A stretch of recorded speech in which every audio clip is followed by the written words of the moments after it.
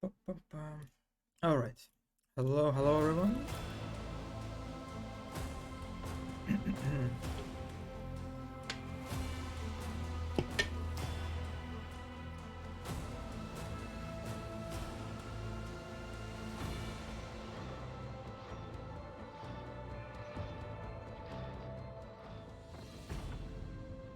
So, where did we stop last time in the game? And we stopped on a tutorial um, that features ship combat, right? Uh, yeah, I kind of skipped all the tutorial screen that showed in the beginning. So let's hope I'll manage to do this. Okay, so we have two ships. Crawler class destroyer.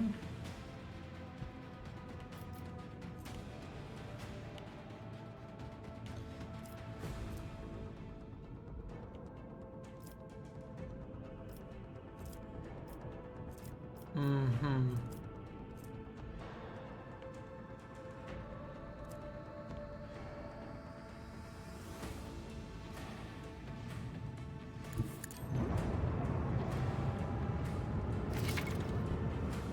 Okay, your ship is equipped with arsenal weapons with different tiers of range fire and offer you a variety of ways to assault your opponents. You can attack with each of its weapons once per turn.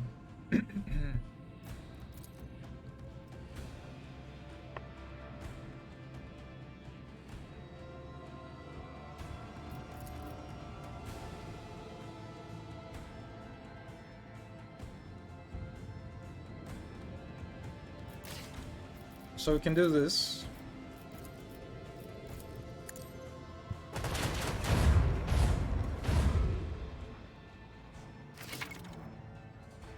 Some ships are protected by shields. The deal damage to shields 5.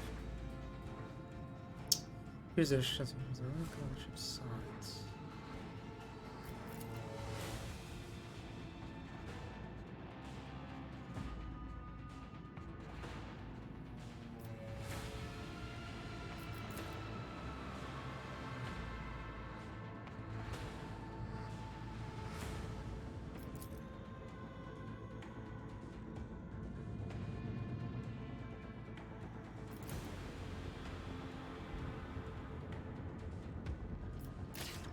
Okay, I see.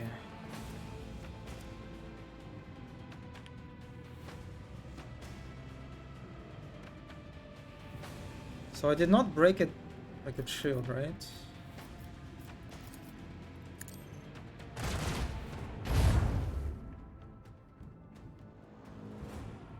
Now I did.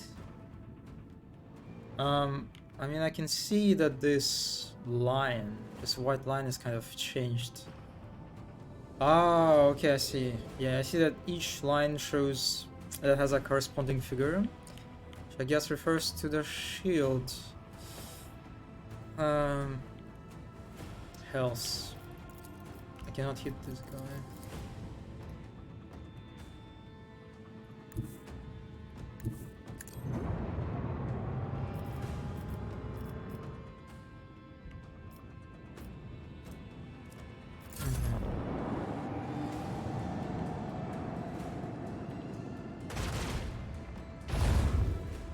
Seven, 54.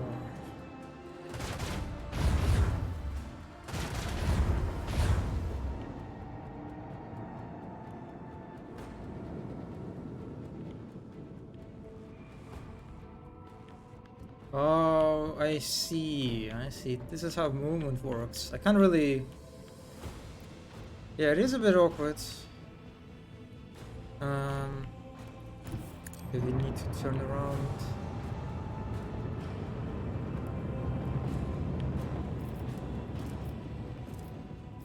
Wow, I cannot reach.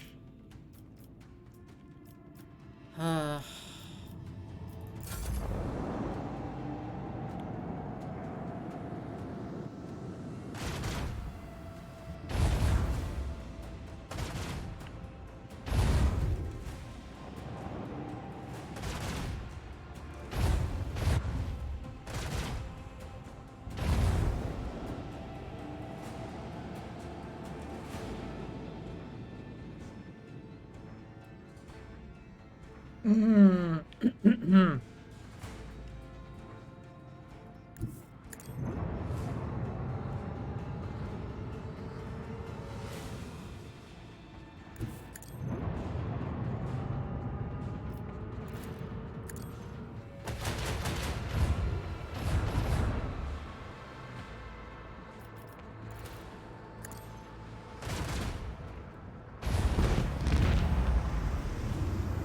Okay, one is down.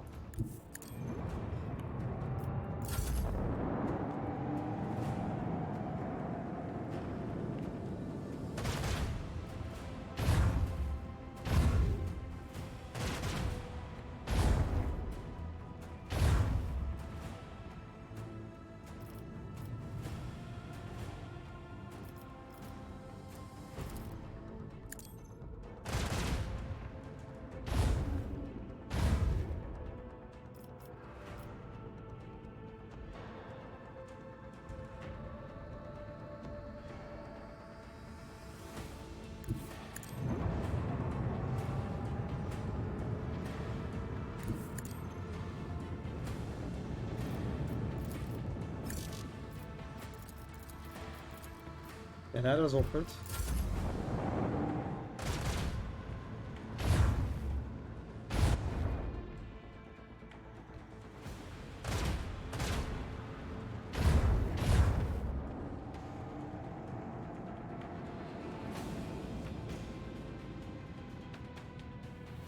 And it seems that they have more maneuverability compared to my ship. But I guess that makes sense considering that they're like a lower class.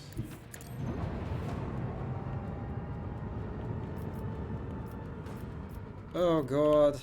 God, this is so awkward.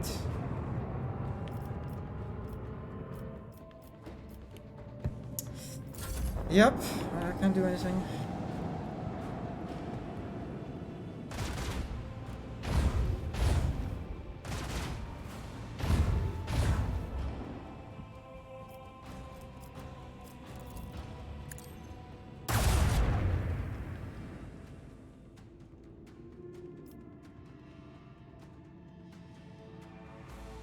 Hmm.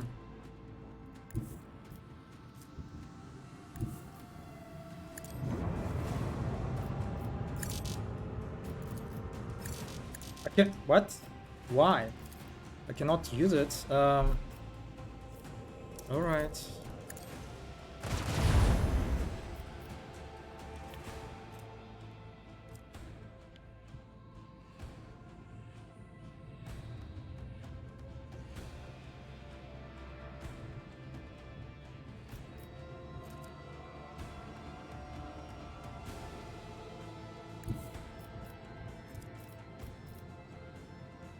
Uh,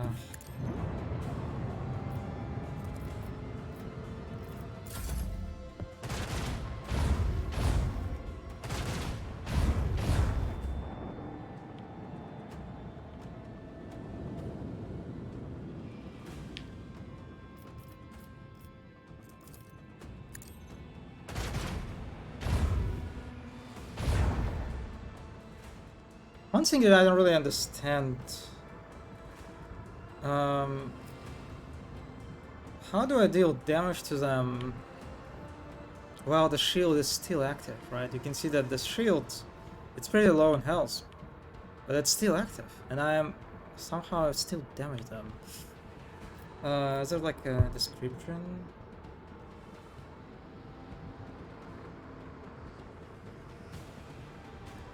Hmm. Yeah, I don't really get it for now.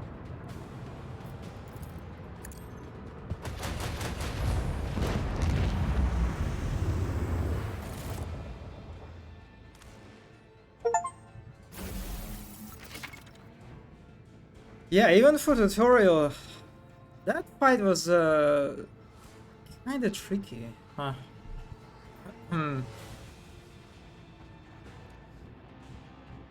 But enemy attacks can penetrate your shields and damage your ship's hull. The damage remains after the battle is over and must be repaired. Open the warship management screen to make repairs to your ship. Oh, okay, so this is how they get you into the Ship management. Got it. Use scrap to repair your ship and restore the hull integrity.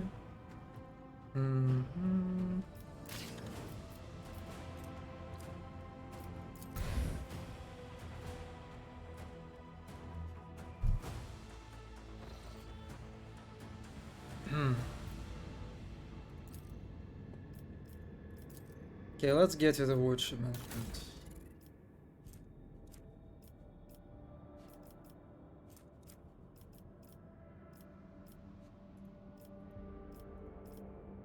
So we can repair for 18, right?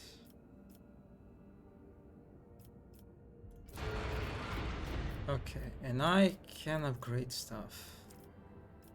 Seems...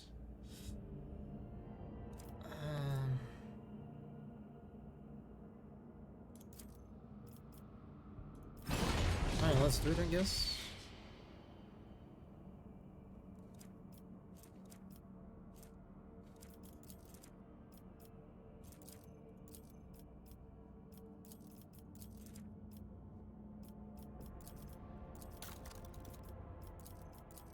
Oh, the ship has its own upgrade well, of course.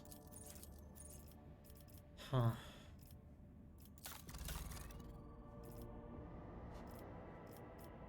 I mean, the game doesn't really ask me to do anything here yet, so I'll assume that I don't really need to do any post assignment.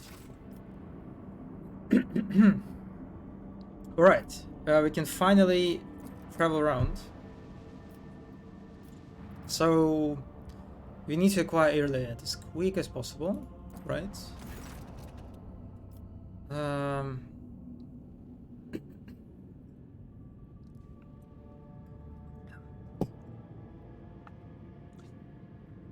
Lord Captain, the station's airlocks have been sealed from the inside.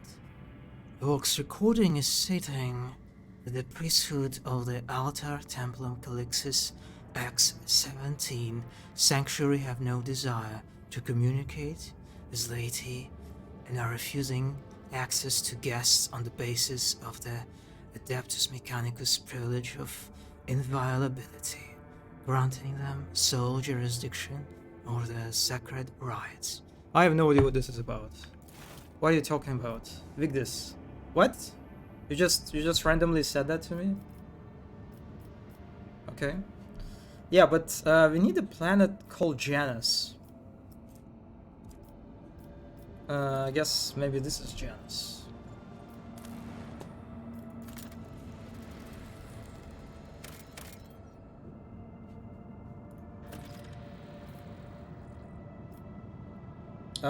Really? That's it?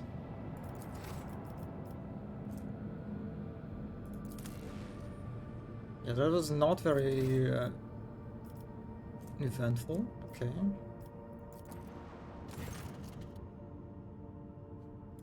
Oh, I see. I misclicked. I didn't intend to do that, but I clicked on this rock. Alright, got it. Dresser's blessing. Lord Captain, we have the flagship Dresser's blessing with a small escort dead ahead.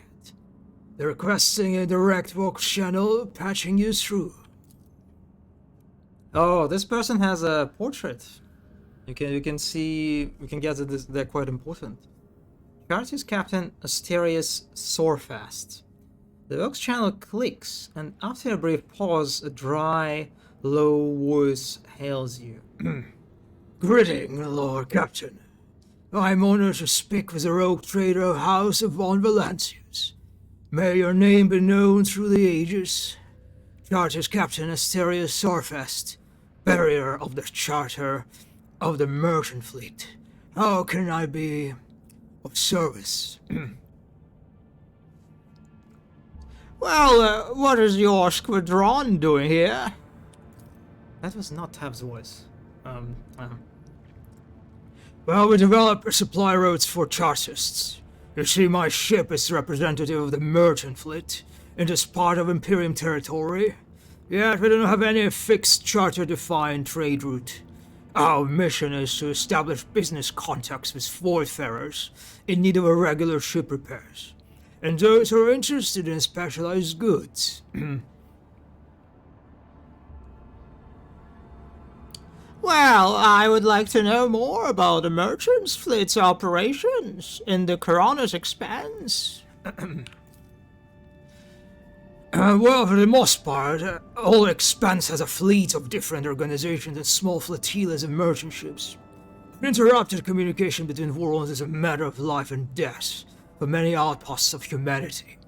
So within this dark corner of the Imperium, there are chartists and ships assigned to the various Adeptus.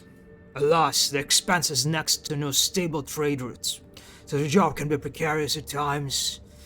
And again, no one is more intimately familiar with the hardships of local commerce than the rogue trader.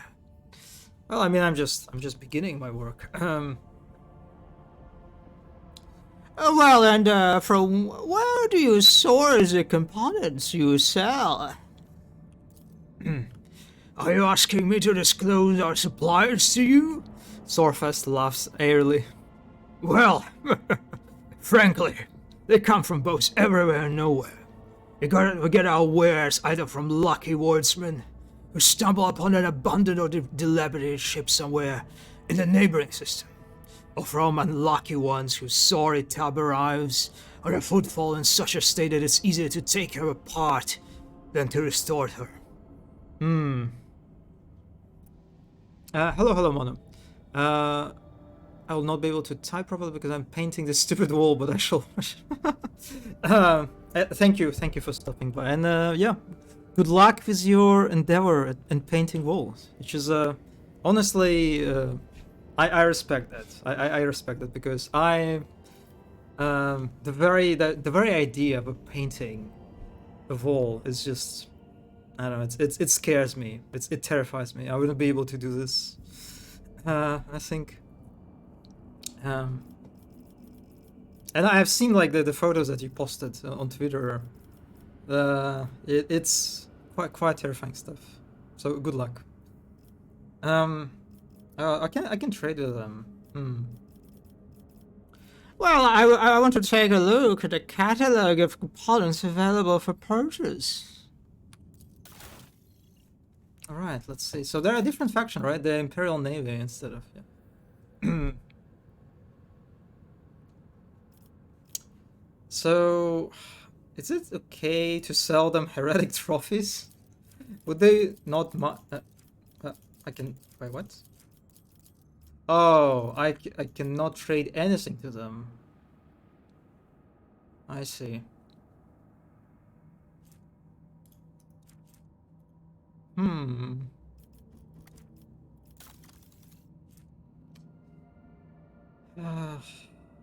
I can trade?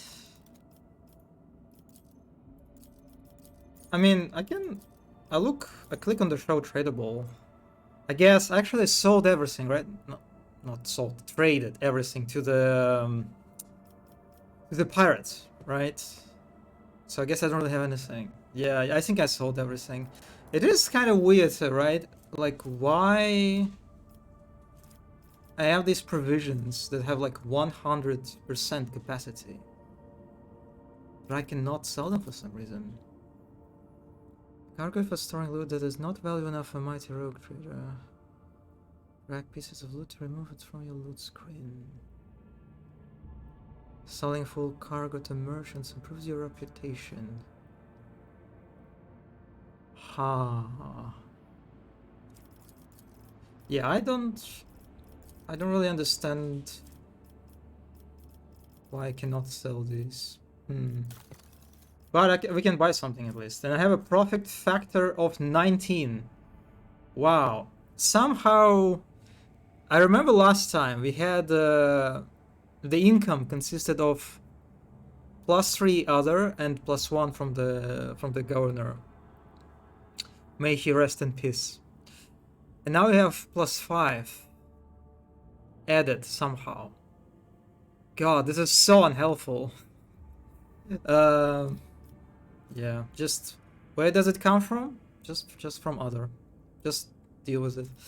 I'll take I'll take the Mark 100 Auger Array. Provides worship weapons with the targeting data. Yeah, I'll take it. And yeah, there's new equipment for the ship. To install it up. Yeah. Okay, alright. I mean, I guess that makes sense. You got a reputation +5 after talking to the governor for the last time. Really?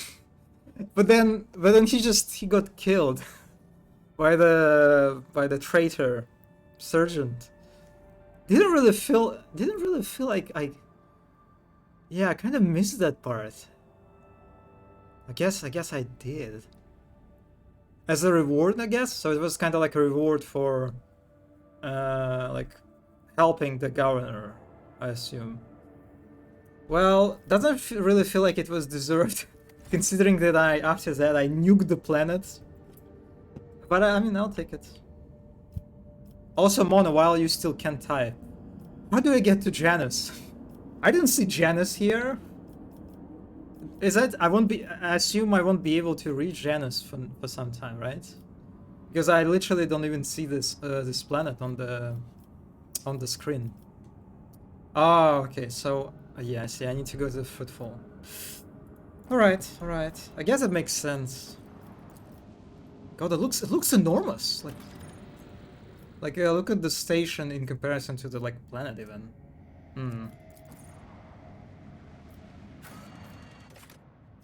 Oh my God, look at this map.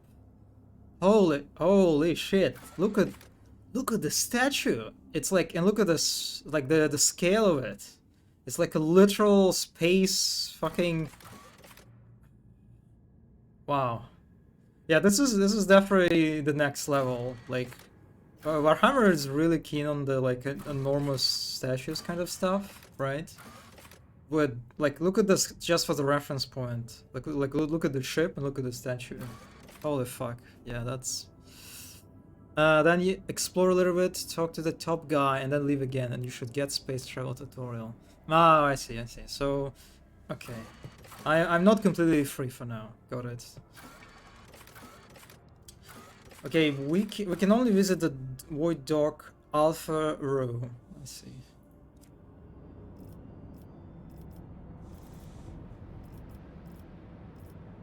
Choose party members.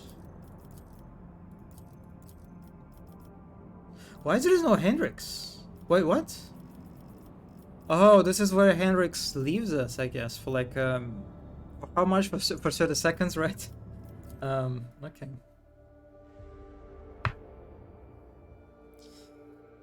Bounty hunters relentlessly chase their prey. Most dangerous are capable enemies. Display natural attitude for slaying them.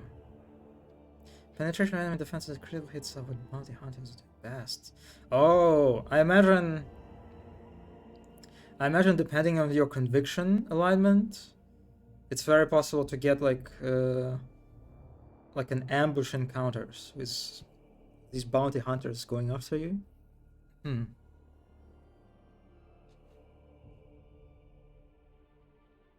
can get him back by walking upwards in the starting area. I did after talking to the boss guy, not sure if it's required. So we're going to meet the Inquisitor, right?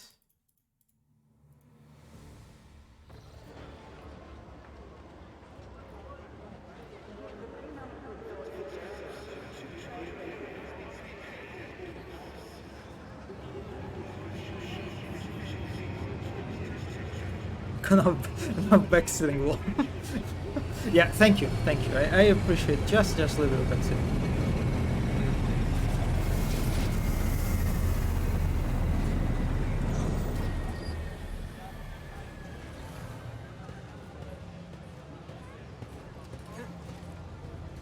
Oh, who are these people? Leech representative. Your lordship, forgive me for not welcoming you with the appropriate obeisance. We were told that you would prefer to arrive on a Footfall incognito, and so we are trying to attract as little attention as possible. I'm here on the behalf of the Liege of the Footfall. Lord Vladim Tokara. The Liege waits to chance to speak with you at his residence. But if you happen to have the other business to attend to, I can serve as your guide and tell you about the station. Oh, I really like the music here. Very lively. Oh, now it's over. Cassia's lip curls slightly. This is so familiar. Behind the amber-colored scattering of words of welcome, Wallace's appealing hues lurk, murky and diluted, the look of someone accustomed to lying and hiding their intentions. Idira jerks her head, shakes it, and hisses through her teeth. Someone's coming. They're coming for us. Watch out, Lord Captain. Abelard sighs and casually places his hand on his weapon.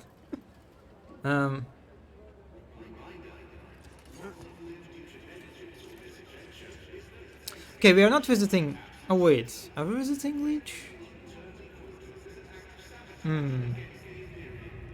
let's talk to Idira first. Idira, who's coming? What are you talking about? Judging by the voices, there's a lot of them. Angry. They've got teeth, but they aren't that sharp. Their strength is in numbers. Pray, what are you talking about? What could you mean by such a cryptic pronoun? She doesn't get to say the rest. Oh, it... How's this for a warm welcome? Okay, yeah.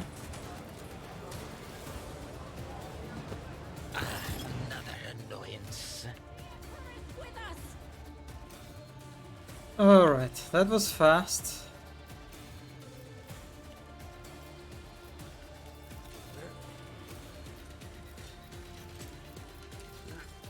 Yeah, this place seems to be a mess because the Liege is basically like the ruling group of this area, right? And the fact that their representatives can be just killed like this. Yeah, doesn't seem to be like this place is has a very stable kind of order. Oh, the music is really great.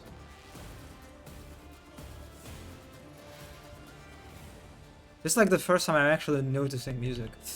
Okay, what do we have here? We have lots of guys here.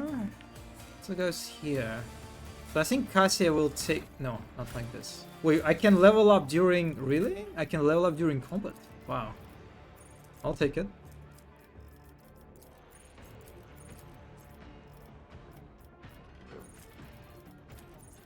Alright, let's see, what do I want to pick up? Target gains until the end of combat. No, I can't... What?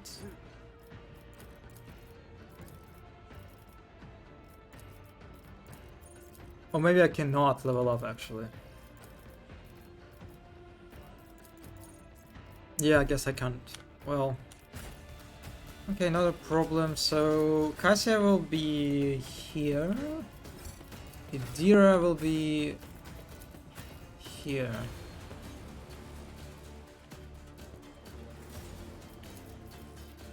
Pascal, oh my god, please stop opening the level up menu. Pascal and Abelard will take these guys. Argenta can just stay here, I think. This Cassia. And I'll stay here, I think.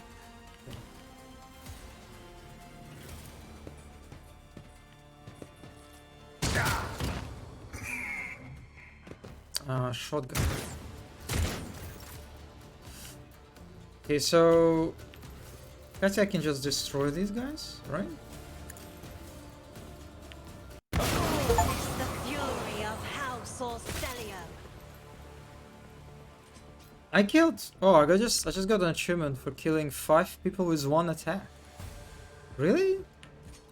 Did I kill 5 people? I think I killed only 2. Huh, that's confusing. But okay, all right.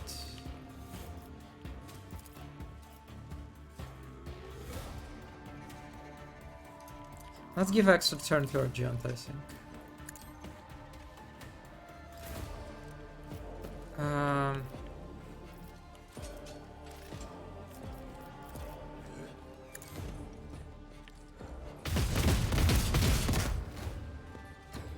Well, that was a terrible.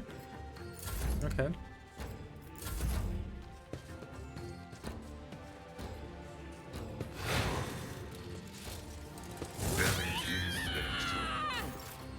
Oh boy, they're really coming after Pascal. Doubt is for the weak.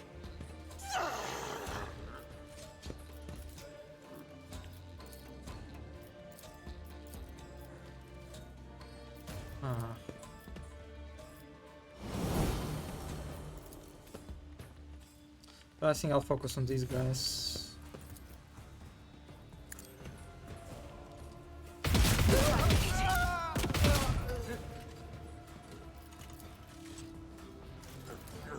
Faith without deeds is worthless.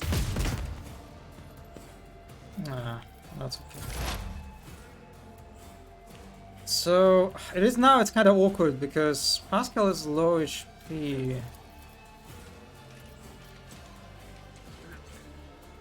So let me buff Pascal first. This for warning, and then. Oh wow, the bloodstained Amelia. Look at this, like the difference in HP. Like some guys are very squishy, others have like a 40 and 100 HP. That's. Anything else? Yeah, let's put some exploits on her.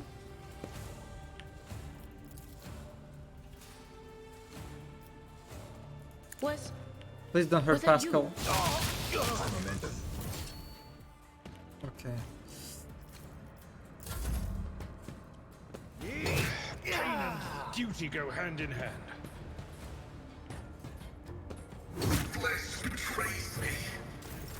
High momentum. Okay, we heal. Pascal, absolutely. Let's see. Alright. And then give him an extra turn, I think.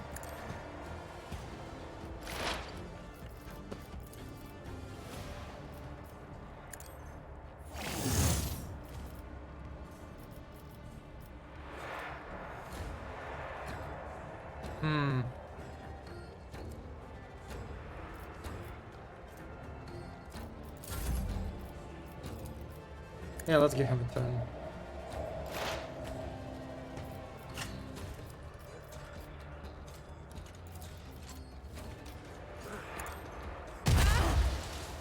$27.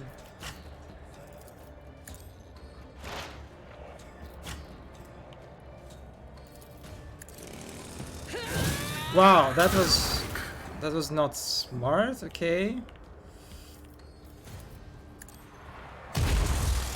I should have killed this one first.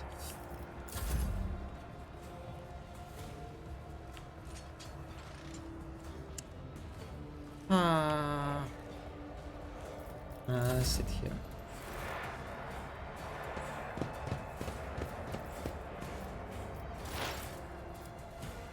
Abelard is stunned. That's annoying. That's pretty annoying.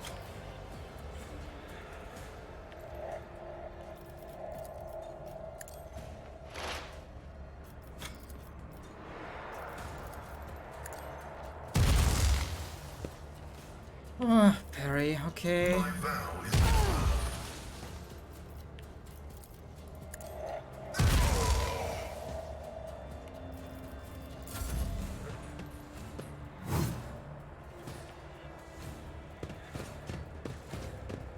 The Kaiser should be able to kill these guys. At expense of Abelard, unfortunately.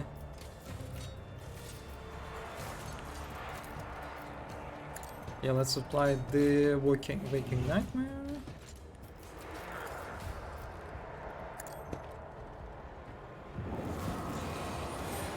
What? What? Oh, did I? Oh, I think I messed up. I thought I would hit them, but I think I misplaced the target somehow.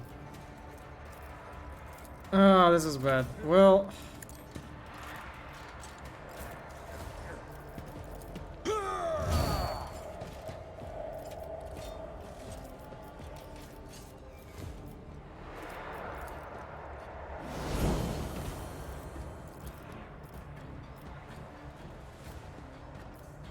Indeed.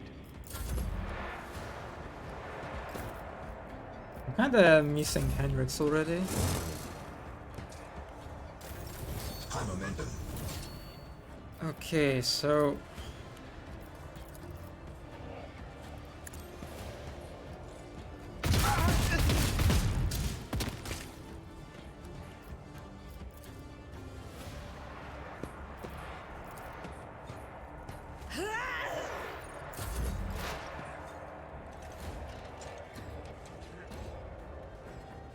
I kinda want to kill these guys actually.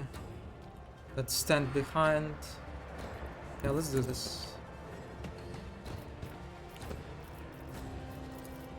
Anything else? Well. Alright. Then let's give Abelard a buff to dodge and parry.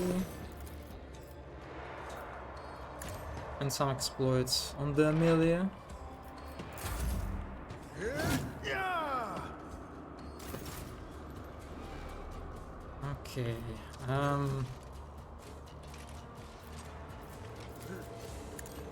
Heal Pascal. I wonder what the blue... You can see on the house bar, there's like part of the house is displayed in blue color somehow. I wonder what that means. Ah, the blue are temporary wounds, I guess. I see.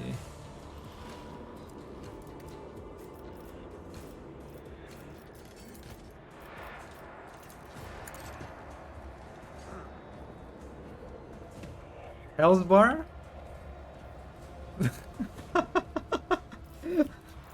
Mono, don't get distracted. Don't get distracted from the wall. Genius at work. Alright.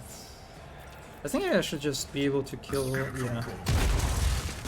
Man, that, like this effect, the effect of the attack is just... almost makes me think that it's supposed to be like an AoE kind of type. I removed my gloves for this. Oh wait, so you're like... You're getting better at this, right? Now you actually have glows this time? Okay, yeah. Do I want to use ultimate? What? What's happening? Why cannot... Huh? Oh, it's a dismantling attack. I saw that Pascal has like a similar thing to Abelard. I don't think I want to do this. Let's just apply exploit. Yes.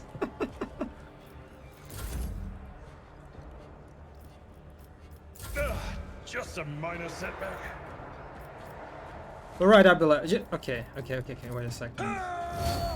Don't forget how it works. It will be done. God damn it. Whatever. At your beck and call. One fewer target. Yep. Victory is imminent. I won't be able to kill the final... Oh, there's actually more. Oh, whatever.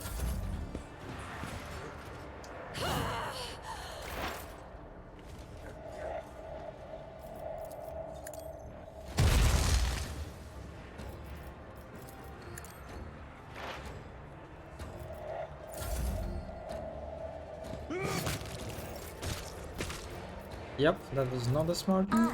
I am a navigator, not a servitor. Ah, okay. I wonder how Step good aside. Cassia The in navigator close is coming. combat. I'm not accustomed. I see you gasping in crimson. Yeah, she's bad at this. Okay, let's just kill him.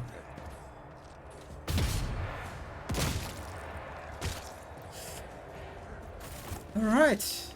Yeah, that was a warm welcome, that's for sure.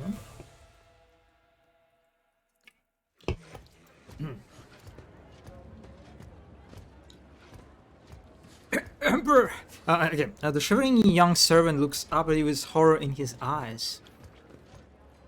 Emperor, protect me! They killed!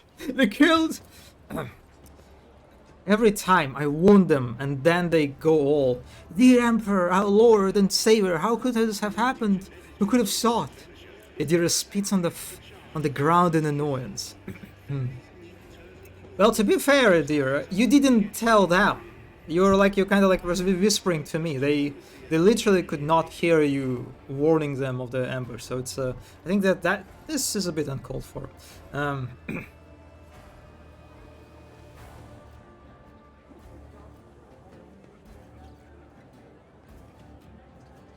Well, stop querying, Anwar Swarm, and answer me.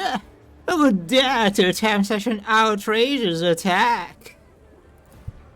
Your Lordship, those guys were Envers. They're a gang. They're the worst, I'm telling you. They're scared of no one, not even Liege Tokara. He glances around like he's expecting more bandits to appear. And does this kind of thing happen often around here? Shooting, yes. Attacks on nobles? Not very often. Unless it's the Anwars. They're very vicious. Not a week goes by without them killing and gutting somebody. They're wicked heretics. They respect nothing. They follow the rules. Well, go and report this to the Liege, then. Yes, I'm sorry, Your Lordship. I'll just go report to the Liege. They killed her. They killed my lady. Oh, this is terrible. I was actually looking for for a guided tour. Oh well. Also, speaking of Hendrix, it is kind of weird how he just leaves you without any words, right? You don't get even like a cutscene or a dialogue where he says like, "Well, here we are. I'm going to leave your party now." Anything like this, right? He just vanishes, sort of similarly to Astarion when you like betray him to Gore Hunter. Except in that case, at least the game gives you like a notification that he left your party. All right. Deals plus damage. Against targets. The card for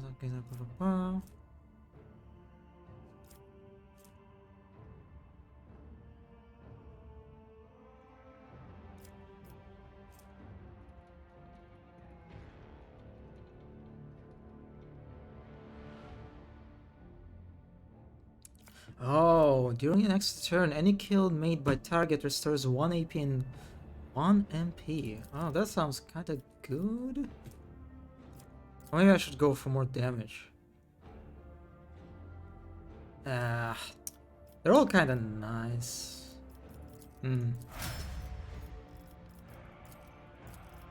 What? Oh, okay. So we are finally at the... I don't even know what you call it, like a second archetype.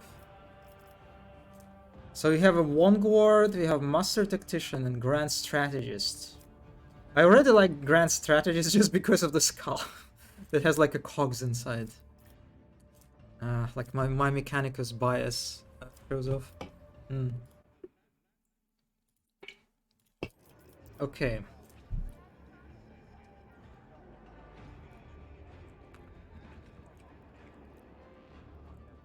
So Vanguard is an unstoppable force on the front line and a beacon for their allies. Even when facing extremely heavy fire, Vanguard only grows stronger in the crucible of battle. Core focus, frontline leader, defensive support. Temporary wounds, absorbing attacks, attack redirection. And Master Tactician always in the thick of battle, using their leadership and combat prowess. Master Tacticians are able to harness the momentum of their party to enhance the combat effectiveness.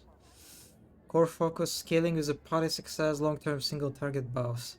Momentum versatility.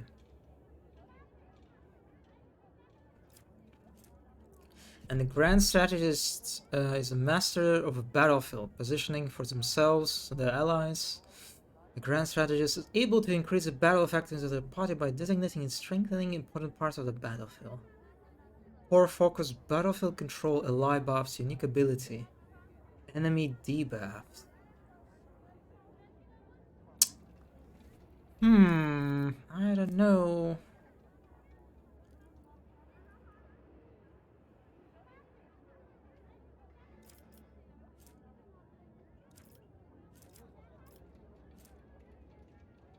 Defensive support, temporary wounds. I kinda actually like Vanguard. That's very defensive, right? Do I want to be very defensive? Maybe not.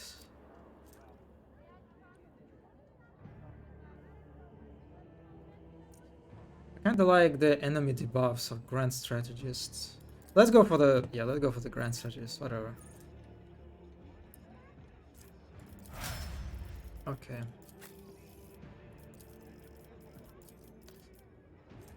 Dismantling attack. Honestly, I don't really care about dismantling attack for Idira, right? It's just never really used her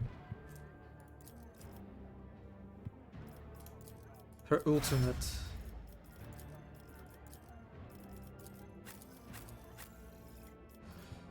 Okay, she can be an assassin. Could be a bounty hunter. Assassins are masters at identifying the status by the target and smashing them by any means necessary. Core focus, high damage, dodge and dodge reduction. Threat elimination, hit and run. Bounty hunter. Bounty hunters are methodical killers who leave trails of dead bodies in their wake. The bounty hunter chooses their next target before the previous one is even realized it's dead. It's focused on critical hit, defense reduction, killing priority target. Repositioning. I mean, they're kind of similar, right? Let's go for assassin. Whatever.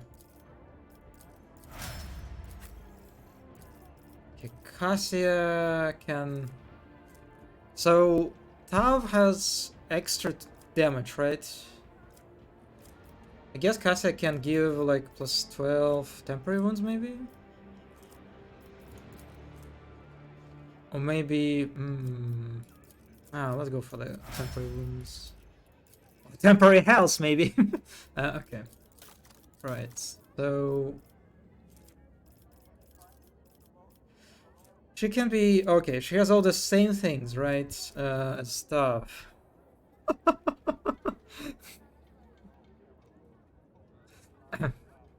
So, you didn't remove the glows for this, right? I feel like you managed to type just this one later without removing your glows. No. Okay, so Tav, I kind of feel like to diversify stuff, just simply to see like how I'm typing with a Russian. What? Wait, what? With a brush end? Wow. Okay, that's. I kind of saw that you tapped like with your sort of like what do you call like a knuckles maybe, but brush. That's very very cool actually.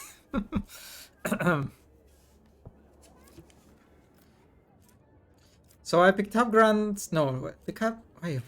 what did I pick up for Grand Strategist? So, I mean, we can go for maybe Master Tactician then. Yeah. Okay. Oh, interesting. Yeah. Okay. So Pascal actually has some quite a few level ups up until 16. Let's see. It's kind of like a baby.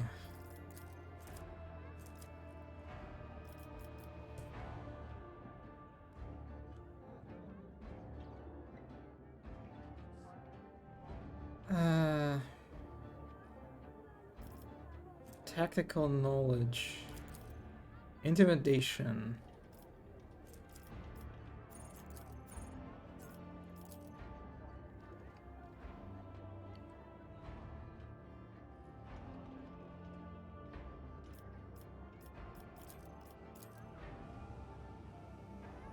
Valen Cower. No, that's not about Pascal. I kind of like to use Pascal at the front of the fight.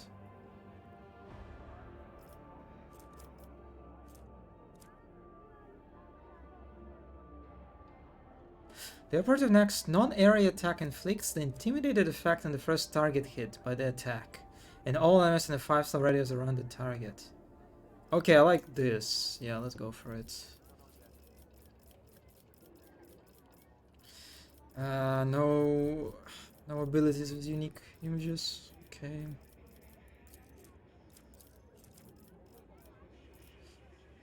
Okay, what do we have? We have dual weapon combat.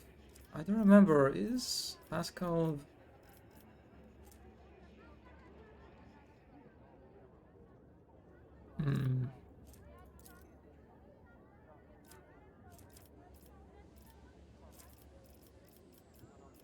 Let's go for strengths.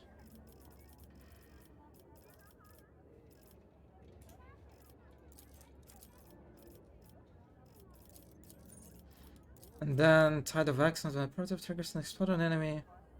The operative gains +1 damage and +2 orb penetration until the end. Yeah, sure.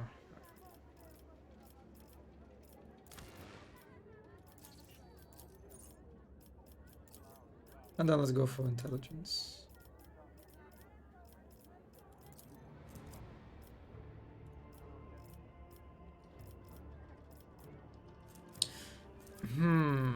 Dueling mastery. Combat master. Grunts +2 movement. Let's go for combat master.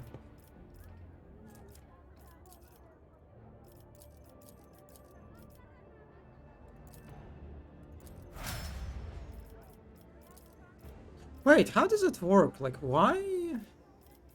How did Pascal gain like four levels? Or actually 5 levels, right? Because I can select the next archetype. Am I like? Is it like a forced?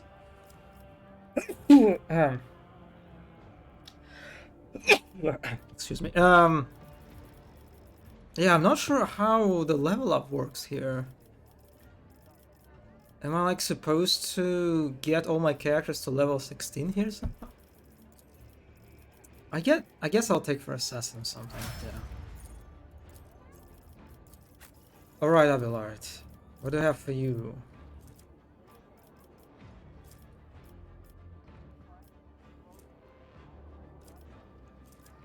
Oh yeah, let's go for it.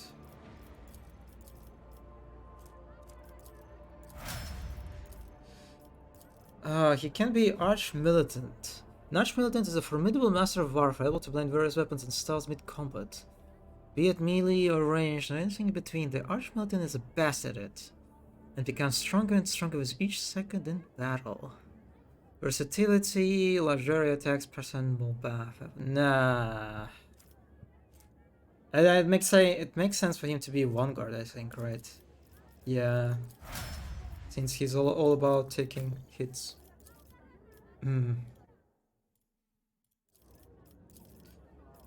Okay, firearm mastery for Argenta.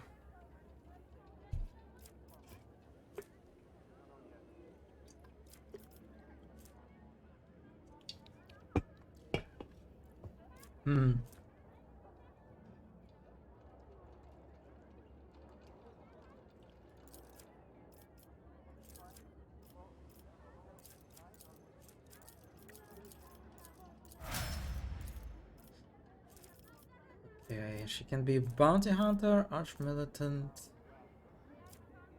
and master tactician. I guess I want her to be a bounty hunter, right? To kind of focus on the critical hits, killing priority targets. Maybe I should have asked my friend beforehand. How did he manage to make Argenta such a killing machine? But I think it makes sense to go for bounty hunter.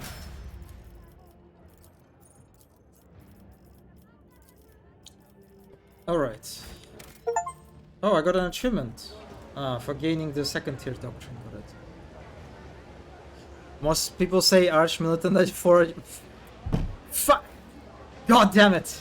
God damn it, Mono, your brush was The not Emperor fast enough. sets my path. I cannot oh, I can respec actually, right? With the guy on the ship. Oh my god, where do I...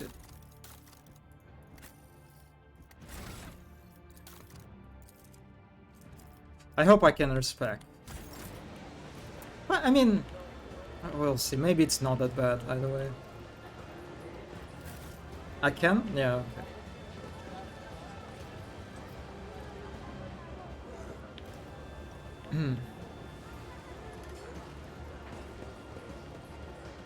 Okay, let's loot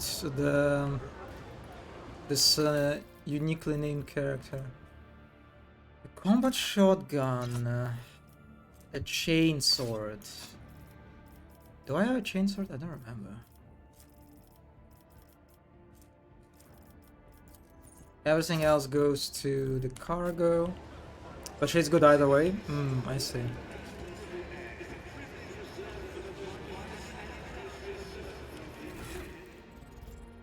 I did not actually upgrade. I didn't have any like. I think I can upgrade my equipment. So like for the charge stuff, I actually think I can give it to. Idira because I'm not really using. The Taf is not really about using like his psychic abilities. So instead I can. What? I have a piercing splinter cannon, a Drukhari weapon. When did I get a Drukhari weapon? Did it happen? I kind of missed this. The toxic shot. Interesting. So yeah, I think I'll just take a normal psychic stuff, and I'll give it Idira the charge stuff. Yes. So she might have, let's say. Yeah, I have a lot of things actually. Void ship. Oh yeah, yes. You're right. The hot ship that I explored in the first act. Yes, I remember.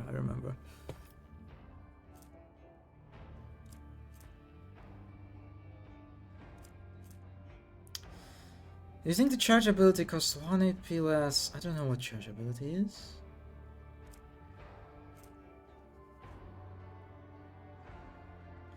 Requires conviction heretical. But value degradation is about 15, plus 10 toughness. Okay, that sounds like a nice choice for her.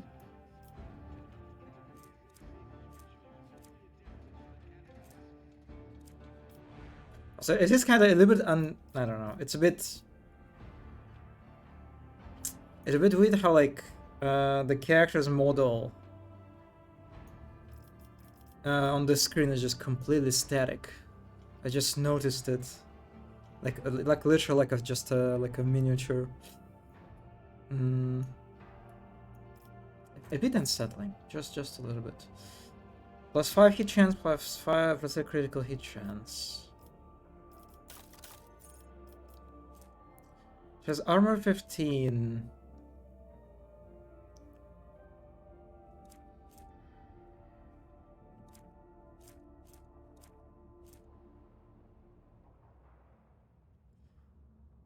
Carapace chest plate. Yeah, let's go for this.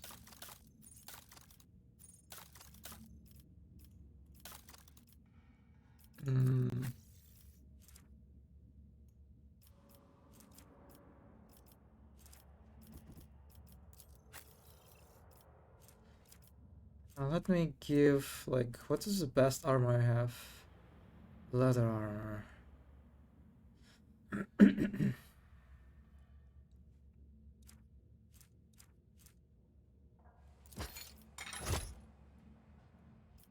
No, that armor does not show. Oh, now it shows. Okay, weird.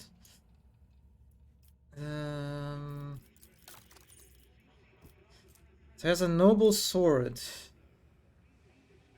Axe deals 11 to 17. I have a normal sword.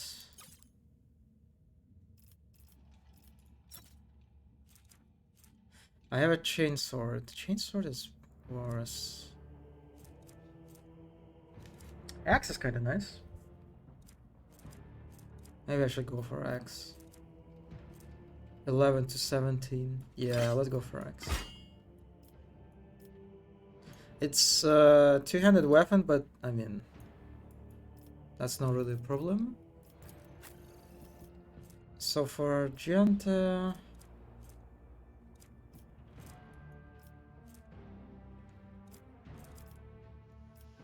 I think in terms of weaponry, she's alright.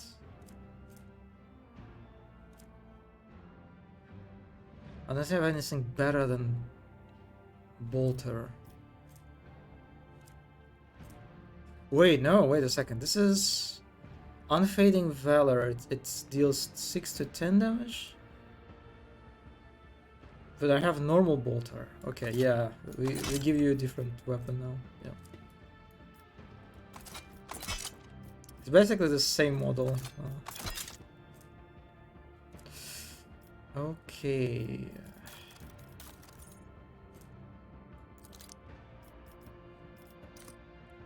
And I probably want to give her plus 5% hit chance, yeah. So she looks kind of silly, is it?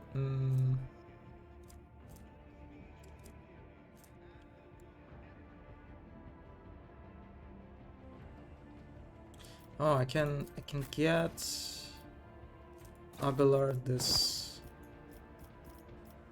cape. Grants plus dodge reduction to the various melee area attacks.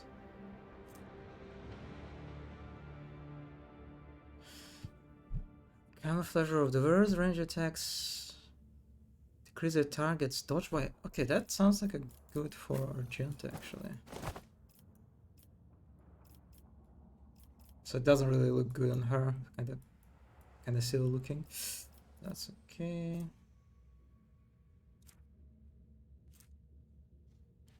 I think I'm done. Let's save.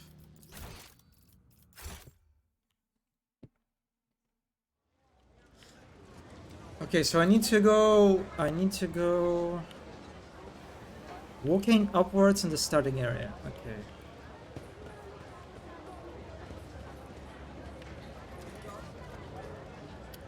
Oh, there's a lot of stuff around to explore. Patience? My nerves are frayed.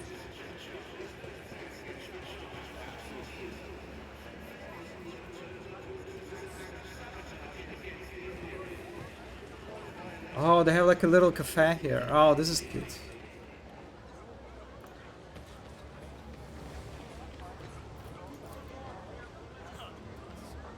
Finest wines from Janus. Mmm.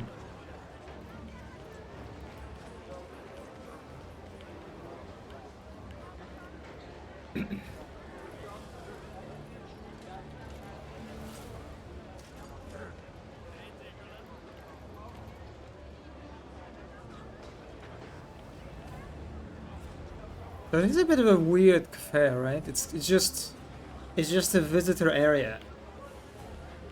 Really. So it doesn't seem like there are any sort of like servants' rooms, like a kitchen or other technical spaces. So I guess it's like a cafe where you serve yourself. Ah.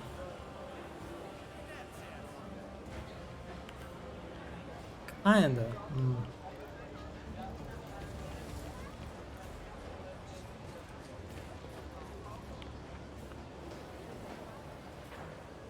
What are you doing, citizen?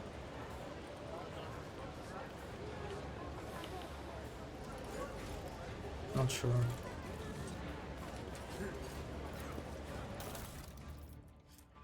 A strange memo rather. The Holy Book by the altar. 2, the Void Damned Customs guy is always on duty. Does he get any time off? Does he ever leave for a piss? Is he a servitor or something? Number 3, guess what? Number 4, by the window. Remember to bow to the Emperor through the window.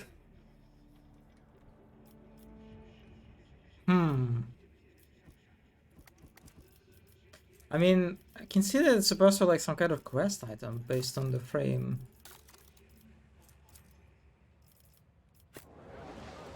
Corpse looks horrifying. The victim was sorely bitten before the being yeah, I lost. Did I like seriously lost the chance of... Yeah. Beyond? Can't even read again the description. I don't know. Applaud my brilliance. Transport contraband.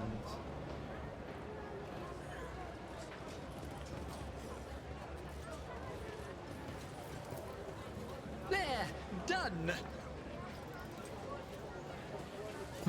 Destination Janus.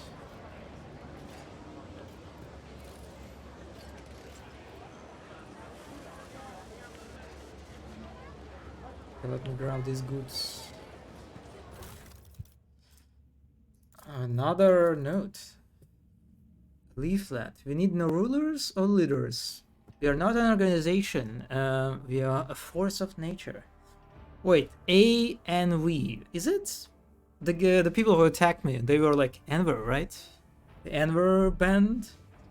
So I guess this is their, like, how do you call it? Like initials or whatever?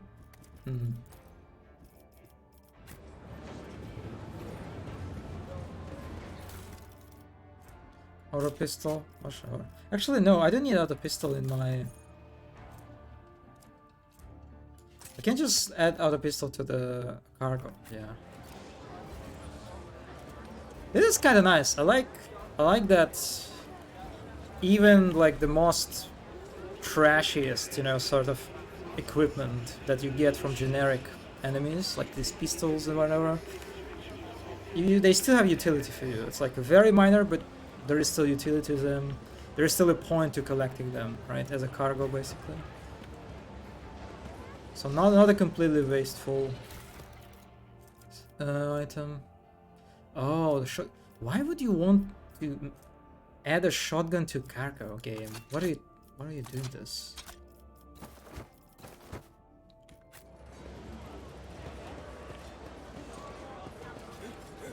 Also, what is...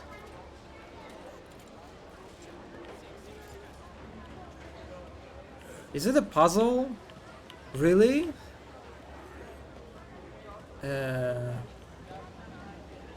1, 2, 3, 4, 5.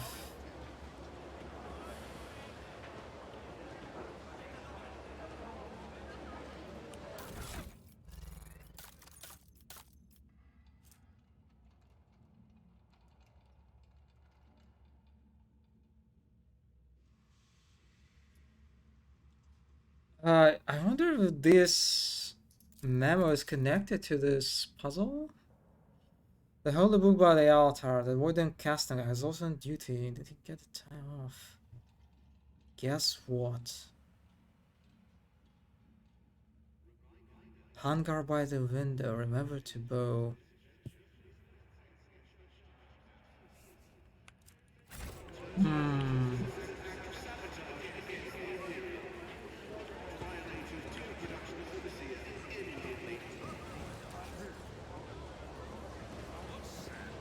God, this is... Yeah, I am not a big fan how this area is a bit like visually cluttered. With these like all these catwalks. With like vertical elements that kind of like just stand in your way, really. Like, yeah, sure, the game still shows the character's position with this green-ish outline, but it doesn't really help. Not really. Another note. Internal report. I'm writing to inform you that 2 days ago, the discharge was interrupted by a raid launched by the Enver's gang. In the attack, the 3 loader servitors were put out of commission. Furthermore, the 1 cargo container serial number was stolen along with its contents.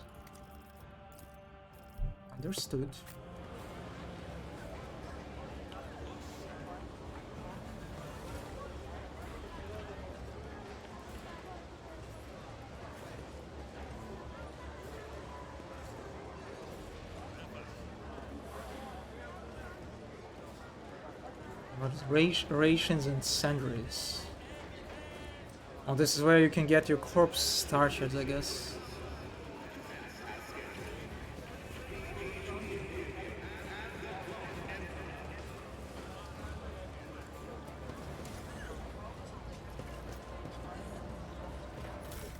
Hmm.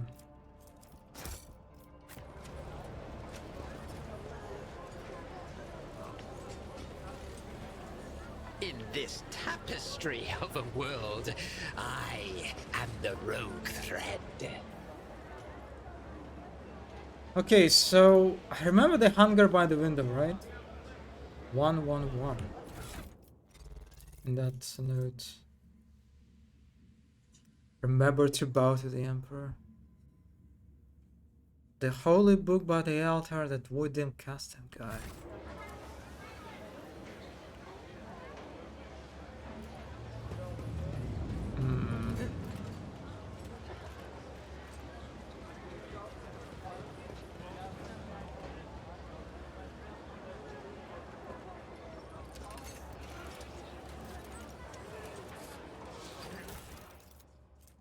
Enforcer Light Carapace. Oh, that's kind of nice. So I like how the corpses around here, they just kind of like lie. No one really cares about this. There are like so many bodies we found at this point, just lying around. Yeah, nothing unusual in the Imperium. Especially in this part of the Imperium, I guess. So this is the customs, I guess.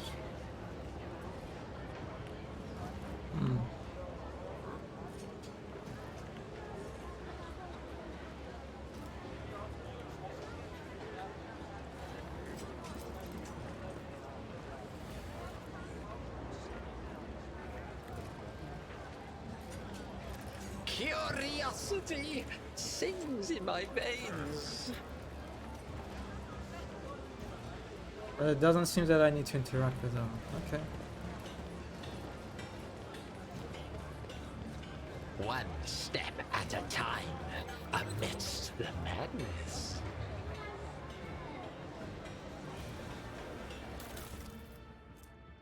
Grenadier's clock. The Varus are immune to damage from the Varus grenades.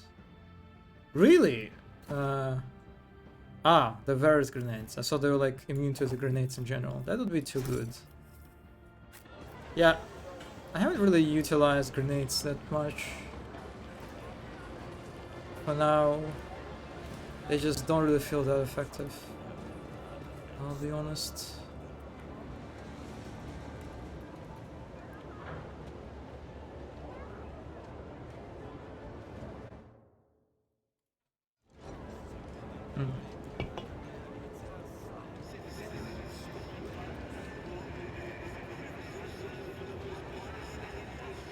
Say the Emperor sent his angels here and they used their swords to carve the majestic statue from asteroid.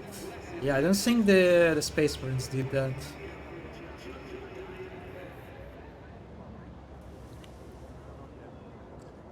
What do you even... Yeah, it's kind of... It's quite interesting, like, sort of quality of Imperium. That the Imperium is supposed to represent like a dark age sort of period of humanity, sort of civilization, right? We're basically this is not like a technological civilizational peak of humanity. Really, basically, it's the opposite of this. But at the same time, if you look at, let's say, like just architecture of Imperium, it's really impressive. It's like it's a real technological fit, like the High World, or I mean this statue, for example. How do you build such thing in space? Yeah, actually in space, right? It's quite impressive. So yeah, I don't know. It's kind of weird. There's a bit of a dissonance, I think, in regard to like what Imperium of Man is supposed to convey. That it's kind of like yeah, I guess attention, maybe you can say.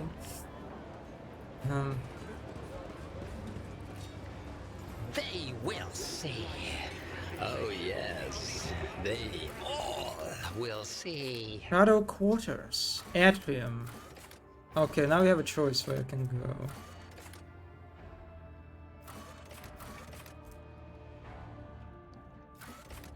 Oh, they even show available quests in each area.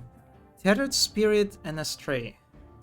In the Shadow Quarters there is nothing, so I guess I'll go into Atrium.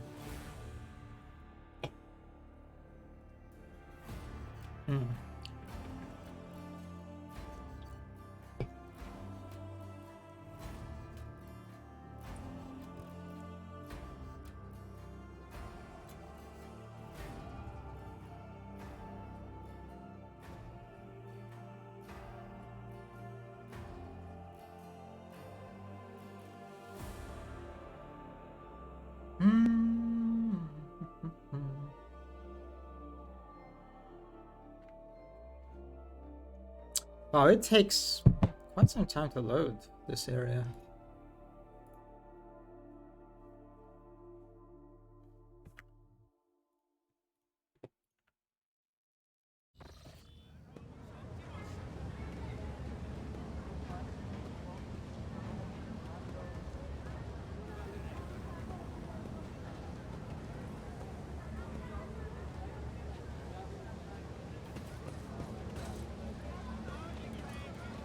Shopkeeper.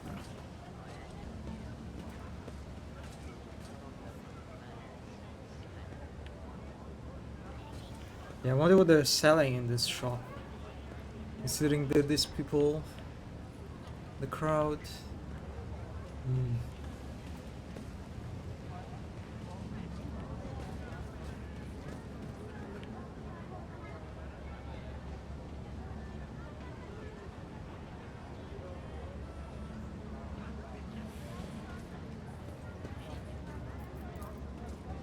Over.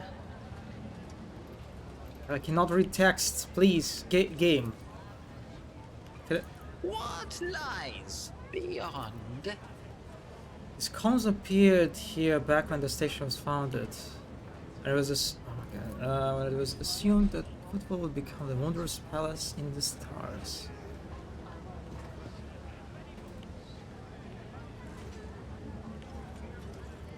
Yeah, this is very awkward how the statue, not the statue, like this column is constantly disappears when you get close to it.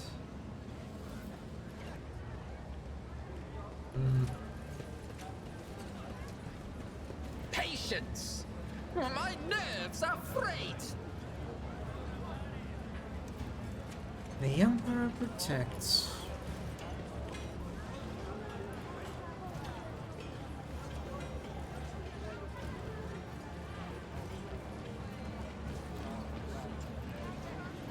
I don't know why, but these umbrellas look so funny. Especially with like the Imperial's Aquila slapped on them. And I mean, why would you even need umbrella in a place like this, right? It's not like it gets sunny here or rainy or anything like this.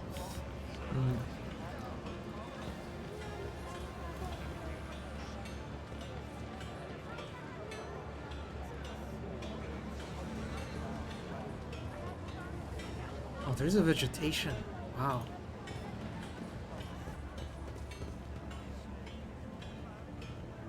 There will be no peace in my wake. No, my children. Yeah.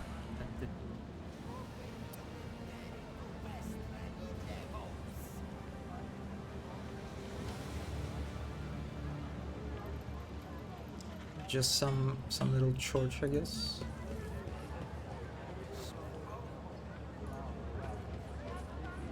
And this is where I'm supposed to... Yeah, the Leech Palace. Yep.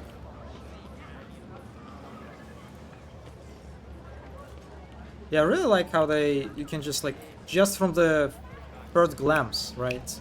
Because of these stairs, they're like enormous widths, and the carpet. You can guess like, okay, this place is important, or like, this leads to important place. And then they also have the, like, these statues and crowds around here. And also bushes, actually. It's kind of funny how, like, because of the Imperium, right, how that works, that vegetation is pretty rare. And if you see one, you can safely guess that, like, okay, this is someone very influential and rich and important lives here. So this kind of like a cool mix of different, like, architectural and visual elements to just tell you, yep, this is important. Okay, this is where I'm supposed to go to acquire Heinrichs. I see, I see.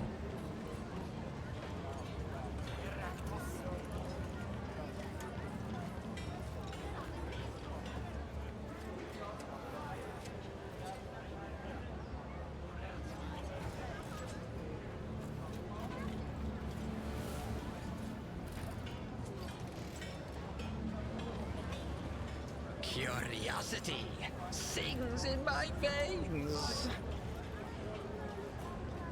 Oh, is it? Oh, it is a cage. Is it a cage or is it like an elevator? Looks like more like an elevator. Oh my god. Oh, please. Game, let me see things.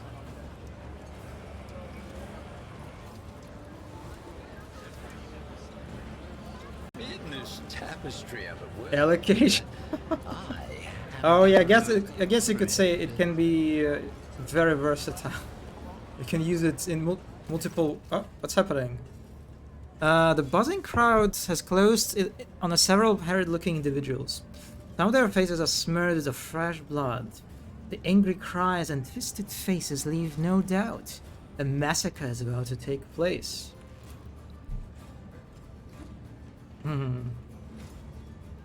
Just cut their throats already! What are they thinking of letting the ship dock at Footfall? They're all stricken! No, no cutting! We get their blood on us, we'll be tainted too. Better burn them!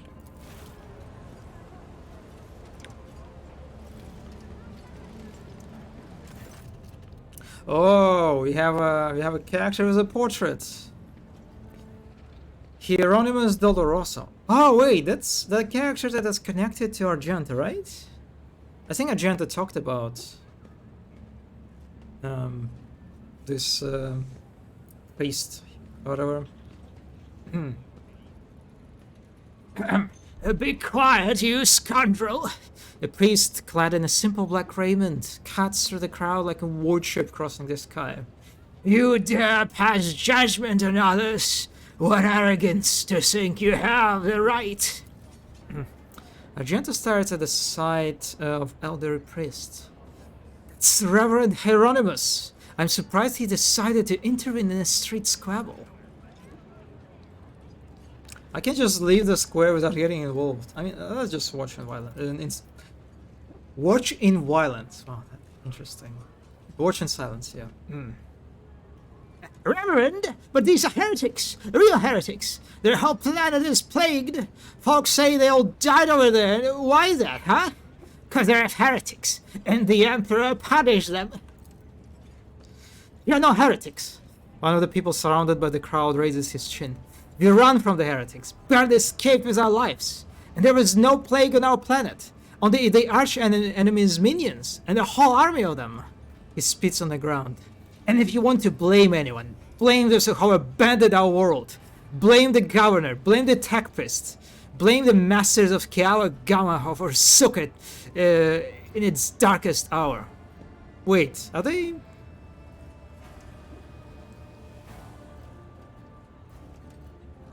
They're not talking. Oh my god, I forgot what the planet was that we bombed.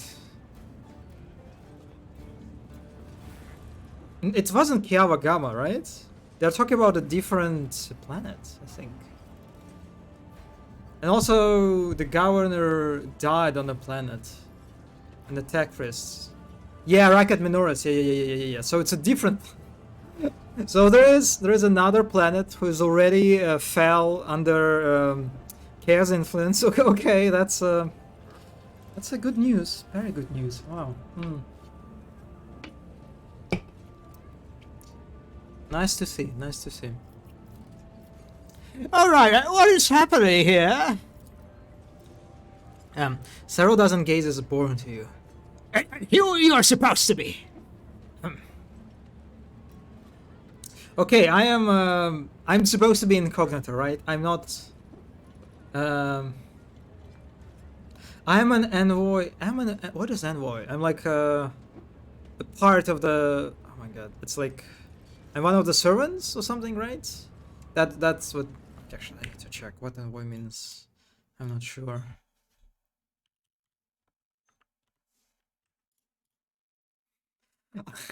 I like when I open Google Translate. It's just it immediately like switches to German to translate from German for some reason. Like it happened several times at this point already.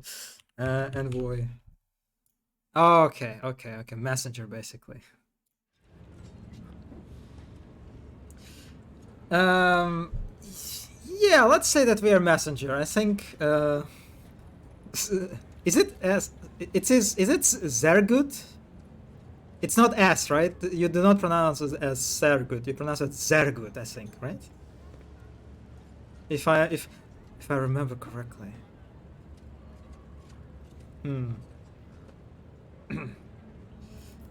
Well, I am envoy of the Von Valancius. Actually, do I want to present myself as envoy?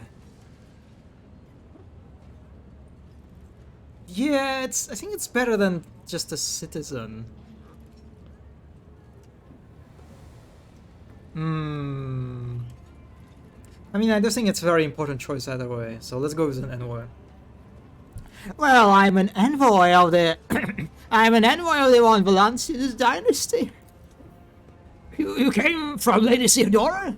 The rebel Roser bows his head respectfully. Pardon me, noble sir. Yes, okay, I remember correctly then. Very deceiving. Damn, German can be very deceiving too. I guess that makes sense, since they're very, very close to English.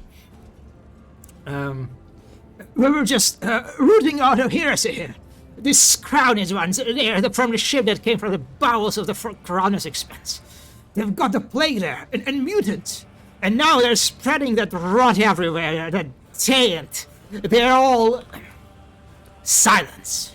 You must be completely out of your minds. A band of woefully dim-witted reprobates who think themselves bringers of justice. Are you to pass judgment on anyone? All you ought to be doing is suffering and repenting till the end of your days. And what's wrong with about that, Reverend? We just want to put these heretics to death. They're not heretics. The haggard man is on the verge of tears. We are refugees. I swear on the golden throne. We saw the Imperium faithfully until they hang us out dry. We're there were the protectors and we're meant to shield the lands of humanity from the nightmares. Traitors and heretics. A lot of them. A murmur runs through the crowd. The people gawk at you, at the priest, at the wretched group huddling in the center. Ah, how tiring. The motley sea of colors that fills this restless crowd is hard on the eyes. So many hues, but most of them are acid yellow streaks of fear. Their red buds swelling, ready to burst and paint all who are gathered here. Cassia looks at the crowd of the troublemakers wearily, and they shudder at the very sight of her. As for the hearts of those who have been forced to defend themselves, they are shrouded in the purplish black grief, but their words are as transparent as the ice that lies at the top of the glacier. But commoners are always deaf to others' suffering, for such is their nature. Interfering in their affairs is hardly worthy of you or me, Tav.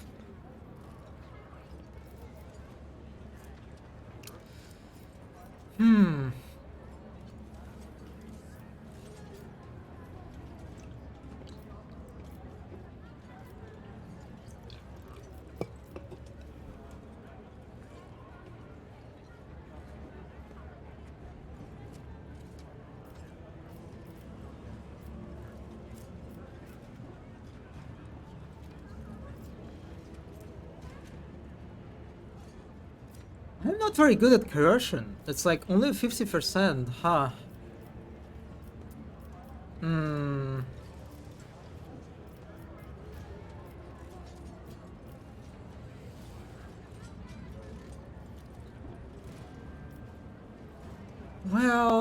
again, it's not like really our business, right? And I guess like these coercion options are kind of will let you get these people on the ship. But I don't really think I want these people on my ship.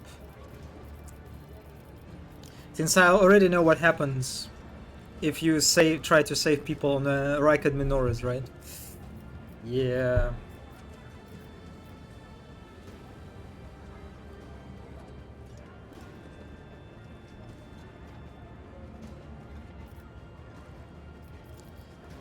Okay, let's address the refugee.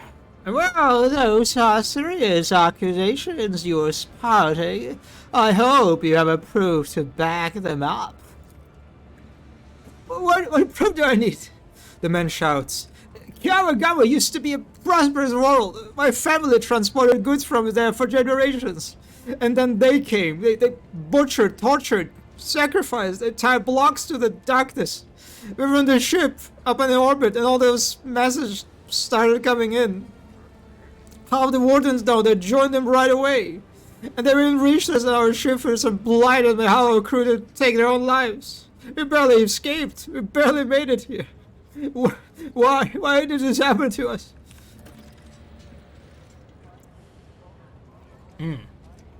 I wonder what all this is about.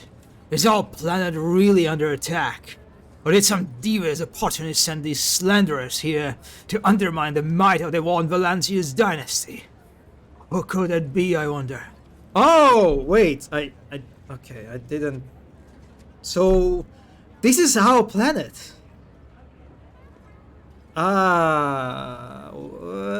This is so these news are even worse than I thought. Okay, yeah, that's not good. There's one guy, I bet you heard of him. His name's Conrad Wojtyr von Valancius. He ran from us not too long ago after having his ass handed to him. You must be itching to get even. Get even by besmirching the dynasty to which he belongs and supremacy over which he laid claim? He's a scum, but he's no idiot. Nah, I think there's something else. There are many who wish to weaken House von Valancius. Either that, or it's much simpler. These people aren't lying, and their planet was captured by heretics. And the rest of it, they made up by themselves. I can sense darkness in their past. I may not be an expert on Conrad's or, their schemes, but when it comes to things like this, I know what I'm talking about.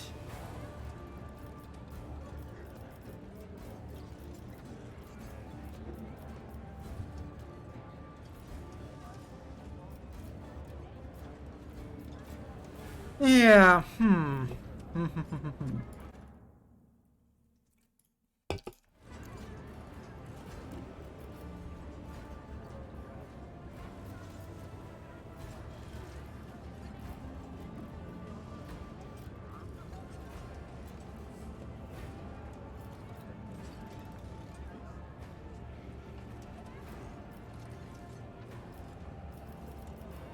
Alright, well, let's try the coercion options.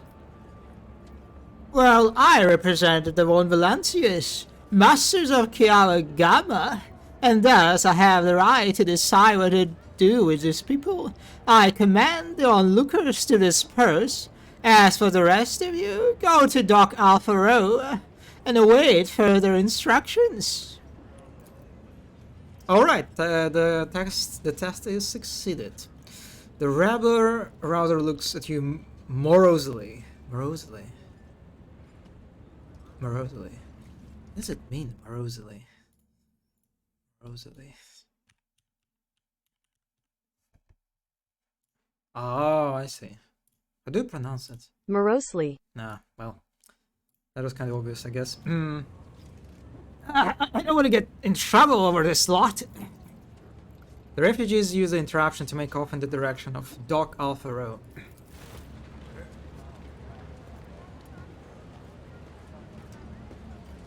You basically won a coin flip here, right? It was 50% success. The arrogance and the self-righteousness of A malefactor.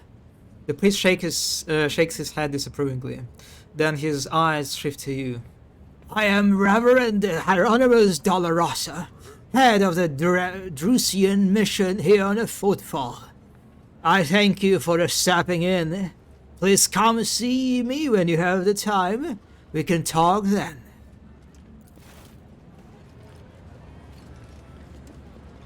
Alright, so this guy is connected to the Argentus quest, right? Well, we'll get to him later.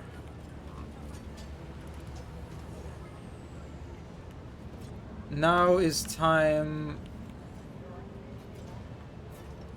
It is kind of funny how, like, they're just like... oh my god, fucking geometry. They're just like praying on this little platform, on this little balcony.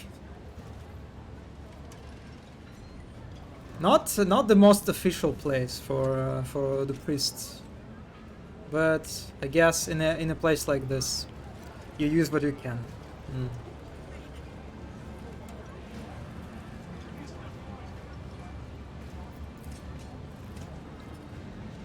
The mishmash of devices and cables, you notice equipment from totally different eras. Some ancient, some merely old, and others hastily tossed together in more recent years.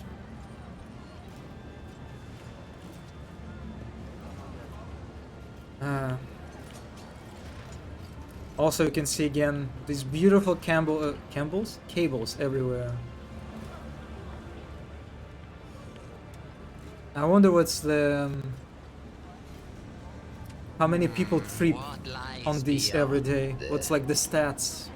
Is it like in hundreds, or maybe even in thousands?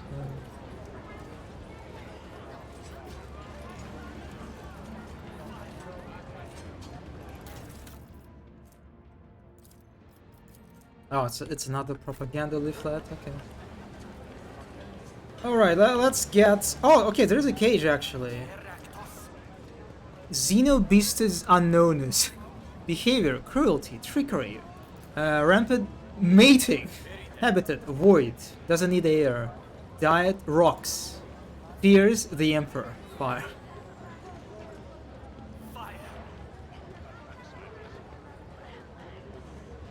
Dreadful Xenos. That looks like a mutant to me, more than a Xenos really. Yeah, it kind of looks like a sort of like a chaos spawn kind of thing. But I guess, oh my god, I didn't even notice. So yeah, this is how cages look. So this is actually an elevator. Actually, no. Okay, I am wrong. Wait a second. No, I am wrong. Look at this. There is a cage. Yeah, there is actually another cage, and it's basically the same asset as this elevator, except it's a little bit smaller. So it is indeed actually like the cage waiter or ele cage. Damn, that's funny.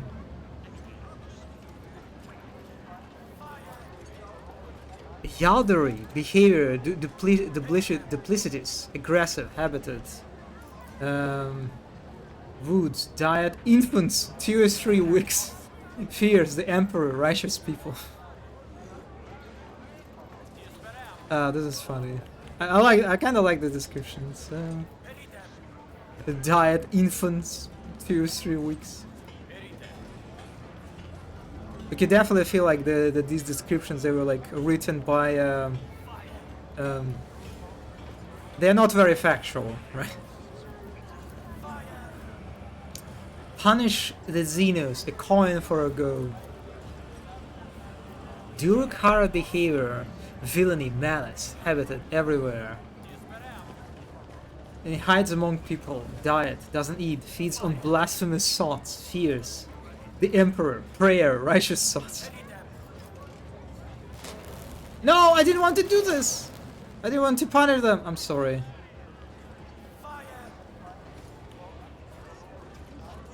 Is it a... It's not a Drukhari, right? Durokhara. Yeah, that's not Drukhari, okay. One step at a time, amidst the madness.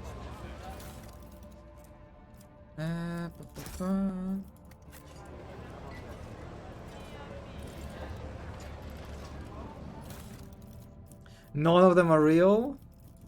Oh, you mean like they just they were created like for Rogue Trader. They're mutants who got surgery to vaguely resemble Xenos. Oh, is it going to be like a quest about these guys? So there are people. There's like a faction that like uses mutants to like present as Xenos or something. Fake Xenos. Yeah. Interesting. They will see. Oh, yes, indeed. They all will see. Kind of funny how I can just like move past the crowd and no one really minds.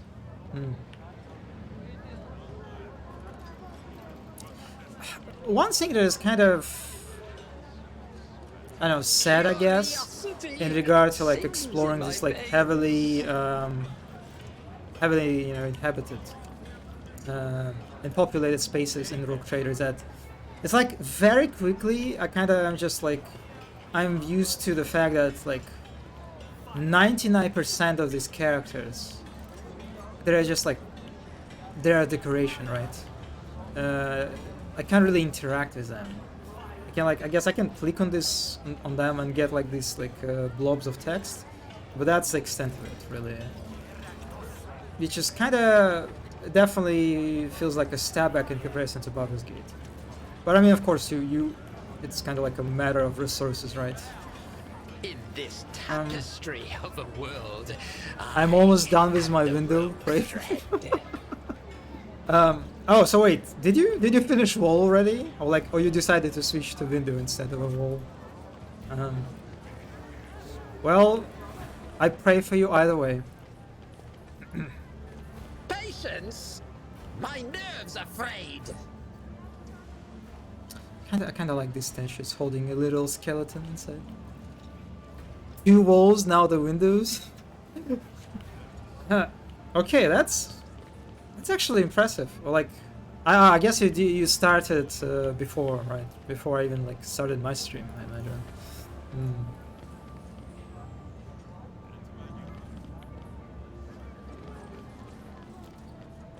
Oh, kinda cute. I do like how there are like these little spots. They're like a very densely detailed, right? You can see like there are a bunch of these tables. There's lots of food on them, but they're completely out of, you know, it's not a space that is available to the player, right? I cannot reach it, and it's kind of like tucked behind this house. But yeah, it's in a way you can argue a bit of a wasted, you know, of work. But if you notice it, it kind of like it helps. You know, it adds to the sense of place, I think, to the believability, you know, of the area. That like there are these corners that are like very well decorated, even if you can't reach them. Also, I learned that there's a Warhammer faction called Wolfen today. Sadly, they're very ugly. Wait.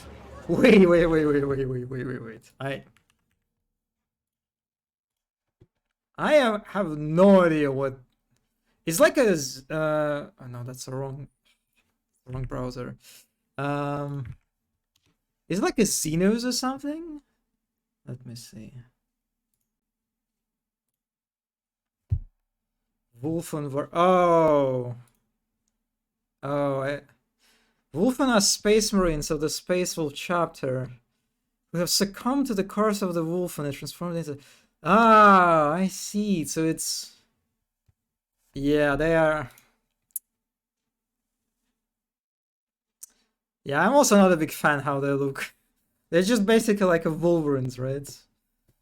Kind of, sort of inspired. I don't know. Okay, I'm not very into like a Space Wolves lore, so I didn't know about this. So they're transformed into savage, malformed lupin mutants. Within every Space Wolf's gene seed is a specific genetic sequence known as the Canex helix, which invests the Space Wolves with this acute predatory senses of the Ferencian wolves native of the Hemworld of Fenris. When aspirants undergo the beginning of the physical changes that will transform them into superhuman Astartes, during the brutal trial known as a blooding, the blooding, that's a funny word, not every candidate is able to overcome the feral curse that activation of the Canis helix unleashes within them, and they suffer the horrible fate of transforming into one of these fell creatures.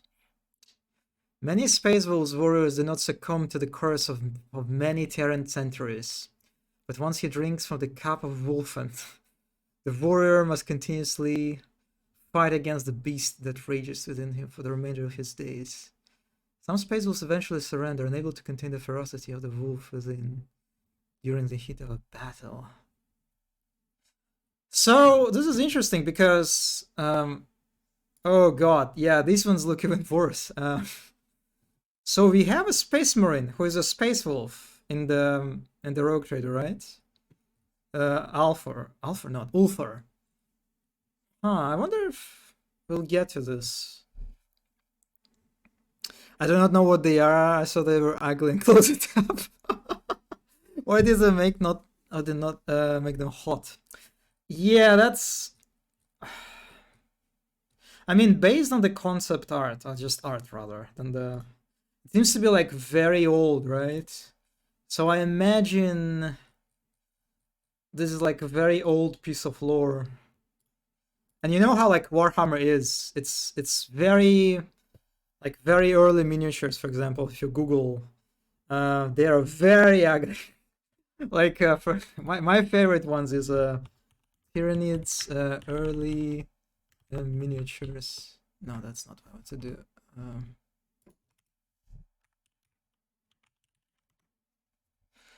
Like for like this is how Tyranids look, for example. If you this is some very goofy stuff. Like look at this. What's this happening here? And if you like compare what's happening right now, very different design, right? Like almost just you wouldn't even think that they like the same faction actually. Completely different. So yeah, it's probably like a legacy of Warhammer lore, when everything was ugly and yes, very scary. There was one artwork that had potential. Yeah, they just like, it's kind of sad that it would be kind of cool if they were turned into Wolverines, right? Because like the thing is, there is another chapter of Space Marines. They're just basically vampires. They're called like Blood Angels. And they have also like a sort of a curse that makes them like, they're just basically they're bloodthirsty. They need to drink blood. And some like different chapters kind of handled it differently. So they're like vampires among Space Marines. And it would make sense if there would be like Wolverines, right? Among werewolves, not Wolverines, werewolves among Space Marines. But no, it's, yeah, that's kind of disappointing. Huh.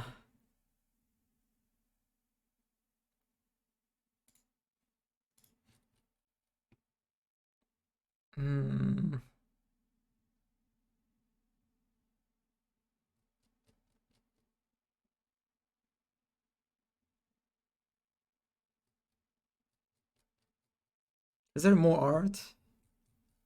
Let me see.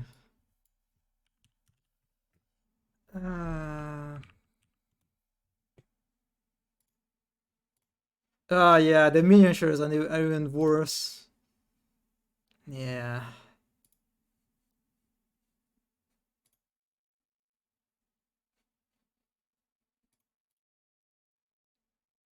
That's not a... Is this Space Marine? Doesn't really look like a Space Marine.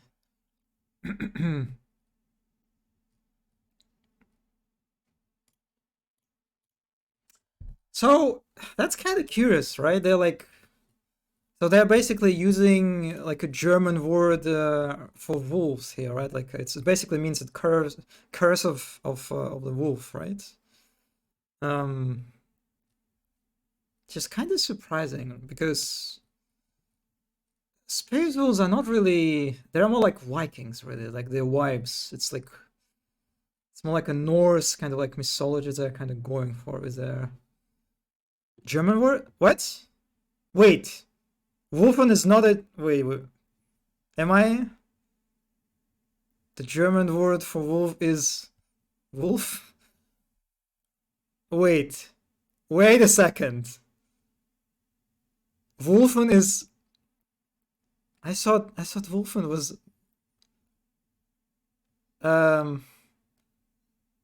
Wait a second. I think it's Finnish? What? Really? Wait, but I mean...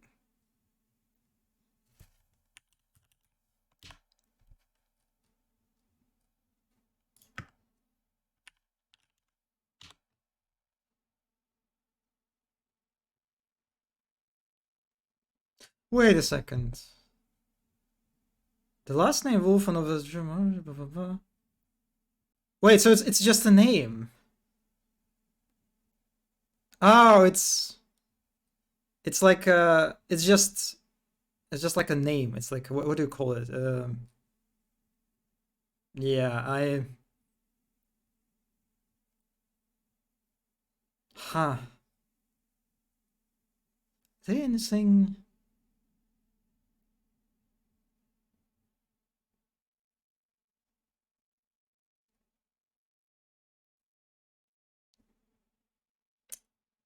Damn, okay. That's High German.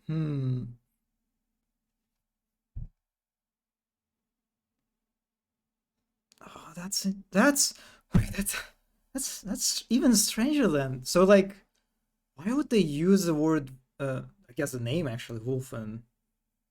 Doesn't like. Okay, am I missing some piece of lore?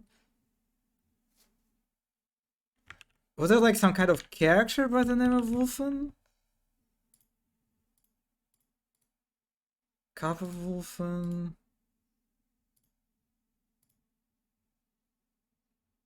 No, I didn't. Oh, no, I see. Okay, it is said that Lemon Rose possessed the Cup of Wolfen, giving his vessel to his original followers. The first man from Fenris joined the rank of the 6th Legion and taught him to drink from the cup. Among the chosen there was a Jarl? It's not Jarl, right? It's Jarl, I think. Named Wolfen. He was a mighty man, fell and strong, proud of his power. He was a man gifted beyond all others in the art of war, and he was bested only once in his life. And that was by Russ, who hound on him before all his people, but seeing worse offered him. Okay, so it's basically there was a guy by the name Wolfen. And he kind of like, he started the whole thing. Yeah, oh my god, I feel so... I mean, it sounds cool. It does sound cool. Yeah, like, what the... I feel so stupid now. I thought that, I thought that was like... All this time, I completely just misunderstood, like, Franziska's, God. Okay. Alright. Wow, that's... So the German word for wolf is literally wolf. And it's even pronounced the same. Okay, alright. I mean, it's better to learn it later than earlier, right? Yeah, I'm curious if Ulfar will have connection to this. Since it seems that every space wolf is kind of like has to struggle with this, right? With this curse. Beyond? So I wouldn't be surprised if Ulfar is actually kind of like it's maybe might be part of his quest that he has like to grapple with this curse. It's not the same. Or is my like Russian O invoke.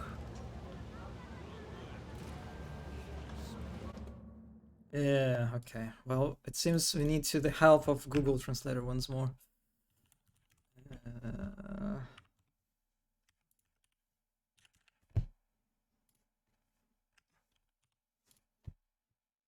Wolf.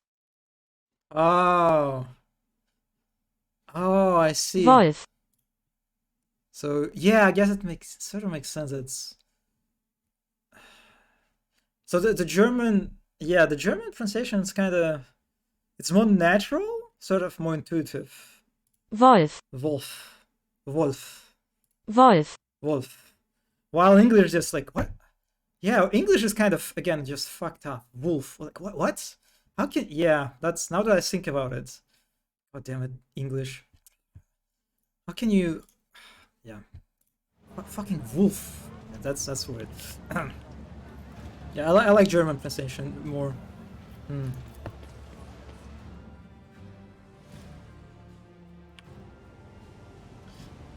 Okay. We are in the... It doesn't really look like a palace, but... I mean... Oh, my cutscene.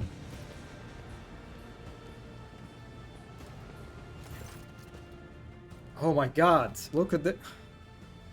Okay, that's interesting portrait. Zadaim to Kara the Lich.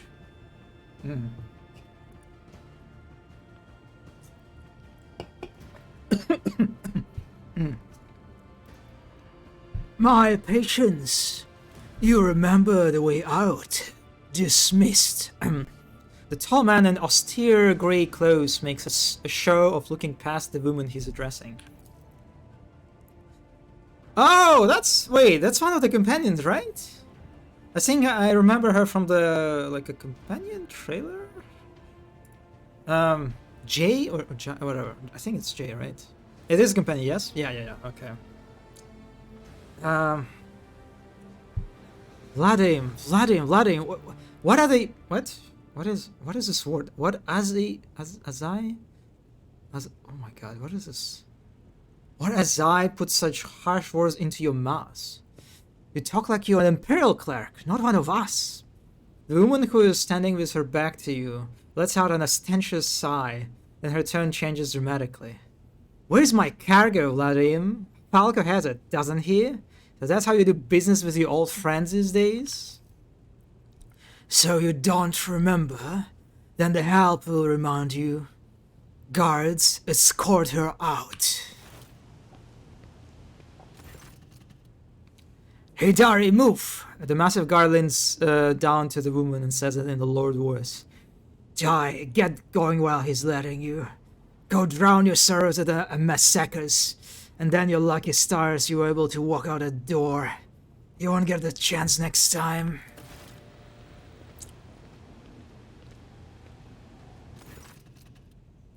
First an insult and now threats. I see courtesy intact and no longer a valued commodity in a food hall. Oh well, I find myself a better deal. She turns on her heel and heads toward the exit. As she passes you by, she gives you a quick once-over, winks at you, and then immediately turns away with a flip of her jet black hair. I like her hairstyle. Is she like a... Well, she's not a rogue trader, right? Probably just a trader, it seems. Also, she has like a chainsaw? The tall man has long since noticed your presence, is studying you intently. Vladim to Kara, lead your footfall. Let us please proceed to my office. A spread befitting a visitor of your rank is waiting. Your entourage will be accommodated nearby. Certainly, let's go. Please follow me. Oh, look at this. Oh, nice little room. While you're engaged in a small talk, you get a chance to take the measure of Liege to Kara. His expressions aloof and focused, his gestures curt and firm, and his speech calm and quiet. It's how he is used to people always listening to what he says. Judging by his observant gaze, he has been studying you in turn this whole time. Vladim straightens in his chair and says, in a polite but completely indifferent tone, Let's talk business. On behalf of the elite of Footfall Station, I offer you my condolences, Lord Von Valancius. We mourn Lady Theodora's loss, and we hope the sentiment is taken as a sign of our good intentions and willingness to cooperate. Thank you, Liege. A terrible loss for all of us, frankly. I hope that under your guidance, the dynasty can recover from this blow and attain even greater power. I'm impressed by your prudence. Your decision to arrive on Footfall Incognito without announcing either the death of the previous rogue trader or your own status, it was quite wise. The rumors will spread sooner or later. It is impossible to keep secret something that's known to the thousands of people serving on a wardship. But for now, you are free to reap the benefits of anonymity. As you may have noticed, Footfall is currently in a state of crisis. Its people would benefit from the patronage of a figure such as yourself. Huh, okay.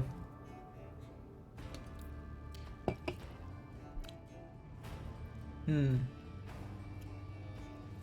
then, what sort of patronage do you seek from me? Protection. Not military protection, but a different kind of security. You have, of course, already encountered difficulties with the warp navigation on your way here. I'm afraid the scope of these difficulties extends far beyond this area. Reports of disrupted routes and ships vanishing during short jumps are coming in from across the entire sector. Communication with the Calixis sector has been extremely unstable. Of the ships that have dived into the maw in recent years, none have yet returned. The last ship that came to the maw from the other side was struck by a temporal anomaly. The jump took almost 2 decades in real space-time. Lore warp test succeeded. You have heard periods of warp instability, including cases where the maw would become completely inaccessible for navigation for years on end.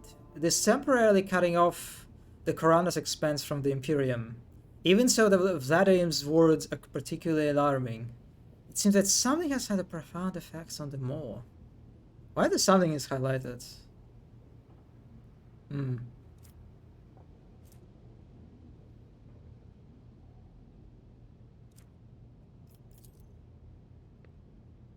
And this brings us to our main issue. Footfall is a repair shipyard and a trading post. We barely produce anything ourselves and are largely dependent on incoming shipments, especially food shipments. The station naturally has some reserves, but the supply of issues didn't start yesterday. Footfall would be obliged if Faust von Valancius would assist us by signing a contract for food deliveries. Logic succeeded. Well, I can't be the only one who asked for help, I presume. Naturally, I tried contacting other rogue traders, but the terms of House Chorda would have bled Footfall dry. And as for the esteemed Caligus Winterscale, instead of a food shipment from him, I received a transport to Navika packed with refugees. I had to send them off to Foulstone, so many extra mouths to feed would have only worsened the crisis further. I suppose all these warp fluctuations must have created more pressing concerns for Lord Winterscale, and so I put my faith in you, the third and last of Footfall's allies. Well, so what are the terms of this deal? It's simple. Delivery of food shipments from your fertile worlds. Janus, I imagine, I'm quite familiar with the Jewel von Valancia's Protectorate. In exchange for fair pay. Wait! Janus is also my world, huh? Wait a second, what does it mean? I'm going to meet Irliet and Janus. I thought that was like, I assumed it was because some kind of death world or something.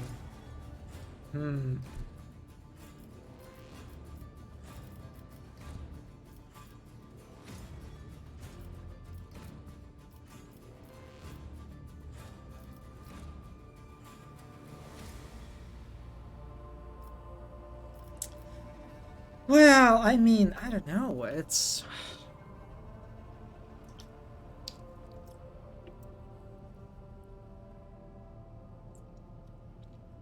I think there's a point in helping Footfall, because it's basically the only kind of like Imperium's outpost, right, in this region? Sort of. So I think it's in our interest to help this place. But do I want to be a scumbag? Do I want to be a scumbag? I don't really know. This guy is kind of shady, right? Like his portrait just screams shadiness to me. It radiates shadiness, you can say. And it's kind of like it's the way this character is introduced with a companion, right? Like in this sort of like antagonistic manner to this, to what's her name? Jay? I forgot the woman's name. It's kind of like interesting juxtaposition of characters, right? Because you sort of kind of right from the beginning, I think, make this character unsympathetic to lots of players, right?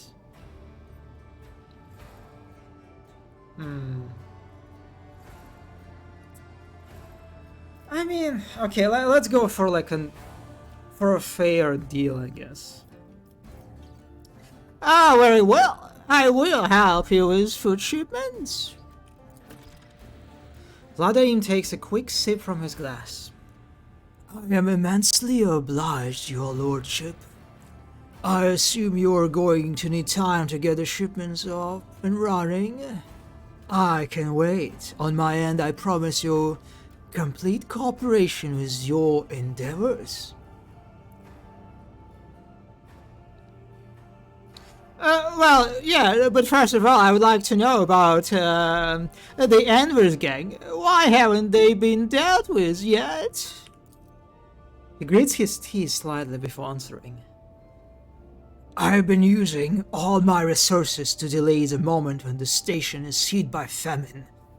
I haven't got around to the Anvers yet. As detrimental they are no players. When their leader dies, the rest will scatter. Oh, I'm kind of curious. Is it kind of like a faction conflict here? That you can side with either Anvers? Let's say if you're like Heretic, for example. Right? You can maybe help Anvers gang instead of this guy. And plunge into this place into chaos or something?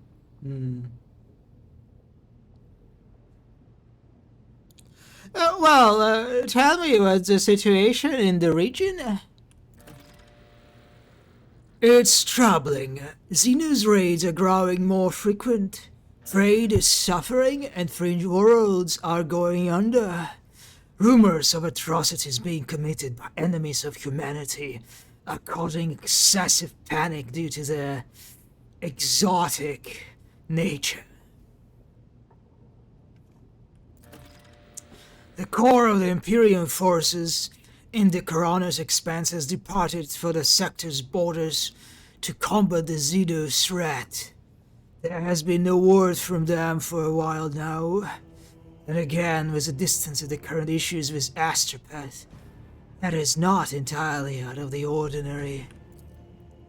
Still, we are not yet alone. From several of the worlds hit by Xenos attacks, we've received reports of fierce warriors who descended from the sky and entered Frey. Space Marines. The fragmentary accounts lead me to believe that the blessed Adeptus Astartes are operating in the Coroner's expense, and I await news of their victories with a great anticipation. Okay, those are space wolves, I guess, right? Because we are going to encounter Ulfar. And I spoiled myself a little bit. Spoiled. It is spoiler, right? It's not spoiled. Spoiled is a different word. I spoiled myself that apparently one of the Ulfar's sort of quests is about him reuniting with his brothers. So I imagine he's talking about space wolves.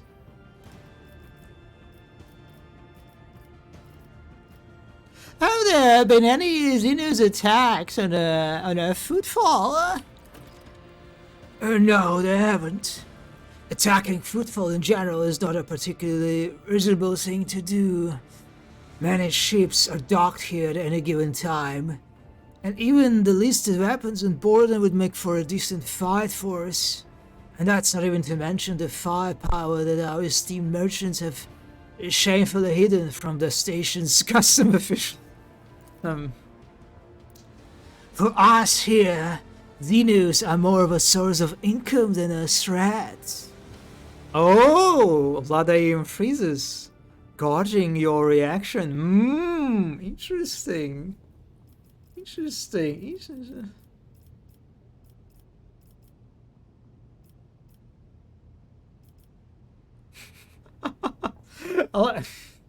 I like how I can pin this on Abelard.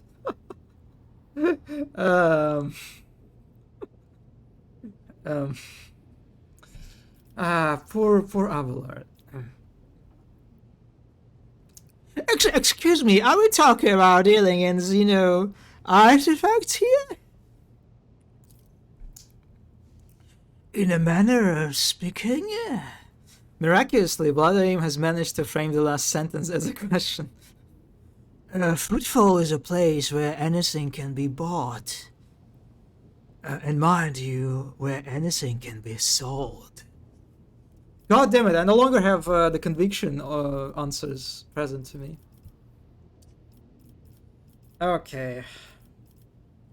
Well, others matters demand my attention. Like, for example, where the fuck is Hendrix? And I won't take up any more of your time. We did not encounter a Hendrix here, right? Where the fuck is he?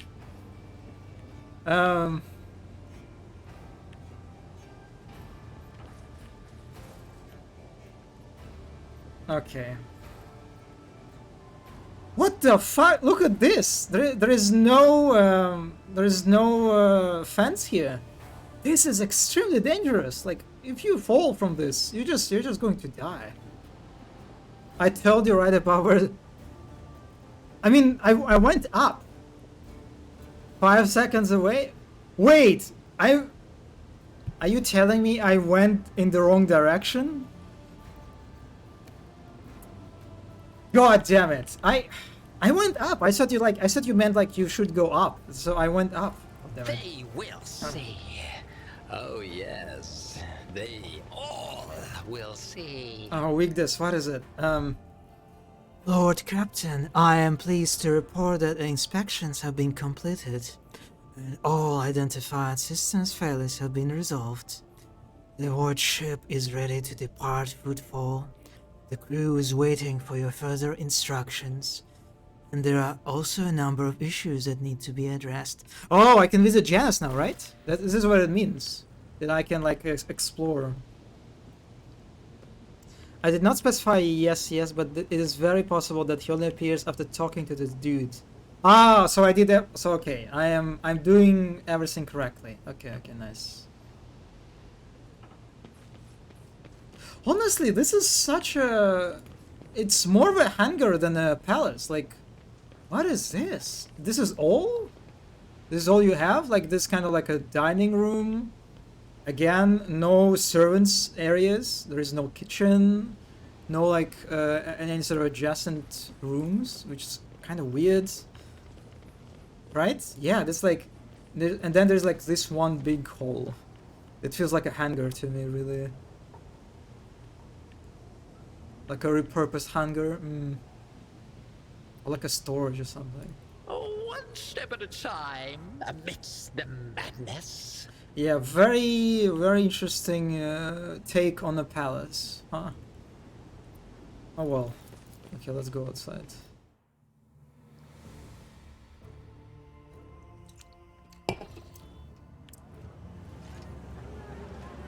Bastian Chorda. Wait a second.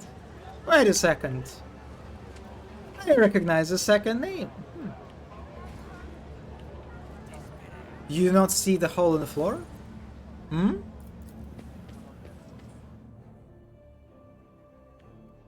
Oh, coming in here while drunk and it is dark. Yeah, oh, this is what I mentioned, right? Which is kind of like what is this?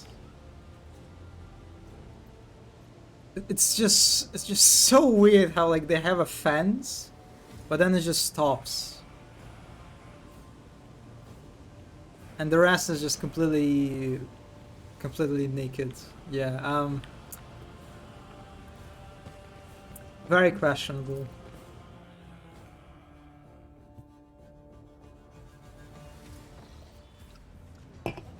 Alright, so I think this is a messenger of Chorda. Curiosity sings in my veins. He's not good at interior decoration. I have no respect for him. Yeah, he definitely does not have guts to paint his walls and windows, that's for sure. A well-groomed young man calls out to you. He's a clean-shaven and dressed in clothes that are expensive but unshowy. Is a bright aquila embroidered in a prominent spot. Pathetic. Ah, nobles here, a minute of your time, if you please. I'm a bastion in the Rama Bastal Chorda, a youngest cousin of House Chorda, envoy of Incendia Bastal Chorda, rogue trader of the Corona's expense, by the grace of the most holy emperor. And you must be an envoy of Theodora von Valancius.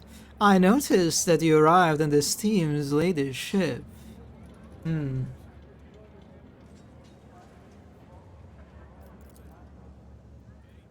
Chorda, There are some of the most influential rogue traders in the Corona's expense, but not on footfall. The station is under the control of House Winterscale.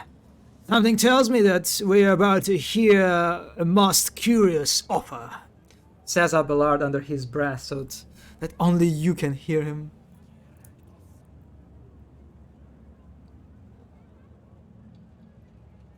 Well, quite right, I am Lady Theodora's envoy. Splendid. It is a pleasure to be speaking with an equal. Trust be told, I get a little flustered in the presence of the powers that be. Bastian smiles meekly. What is this guy? Oh my god, he's I kinda like him already. So I could actually bully him if I revealed my true title. I could make him blush and stutter. No? No? Am I wrong? He's actually terrible? Ah, he's bullyable. Okay. Yeah. I definitely sense a very powerful bullyable aura. Oh well, what did you wish to speak with me about? Matter of the utmost delicacy. You see, you'll be into the residence of the Liege. Vladimir almost certainly appealed to you for assistance in the arrangement of shipments to Footfall. The von Valancius Protectorate is famed for the abundance of its main agri-world Janus. It would be odd for him not to seize on such an opportunity when Footfall is on the verge of famine. However, the Chorda dynasty pursues its own interest in the Footfall. We have already announced our terms to the Liege, but he is telling. I imagine in hopes of getting a better offer from you. The Chorda dynasty believes... Bastian smiles and gives you a slight shrug. That cooperation would be preferable for both rogue trader houses. If you refuse Vladaim, thereby forcing him to agree to deal with us, the Chorda dynasty can promise you a share of the profits from the future contract, as well as a certain other prerequisites. No, not perquisites. Everybody benefits. Oh, what? Oh my god. That was scary for a second. The Emperor's most loyal servants should be more concerned with carrying his will through the stars, and less with diving up profit among themselves. Argento says this approvingly, but quietly enough so as not to interrupt the negotiations. Especially when the well-being of one of the Imperium's worlds is at stake. Even one such as a footfall. Behind your smile, Master Bastian, teal shadows swirl. As I may not see them, but your worry cannot escape my eye. What are you afraid of?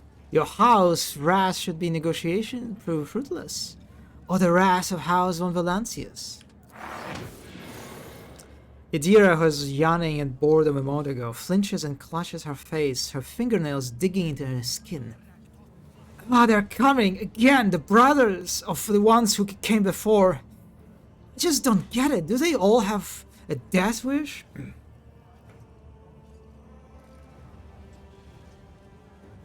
Okay, let's draw our weapons. I appreciate your warning, Idira. What? Bastian stares at you in surprise and turns around.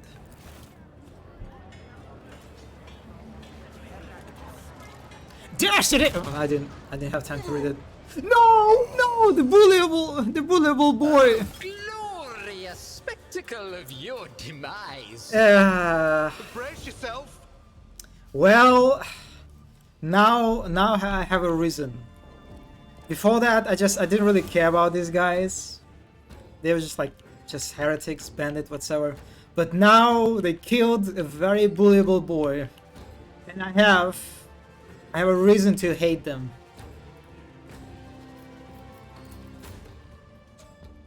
And so the slaughter begins.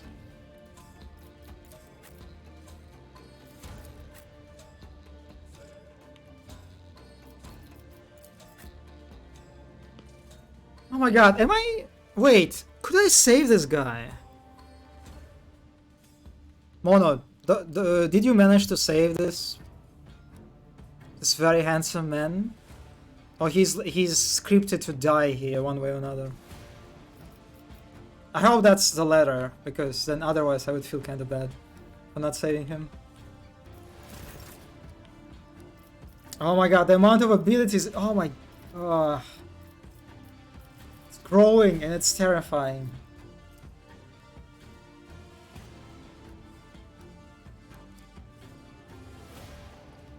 I'm unsure, I did not save him, but perhaps there's a way.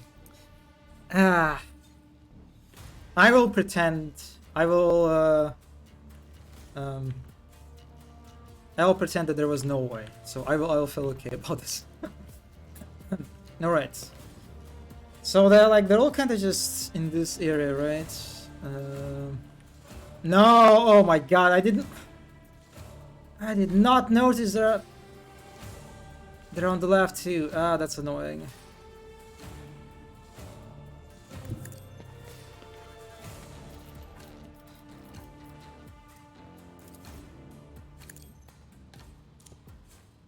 Okay, so...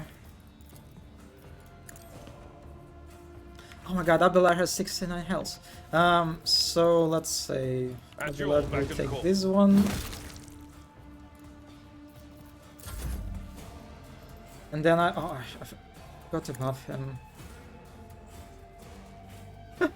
Wounds. I refuse, okay? I reject this. I reject this absolutely unintuitive terminology. I refuse. Climb down my mini ladder to say this. Do I just kill these guys with like I think I just killed them with Cassian. Duty demands. Why he did not hit this guy? What the What? This is so strange. Me, if you insist, Lord Captain. Okay, let's give another additional action. The Abelard. Now he has 72 health. Indeed. Reduced to dust.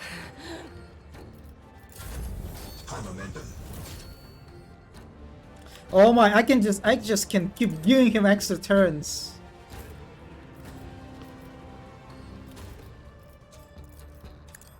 One fewer target. No! I will do my duty. I took care of this one. At your beck and call.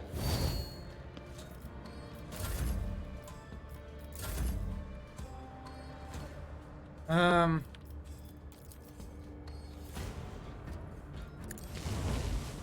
fewer target. But he just killing everyone. Victory is imminent. I mean, to be fair, these guys like they have like most of them have very low HP. And also, I feel like I made a mistake by forcing Abelard into like what the fuck? Did he stun Abelard now? Oh, I hope not. Advancing.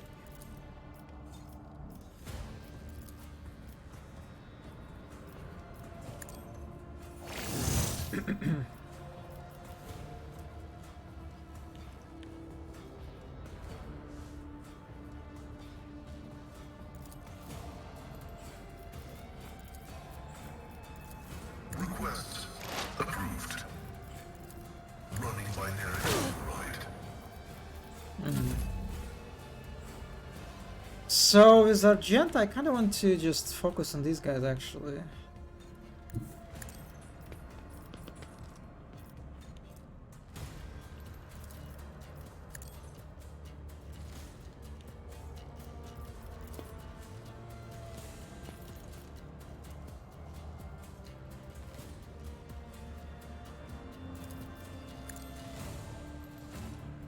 I can mark like as many enemies as I want. Seems. Oh no, I can mark only one. Do I? No, I actually they all marked. Ah. I have okay. I can yeah. It has 3 charges. I see.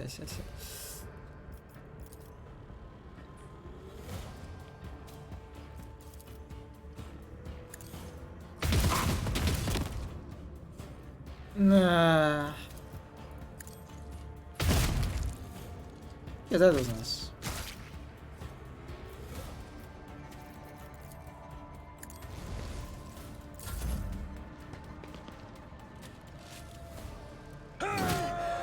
What was that?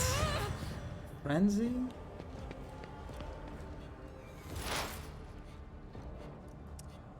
Okay, maybe Deer can finish them actually.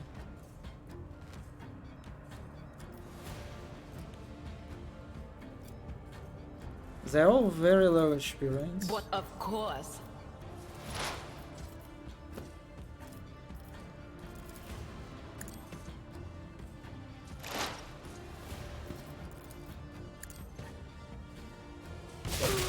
What an unfortunate turn of fate. Ah, almost kill him. Okay. That's gonna hurt.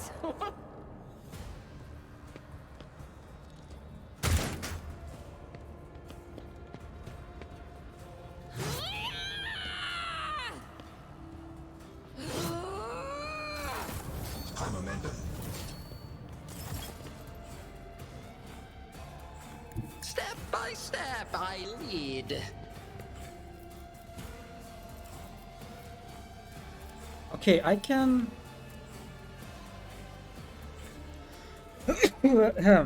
I can mark an area. And all eyes gain plus a or armor. Enemies suffer more damage.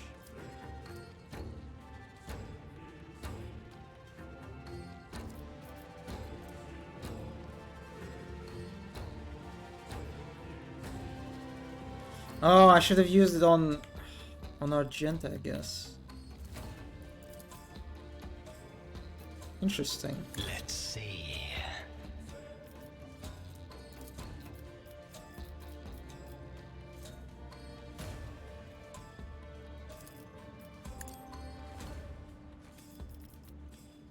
$72 health. Also, I didn't mean to do that. Okay, so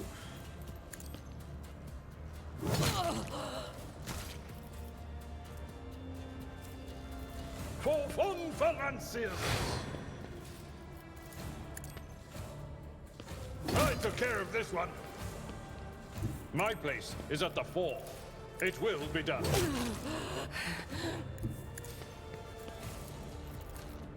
Reduced to dust. damn, I he will just do my one. You are target. yeah, Abelard is pretty good.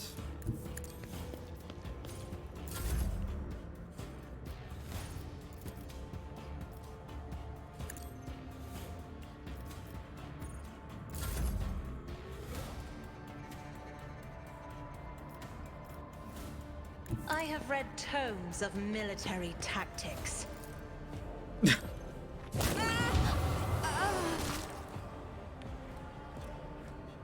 Okay.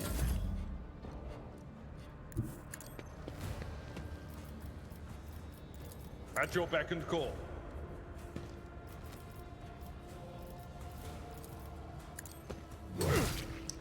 $53 damage.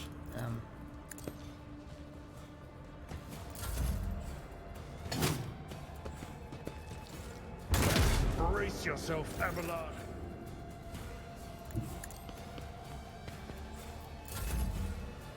Oh my god, yeah, there's still enemies here on the left. High momentum.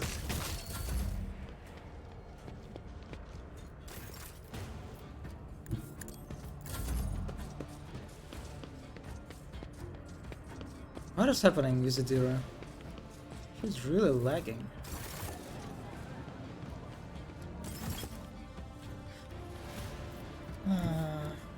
War is my muse.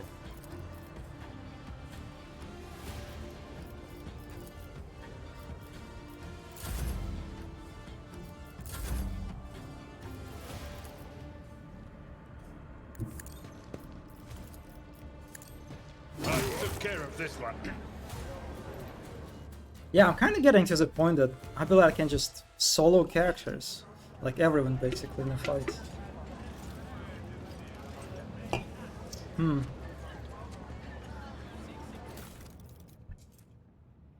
Oh, specs. Grants bonus plus 10 to awareness. Sinskin. And I have a sniper rifle.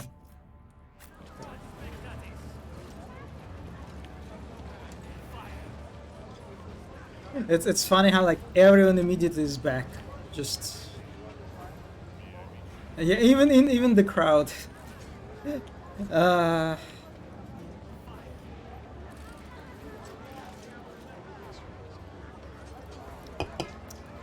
Back to the usual business. There will be no peace in my wake.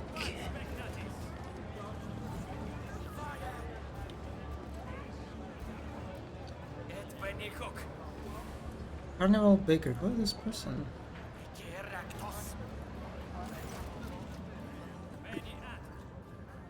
Ah, okay, so this is the guy that I can talk about this, you know, Xenos, quote unquote. This young man is clearly making every effort to look dapper. His fashionable clothes are practically new and his hair is well groomed. What ruins this impression is the poorly scrubbed off oil stains from his leaky implant and the feet of the jacket, which is clearly made for someone else. Come on! See for yourself the best collection of live Xenos of football.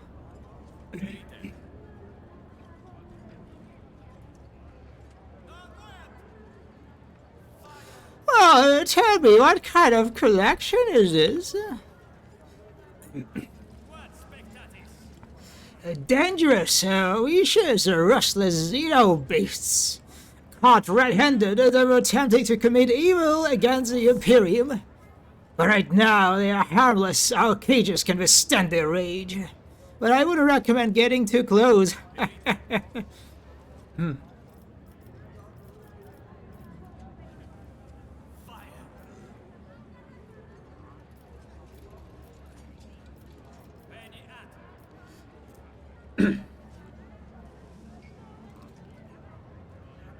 Well, It is clear that these Iron Xenos are mutants in makeup. Who do you think I am, an idiot?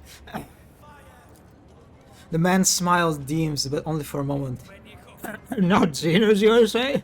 I am sure there must be some mistake. I will check the shipping list myself. Rest assured. His words are oozing with greenish yellow ooze. I do not think the promise will be kept. Such entertainment is lucrative precisely because billions of Imperium subjects have never encountered a Xenos in their life. Ignorance and curiosity create colossal demand. That's what I was taught, and I can see that the lesson was truthful.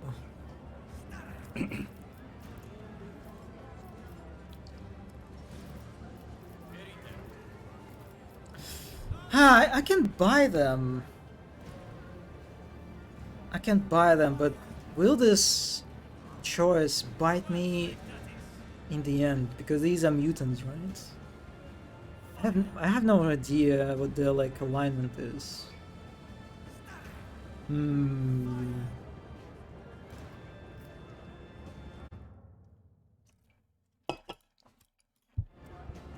I also don't know. Did you free them? I imagine you probably helped them, right? It would be very surprising if you did not help them. More people, more playthings for Maradai. You have a point. You know what? I think I will buy these captives from you. He thinks for a moment. That can be done. Very much so, actually. The entire collection will cost you a tidy sum, but you are free to take them away right now. I got Iconiclast +5 and profit. Oh my god, I lost profit! I mean, well, it's only 2, so like, whatever.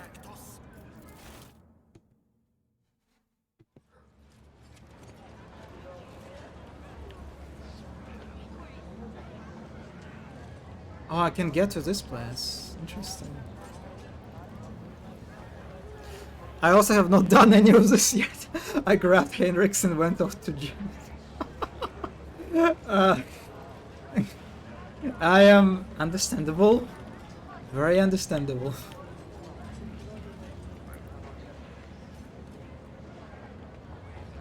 Okay, I guess I will meet all the mutants on the ship.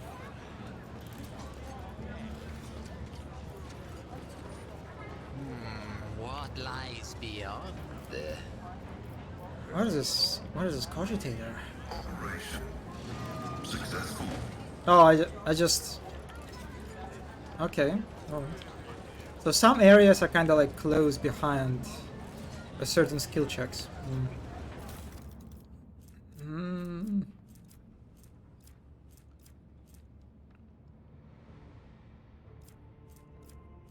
What is belly charn wills? Let me check. I'm actually curious. Belly charn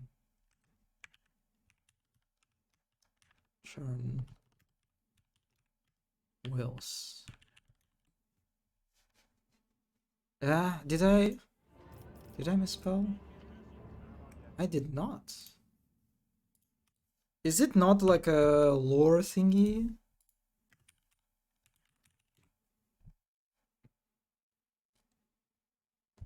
Oh, it's... Huh, it's... I think they made this one up. Because I cannot find anything about this Belichan Wells. Oh well.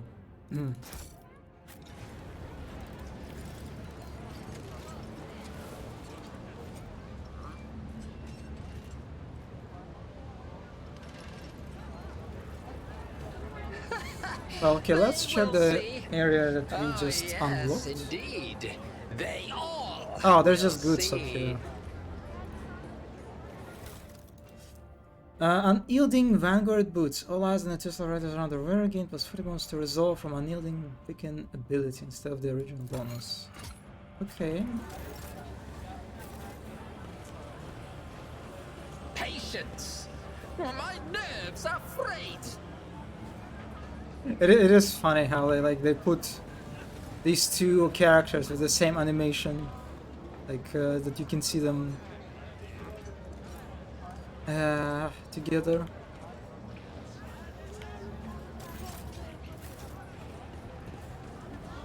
Maybe they're siblings or something. What is this?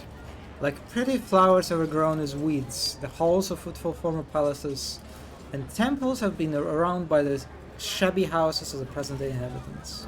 In this tapestry of a world, I am the rogue thread. I guess it's kind of like an interesting part of the history, right? It's about this place, how it's like originally you can see like all these glimpses, right, of this place sort of intention to be this like very luxurious kind of like a palace place, right? But then these plans did not work out, and now we have what we have. One step at a time. Oh yeah, okay, let's talk with the priest. Well, I'm here.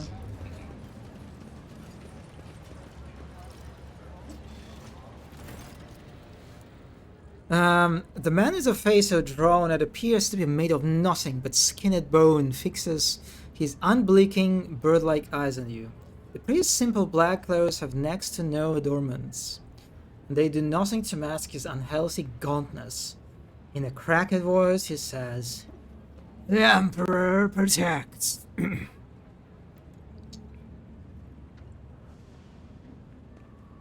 Oh, well, yes, indeed. Emperor protects, Reverend. But he protects only those who are pure of heart. Do you think yourself one of them? Be leery of this conviction of yours.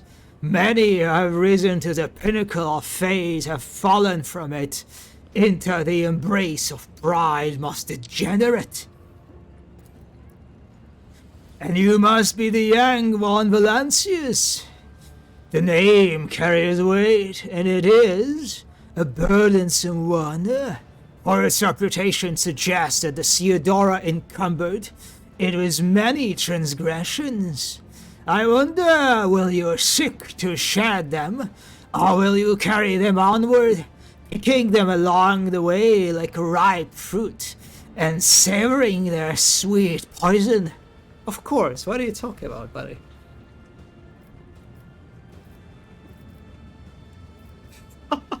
Oh my god, I can taunt him with a heretical option. Excuse me, are you saying Theodora was a transgressor? Well, actually, wait, excuse me, he knows that that Theodora is dead? What? Wait, how do you know who I am? The Emperor has blessed me with acute hearing, and the people did the rest. How many members of Yakudusin came to confess the moment they arrived in the port. How long do you suppose it took me to piece together the truths from their words? Avernus has succeeded. The priest's voice is rasping and harsh. You still manage to pick up the strange change in the tone. There is something hidden behind this shift in his speech. Something that he did not consider necessary to explain. Oh, wait a second, so you're saying Theodora was a transgressor? A woman of great gifts, but few considered virtue to be one of them.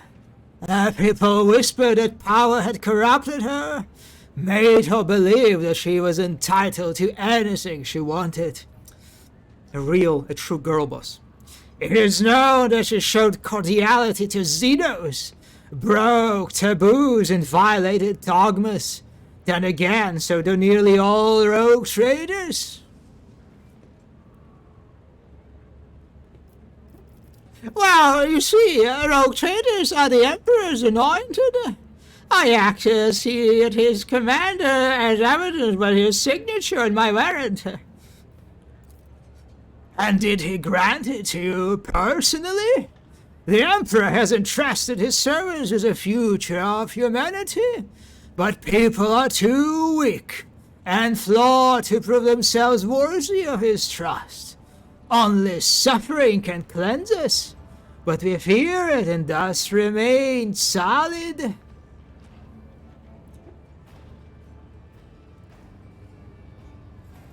Well, let's put up a bit of a show, all right? Let's go for this dogmatic option here. Of course I put my faith in the Emperor.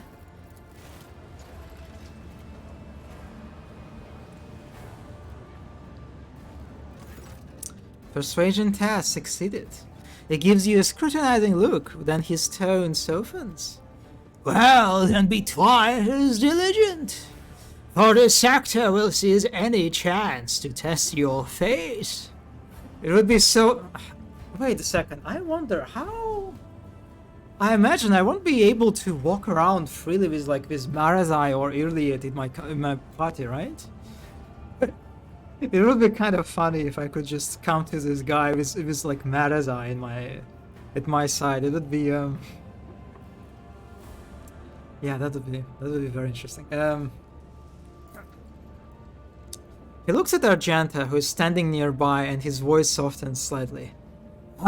Greetings, sister. I congratulate you on your return. Was your pilgrimage a fruitful one? It was, Reverend.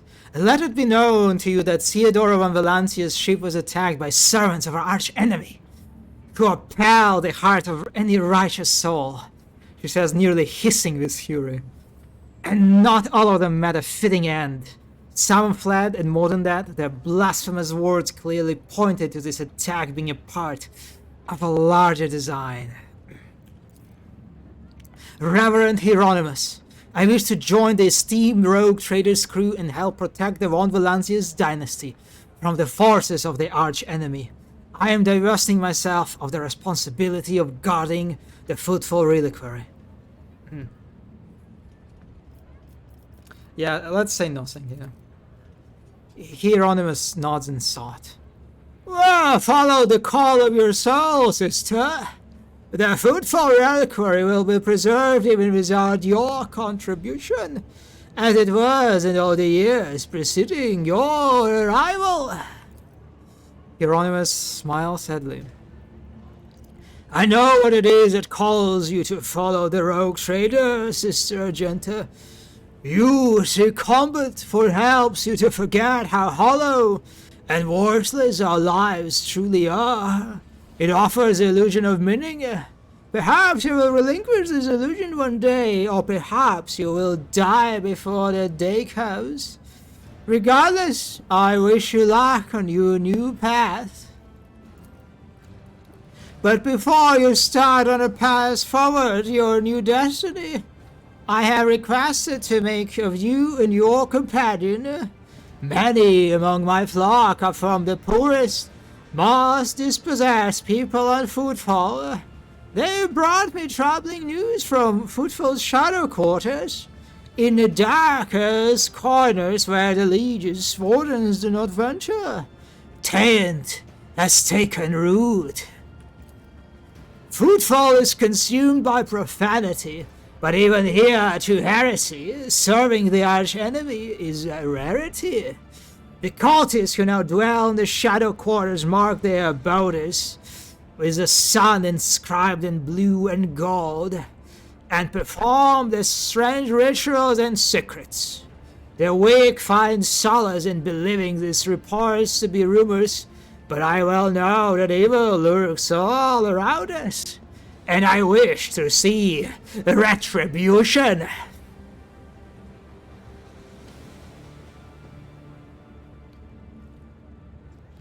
Why don't you go to the Lich with this matter? I do not walk the path pleasing to the Lich. Hieronymus frowns. Vladimir is weak and riddled with worms on the inside. He seems to be a fellow, He seeks to please his Kasbalika masters. Oh, those peddlers of relics of the unholy Xenos. Okay, maybe this guy is actually, is not that bad. Who the fuck is Kasbalika? The football chapter of one of the most successful crime syndicates in the Imperial Man, founded in the Calixus sector. I see. Oh well, old man. I will verify this rumor. With great pleasure. Argenta puts her hand on the stock of her weapon. I almost wish for the rumor to be true. My heart yearns to battle some heretics. This is where I bid you goodbye, sister. Noble Tom, is there more you wish to ask me about?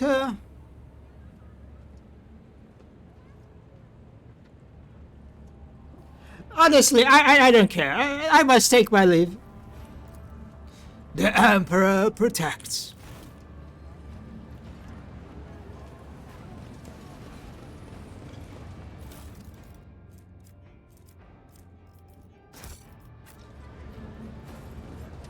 I guess it's kind of fitting that this guy picked up this platform as his place. Seems he clearly doesn't really care about no peace in my wake. any sort of, presentation, right? A truly very humble, devoted servant.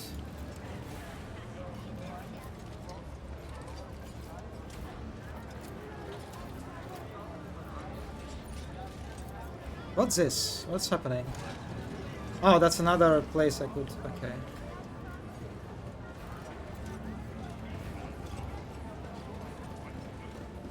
What lies beyond?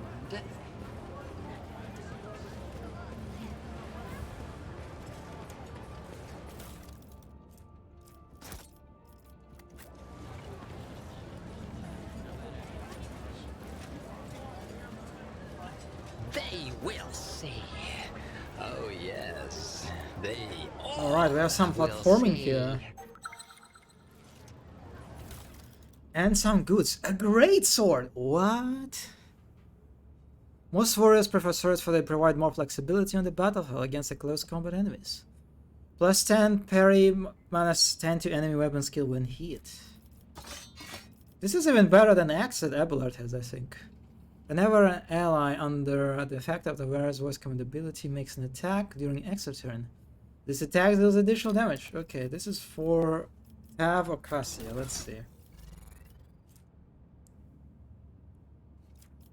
I mean, I don't want to remove the googles, actually. I actually like how they look. Look at me. So it's a pure fashion choice. So let's go for... Yeah, it does not display. It's not displayed for some reason on Cassia. Okay, and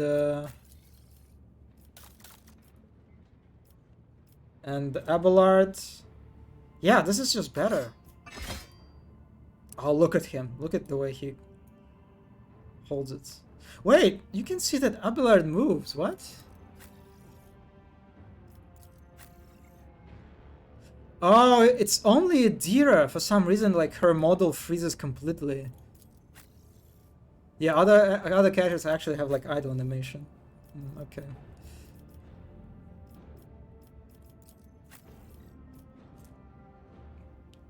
Also, I'm done for today.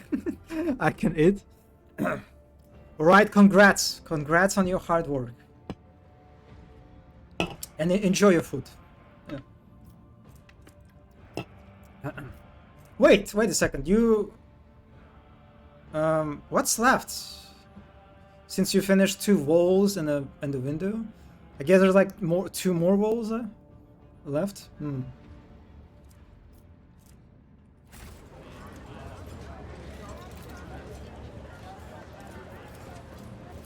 Can I? What? Excuse me? Oh, okay. I should have pressed here. Curiosity sings in my veins.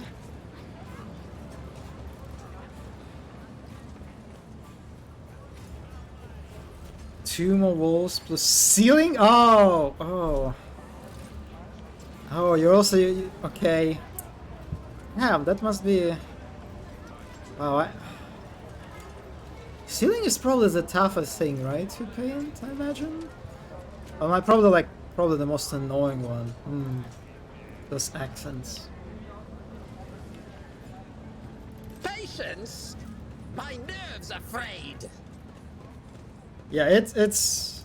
your whole endeavor is just very terrifying for me. Yeah, I would never even dream to do something like this. The painting is not the time-consuming part. Disassembling furniture to reach what... oh, yeah, I can imagine. Like, if you have like a heavy... yeah, like I have this like super heavy IKEA like wardrobe. I have no idea how I would... yeah, I wouldn't be able by myself to kind of like just move it. God, yeah, that would be terrible. Damn. Yeah, this is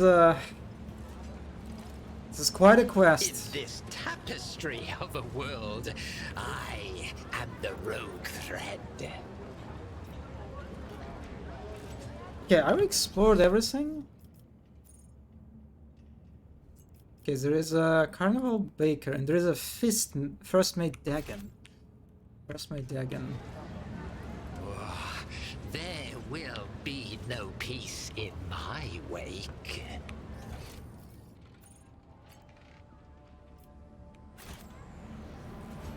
Where is this guy? I don't... oh, he's here. What lies beyond?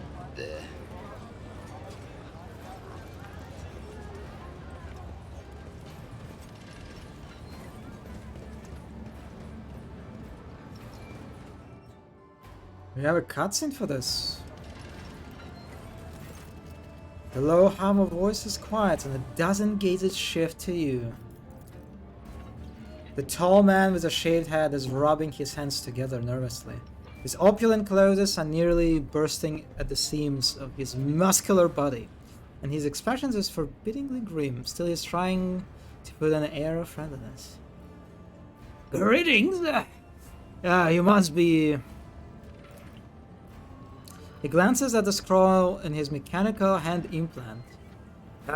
Master Fidelio? All the guests have arrived. You're the last on the list.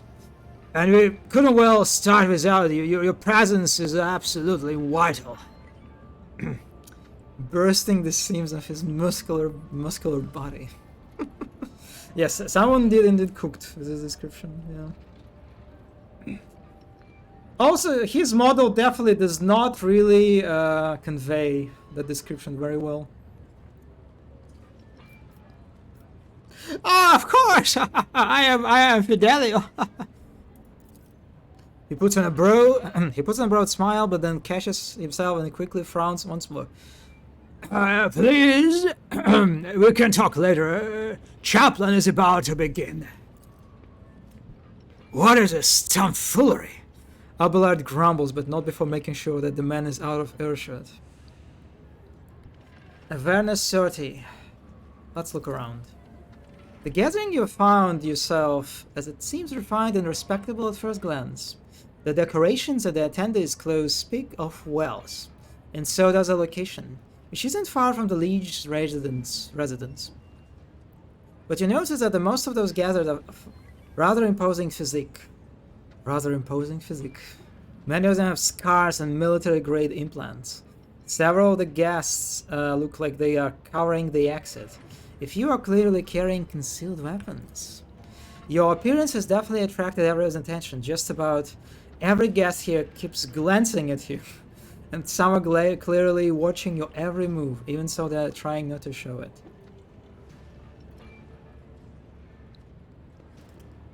Well, let's see what this is about.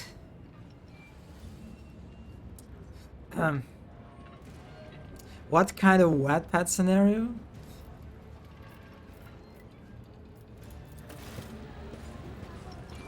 Okay, this is quite intriguing actually. And why is there why is there a fucking coffin in the body? What?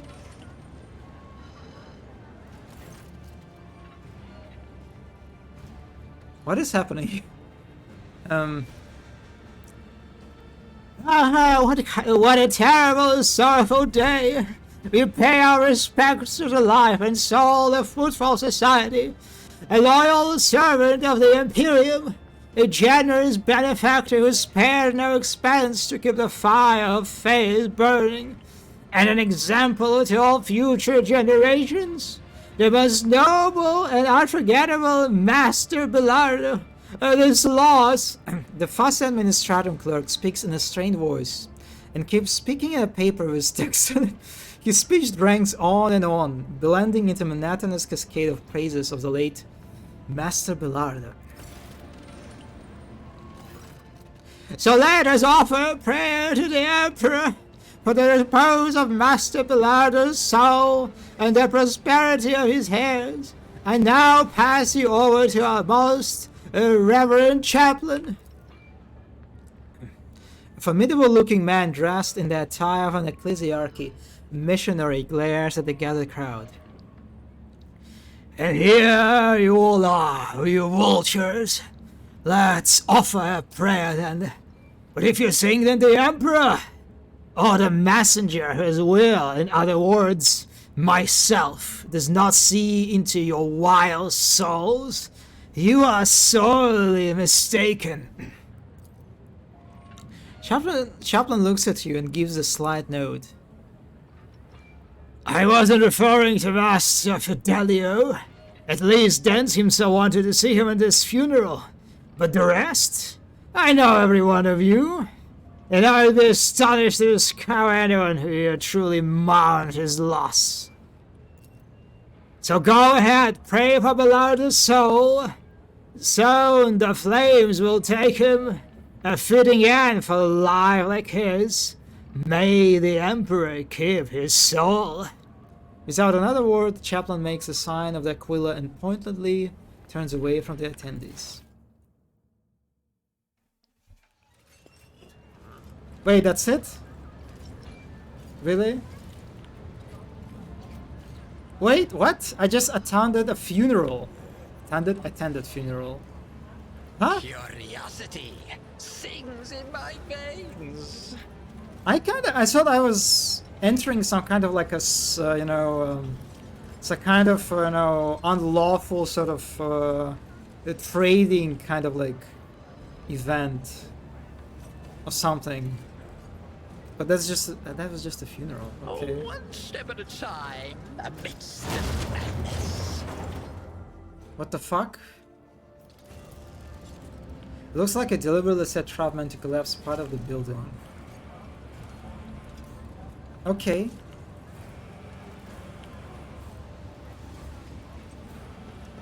Oh, who's Adelia?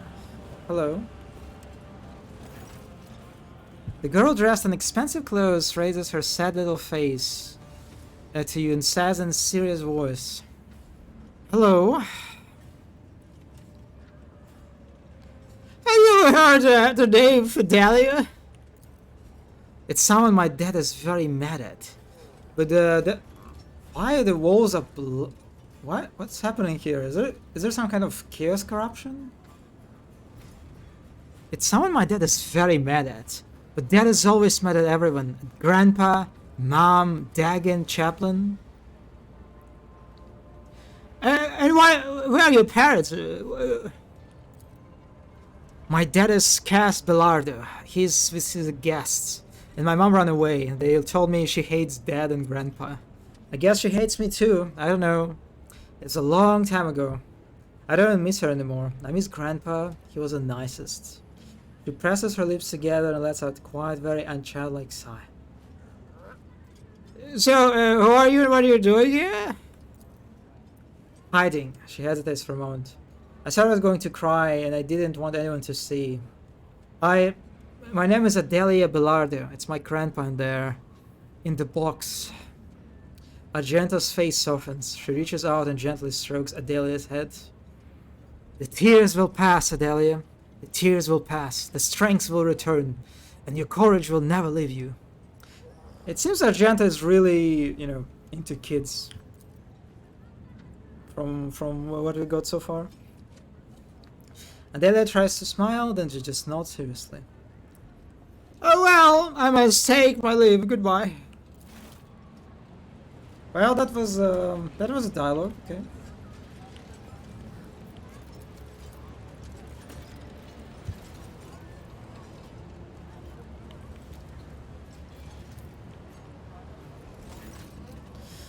Whoever wrapped the body of the gray-haired man lying in the coffin, they did a good job. Even in death, he looks majestic. Abelard maintains a grave expression befitting the occasion. Until he sees the face of the deceased, he frowns. He peers at it with a suspicion. Then he gasps, astonished, almost dazed. Albie! This is quite a meeting, if it can be called such under the circumstances. Okay, let's take a good look at the deceased. The implants left in the deceased's body speak of his high standing. Expensive tech is typically extracted from the dead, and only the most prominent and wealthy avoid this fate upon their death. Abelard, my dear, you know this man? Do I? I will tell you all about this man. But the words I'd use would be improper for your funeral. This, your lordship, is Jarrican Dens, known back in the days as one of the most notorious pirates in the coroner's expense. They nicknamed him Jarrican for his habit of having a jug of Tupermisium on hand. He did love burning things. Oh yes, he was a menace back then. How long ago was it? 60 years ago? I was serving my last days in the Navy when news came of his latest attack. Abelard distractingly runs hands through his hair. Well, there was a time when the sight of Jarrican in the coffin would have been enough to make me dance. Quite literally. By the throne, I would have danced a jig on the spot. But now, I don't know. No more jumping into the warp right from under the cruiser's nose, huh? You old beast. Who would have thought I would be at your funeral? Oh well, this is a very grand for pirate's funeral. Is this normal for a footfall? Folks in a footfall are known to turn a blind eye to many things, but even the locals aren't unscrupulous as to honor the pirate's scum, a few places away from the Liege residence. But no one has heard of Dens for so many decades. I barely recognize him myself, and I've seen his face on pics a fair few times back then. I assume he retired and started more or less honest life under a new name. What was we calling him? Master Belardo? Now I remember, Reverend Hieronymus mentioned the name Master Belardo as one of the biggest donors to the temple. Wow, okay. Old man Yahweh. Yeah. Okay, that's quite surprising. Okay. I'm still new to the art of exploring.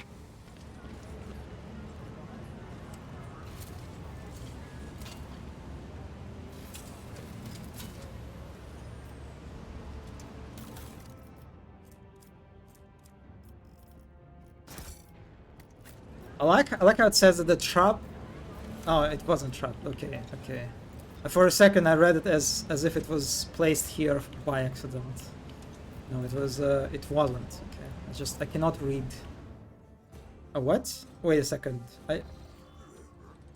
Huh? We're in a different place now?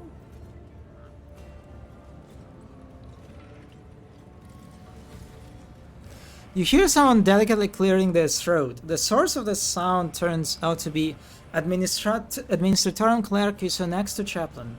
His clothes are neat and impeccably pressed. His face, however, revealed extreme nervousness bordering on fear. Ah, my good Master Fidelia, I do hope you are satisfied with the services provided by our establishment. He leans in a little closer and whispers. I beg of you, help me, but please keep your voice down. We can't let anyone hear us. It's a matter of life and death. Oh, the icon for exiting place and examining things. Yeah, exactly. I thought I'm just going to examine something, but actually, well, that seems to be a mistake, right? Because there is an icon for a different exiting place, right? So I guess maybe it's just like a mistake or something.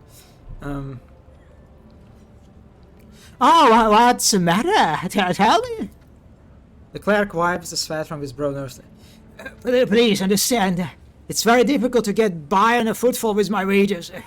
An Imperial Regulation 38L on postmortal service workers on peripheral worlds directly prohibits the chief operator of the crematorium from leaving their workplace for any reason other than sleep, food, severe illness, and ministration of sacraments.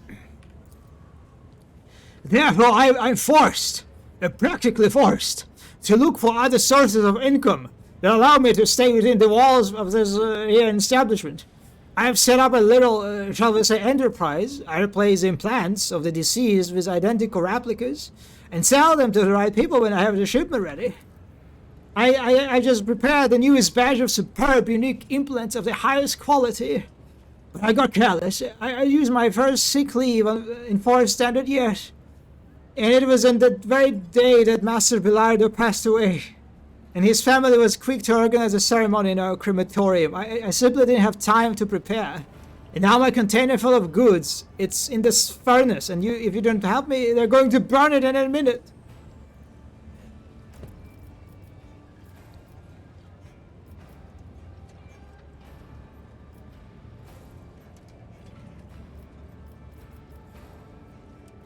Yeah, sounds very legit. Sounds very legit.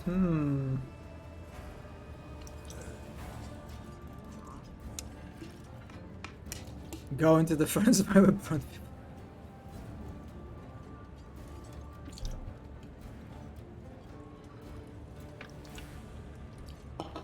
You know, considering like the amount of traps in this area, I do feel a bit suspicious about this, that's for sure.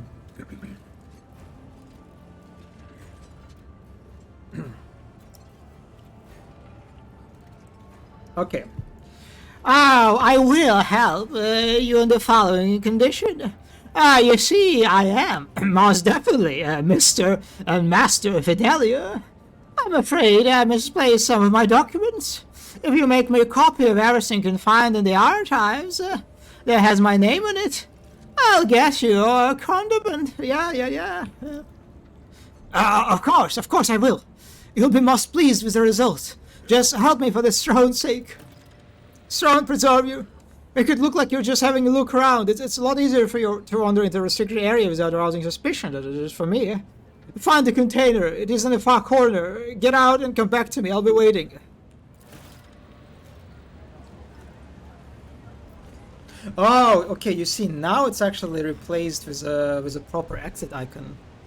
Is it? Does it mean that the magnifying glass basically? It was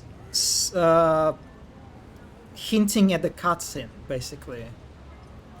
This is what it was like warning me of, that like, oh, when you press this, a cutscene will happen. Which is still also not very intuitive, right?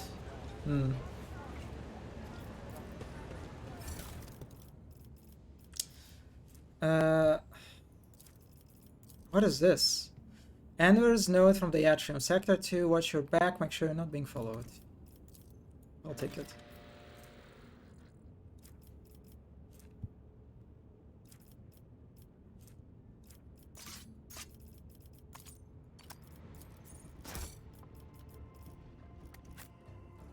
Okay, crematorium.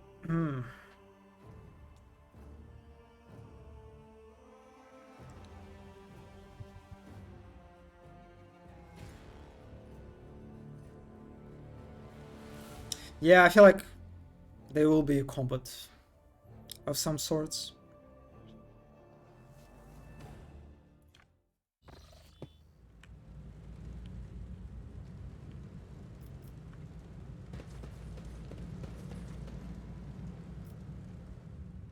In this tapestry of a world, What? I am the Oh, they're rogue good. thread. This is my way inside? Really? Are you serious? That does not seem safe. No, what? That just screams to me like an ambush. What the fuck? Yeah, that's not... Oh god. Guess what Franzi did? Well, I mean, it's not like you have a choice here, right? So let's get inside. This Explorer tool is blessed with multifunctionality. It looks like a repurposed nozzle of an ancient station engine for the needs of the crematorium.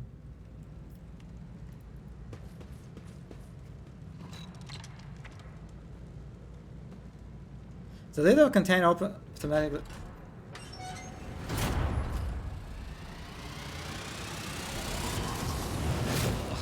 Pain soothes my soul. Martyrdom is a reward. What the fuck? What am I supposed to do? Shoot the walls? There will be What do you mean shoot the walls? I am at your You service. don't frighten me. Oh, I need to... Oh, my ears are ringing. What advice do you seek? Stop it! Indeed. Pain is but an illusion.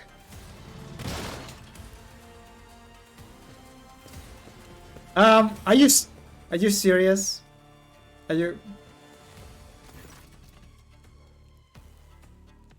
Oh, they're helping. The Emperor protects.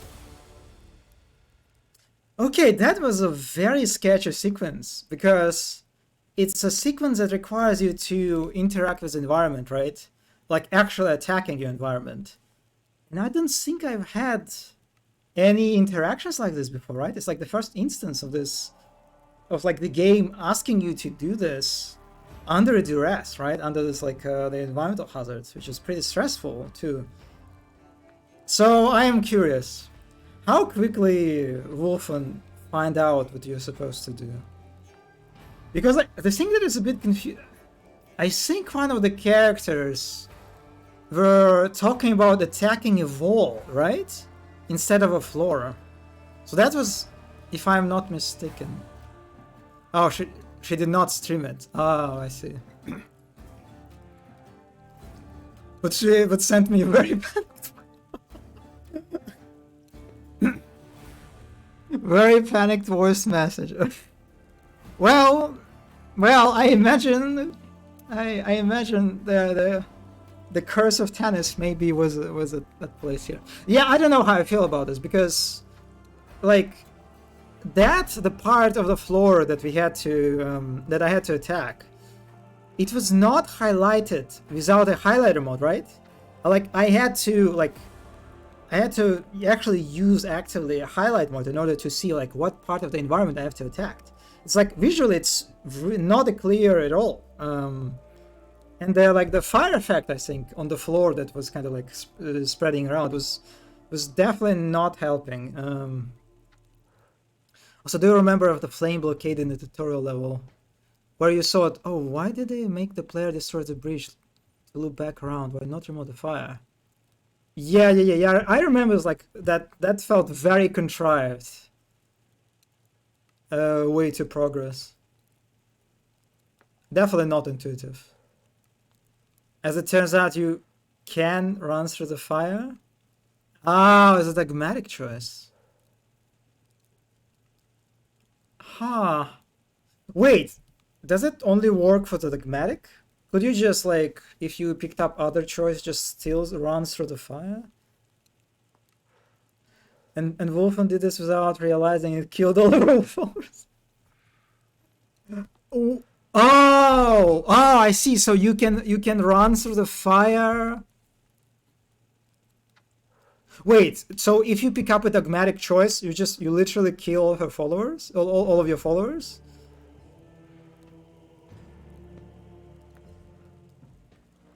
Huh. What? That's okay. Your party survives. So yeah, like you just damage your party basically. This is what happens. Ah, but everyone who is okay. I see. So like the people that that I saved, that the Tav saved, very nicely. Everyone else burns. Wait, why would she pick up a dogmatic? She's not going for the dogmatic route, right? I guess she didn't know very well what's like the difference between like each choice, sort of. So she never found the bridge. So I guess she never also. Wait, what? How? It was not a choice. She just walks through the fire like YOLO. Wait, you can... I'm so confused. So she did not even pick up a dogmatic choice. She just walks through the fire. Okay, I'm actually... Now I'm interested. How does this play out if you're dogmatic?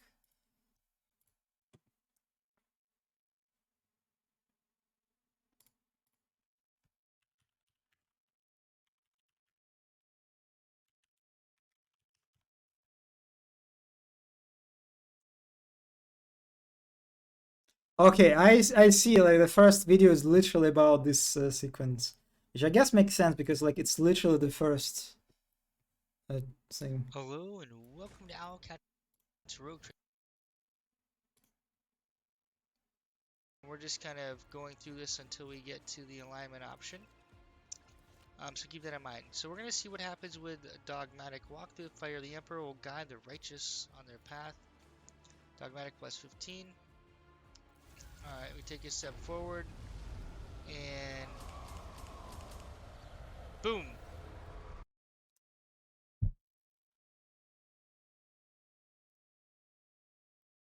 So she did that without a choice?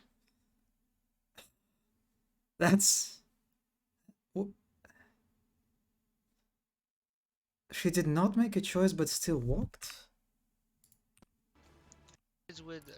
I mean, you must have a choice here. You don't have an option.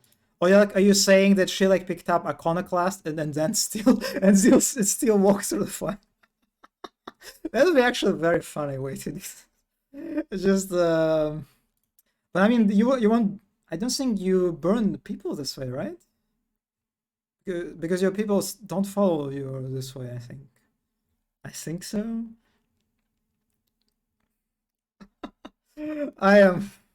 This is... That's interesting. So you can still walk through the fire. Yeah, I don't know. I feel like I remember I thought about this, right? I think I was pondering this like possibility if the fire is an illusion, but I was too cowardice to test it out. Yeah, I don't know, it's kind of funny, like the implications of dogmatic choice, that your followers did not have enough, they weren't devoted enough to the Emperor.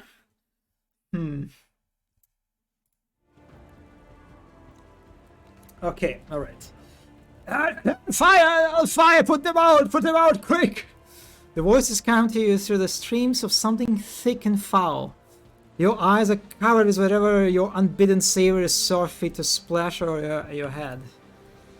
At last, you can make it out silhouettes of a vagrant dressed in rags leaning over you. He throws up his hands. Your lord, are you right? Did you hear anything? Any bad burns? You fell right out of that cellar there. It might be higher up.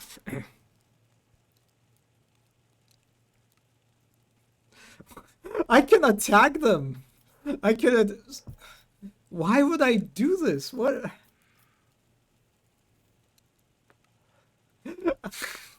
Allow that I can like. I can just like very like nonchalantly ask them. Excuse me, do you know?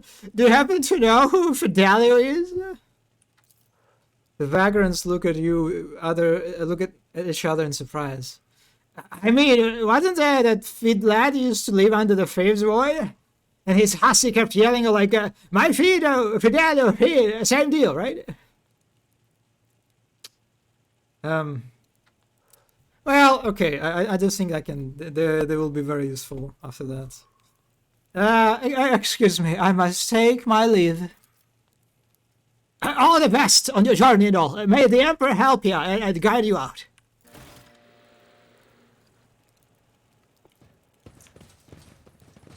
Yeah, that was, They will see. Oh, yes, indeed. They all will see. So, I assume it was very linear sequence, basically. I did not have a chance to sort of see through the ambush and kind of like, you know, outsmart my ambushers, right? It did not look like it was the case. It just kind of... Yeah, that's... I'm not big fan of, because that setup was very suspicious, right? I think like it's very plausible for the player to sort of like notice it, like, okay, this is very fishy. I don't like this. That smells like a trap, right? That definitely where my thoughts were. Even so, I guess Mono, you kind of give me a hint a little bit there. Maybe you'll give it a choice with confronting the dude who give you the quest, but yes. Yeah, I feel like the getting trapped is just unavoidable.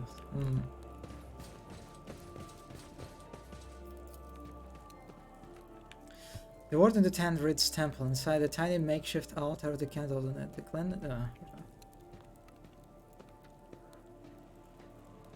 Are we in the sewers? It kind of looks like a sewer area. Curiosity sings in my veins.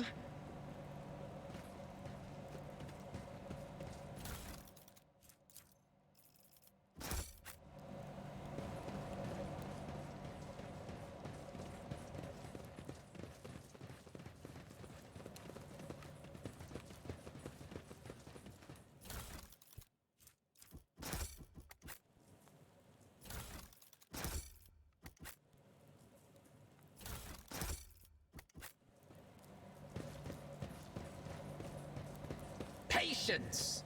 My nerves are frayed! I have to say, these sewers are kind of comfy, actually. Kind of like them.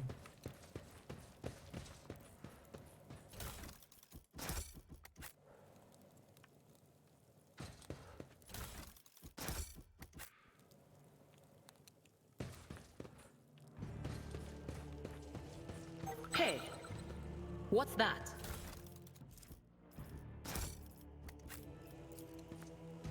There's a word scribbled on the side of the tent. Library!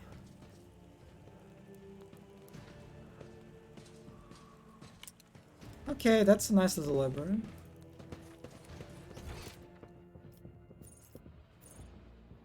I missed a bunch of loot, or whatever. One step at a time, amidst the madness. Can I jump over this?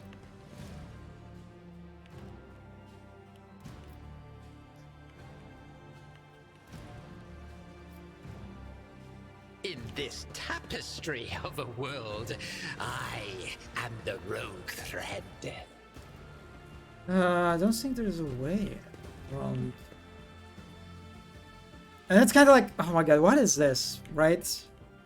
I can jump over that gap, but I cannot jump over this gap. Oh, because there's a there's a bridge. Beyond. Okay, did not see that.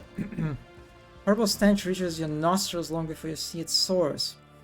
Far away, punctured pipes are disgorging streams of murky sludge. In the distance, you see the lever that opens the door leading outside. The only way to reach it is by submerging yourself in this. Is it time for Abelard bullying? I am too old for this. Cassia brings the corner of perfume scroll on her nose. I think I'm going to be sick. Idira. Someone's gonna go and pull the lever, right? I propose our holy sister as a candidate. A seeker after spiritual purity should be put off by a little bit of ordinary muck after all. Hardy, har har.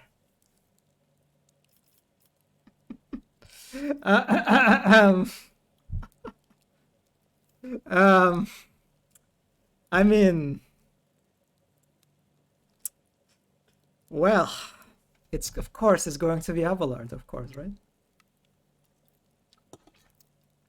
Well, my dear Abelard, as everyone knows, the person who does all the dirty work for the rogue trader is his Sinaskel.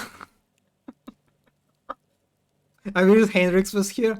Oh yeah, that would be very curious if you could. I feel like Hendrix would refuse, to do that. But it would be very funny to see his reaction, yeah.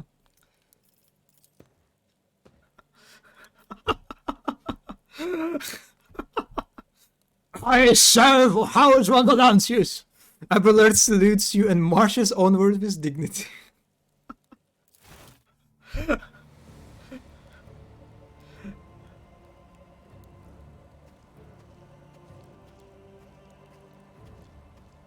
Oh my god, I feel so bad.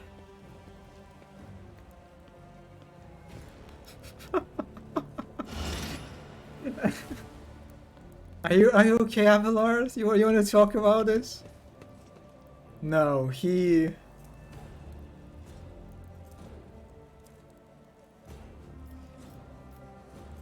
What is this? What is this condition he has?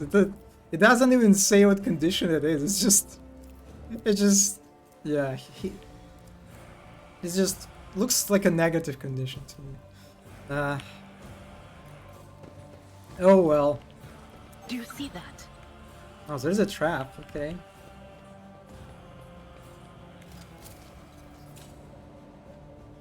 They will see. Oh yes, they all will see.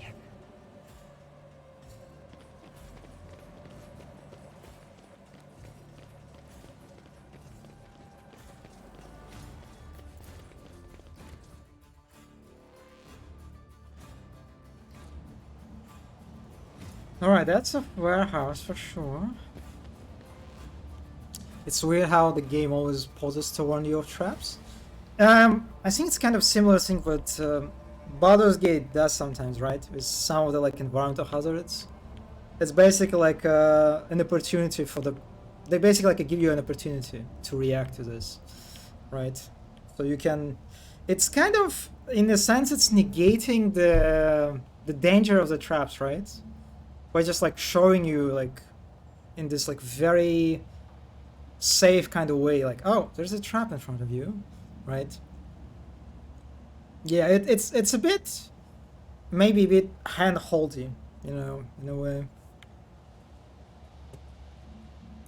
Oh, there will be no peace in my wake.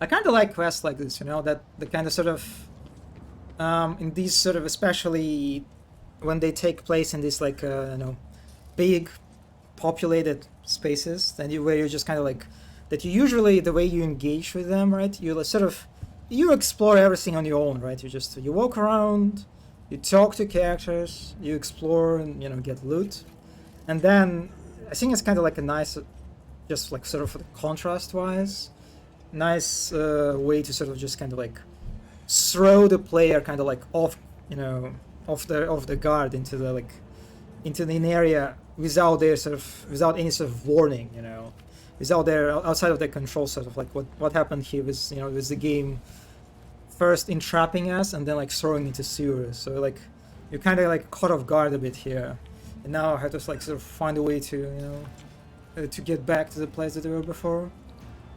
Kind of nice, like a way sort of pacing wise, I guess, to sort of to refresh things a little bit.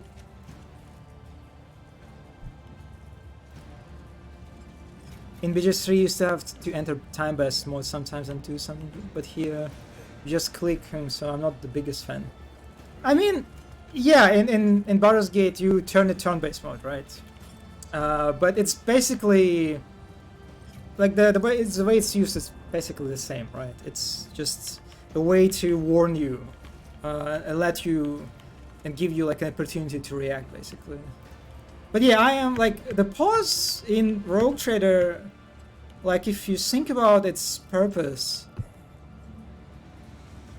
it seems to be this is basically the only purpose of this. The only purpose of this mechanic, right? Basically, right? To just warn you of the traps, because like why? What's like what? How else I could use that?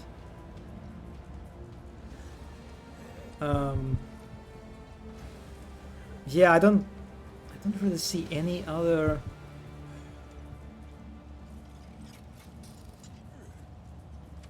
Yeah, it kind of seems to be like a mechanic that is basically solely used for warning you.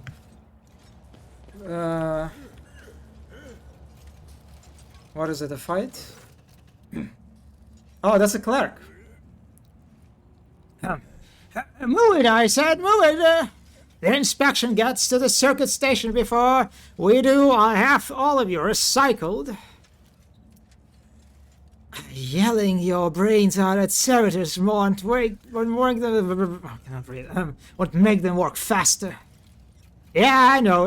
You know, another way to get the lazy brutes to shift themselves? Well, I'm all ears. If the inspections is a circuit station without a unit, they'll go to Vladimir with this. And if Vladimir found it out, he won't mince words. He'll give us all the Caspelican severance, as in kicks out at the trash chute without a void suit. Simmer down, we'll be fine. Back in my transfer days, I'd show the inspection the same protection screen on 8 different sites. And I never got busted once. I seriously doubt that Vladimir's inspectors are any more diligent. They'll fall for our one support unit of 3 circuit stations. They don't notice a thing. Better worry about selling the 2 units that we bought. Who the throne is that? This goes beyond a violation of the right of operation. It downright stinks. Hello! I am Fidelio. Fidelio? I have no idea who that is. Well, believe it or not, neither do I, actually. It's all quite confusing, I'll be honest. The two strangers glance at each other in disbelief and reach for them. I like this. This is a very nice thing.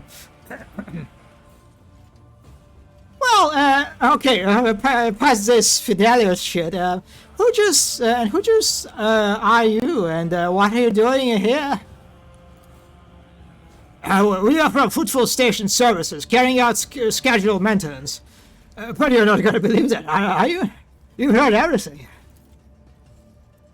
After glancing briefly at his partner, the man lays on a hand on his weapon. I promised my wife I could go months without murder. Too bad. I'd rather break my word and get on the liege's bad side. Look, all I did was stop by a funeral and introduce myself as a Fidelio. Because of this, some people have attempted to burn me alive, others have drenched me in swill, and now thieving utility workers want to murder me. This is starting to feel like a bad joke. How about I just go on my merry way? Two of them look at each other. Sure, by all means, go right ahead. And they immediately point their guns at you. Just kidding. Sorry, it's a trash shoot for you. Another annoyance. I like this. I like how this quest goes. You know, like honestly, in the beginning, I wasn't really sure about this because I was kind of like I really want to find Kenrix, but it's getting quite entertaining. I like this. Okay, it seems to be a very straightforward encounter. We have just a bunch of enemies ahead of us, right? Yeah, no one behind. Let me just get Abelard at front. Is Pascal.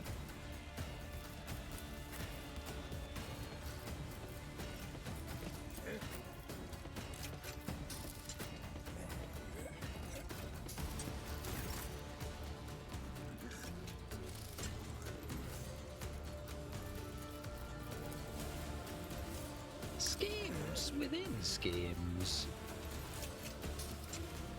Ah, I misplaced the area. Okay, so let's buff Abelard. Let's see. Honestly, I don't even need if I... Do I need to buff him? That feels a bit of an overkill. A wicked thought. Victory is imminent. Oh wait, these guys are actually kind of chunky. But no, only servitors are chunky actually.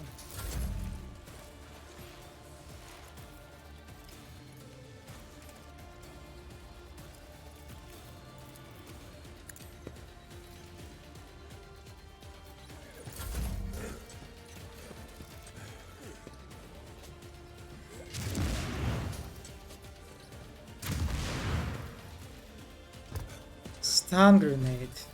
Any of us got stunned? Yeah, Tav got stunned.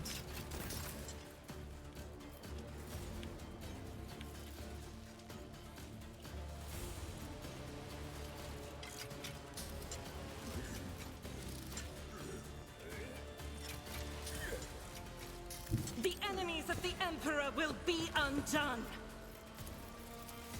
As the Emperor commands, I act. Okay, let's just mark a bunch of enemies.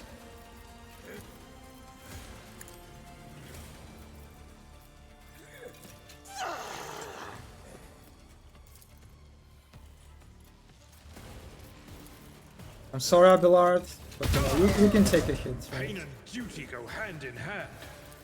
Absolutely.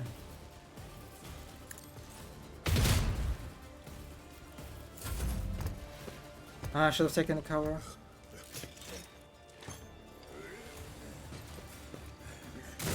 I will endure.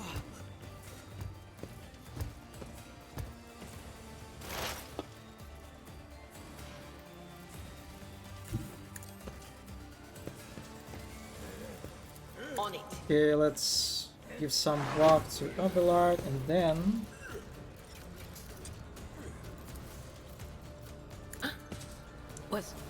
Was that you? Or...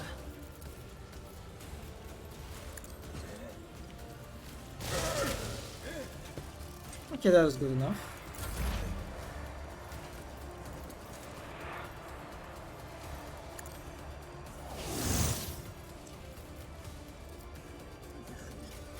The Omnissiah knows all, comprehends all.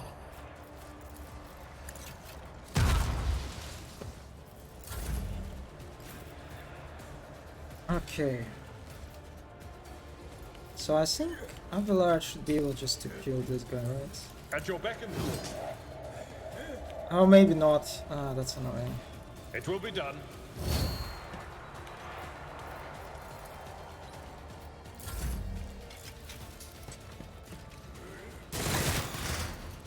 Ah, they are flanking us.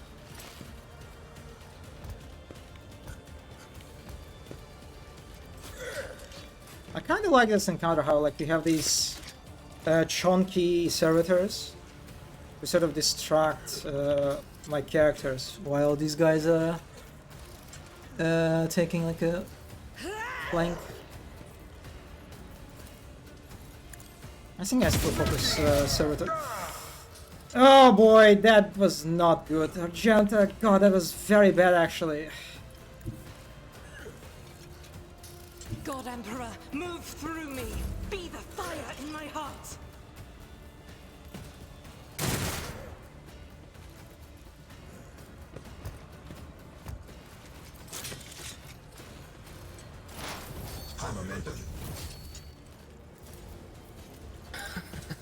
If only you knew what awaited you.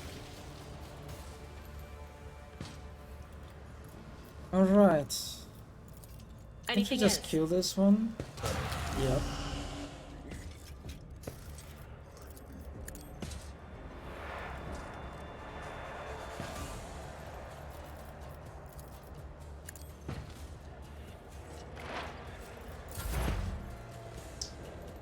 Okay, let's just apply some. Spiritual prognosis is favorable.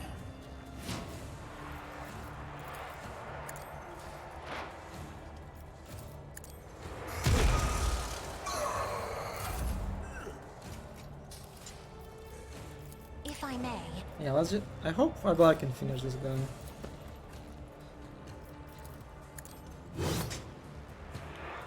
Or maybe not. High momentum.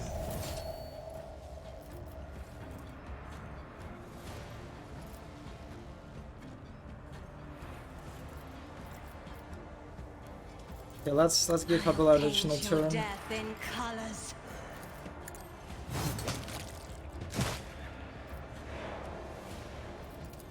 At your beck and call.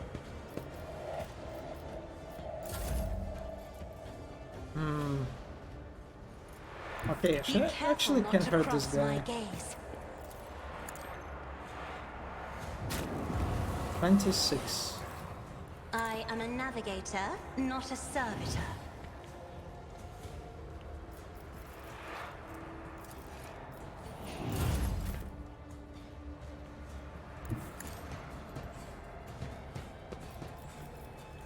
I will do my...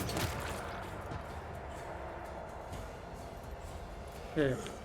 Can I reach? Oh, there's only one enemy left. I'm not interested. It will be done. Ah, Pascal, please finish. This guy. Binary. Well, almost. I guess I can finish him myself.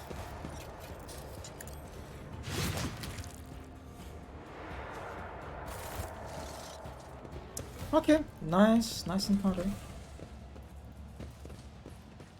Oh, one step at a time amidst the madness.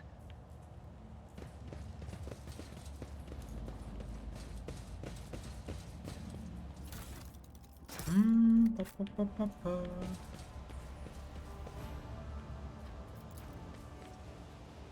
The warehouse visitors record there are different dates but only 2 names. Why won't you tell me the names then?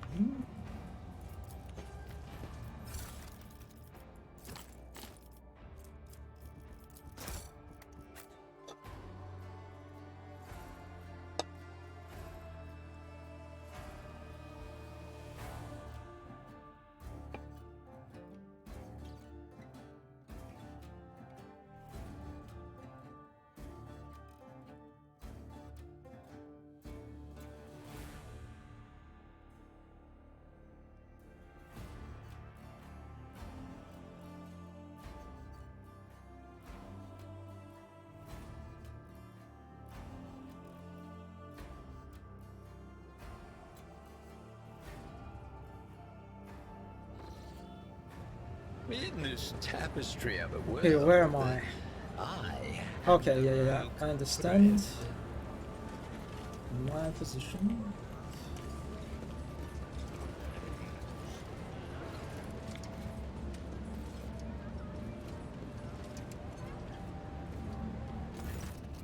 As soon as you appear, a dozen eyes, and guns shift in your direction.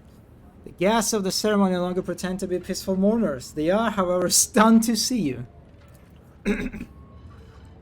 I don't believe it. You had the nerve to come back after the tumble through the flames? Cas Belardo. Who's this guy? I don't think we talked to him, right? Listen, Dagon, I hate you, you hate me. But maybe we can set aside our differences for the sake of our mutual target, so to speak. The man nods at you and narrows his eyes ominously. Finally, boy! You are showing some signs of being your father's son. Dens would never beat around the bush with the rivals. Shoot their head off and be done with it. Anyway, I accept your proposal. He aims with his weapon at you. You've tried killing you quietly. That didn't work out. I will just kill you. Plain and simple. Like. This is a footfall for the throne sake. Bye-bye, Fidelio. Well, I don't know how to explain it to you all, but I'm actually not Fidelio. Anyone would say that looking down the barrels of a dozen guns. Again, people want to kill me without saying why. We don't care.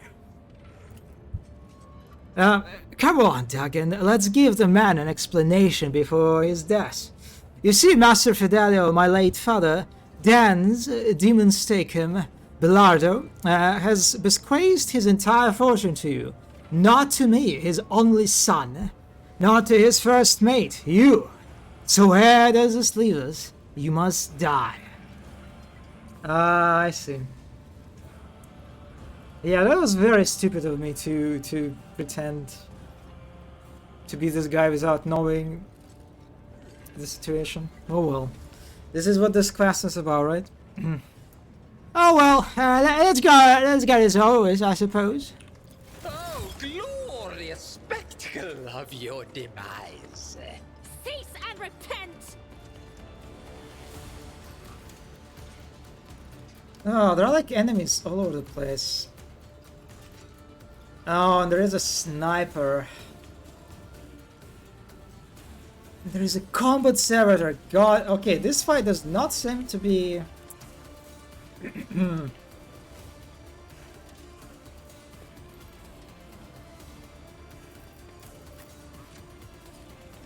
Okay, I'm kind of counting on Cassia to deal with these guys. On Adira with these guys too. Or maybe on these guys actually, yeah. Pascal will take on these folks, and Abelard will go there. And Argenta will just... I'll just shoot at this, I guess. Who's moving first? Tab, okay. You know what's interesting thing about Rogue Trader sort of, you know, turn order is that because like two of my characters have ability to like give like additional turn to anyone, it's kind of just, it's kind of like in interesting way mitigates, right, like the randomness of the turn order in this game. Sort of like kind of gets it into your sort of under your control, sort of in a nice way that I like quite a lot.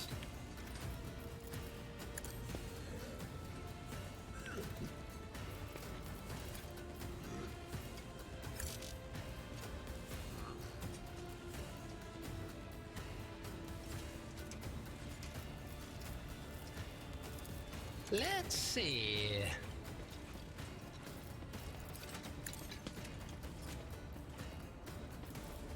No, I should have given you... Oh, fuck. I mean, Cassia goes next, so it's okay. It's not a big deal. I'm not accustomed to being ordered around.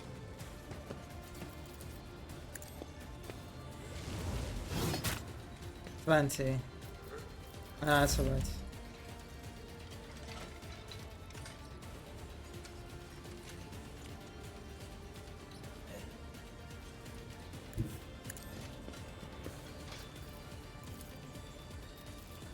Yeah, I think it's better to use the Waking Nightmare, right? And then actually...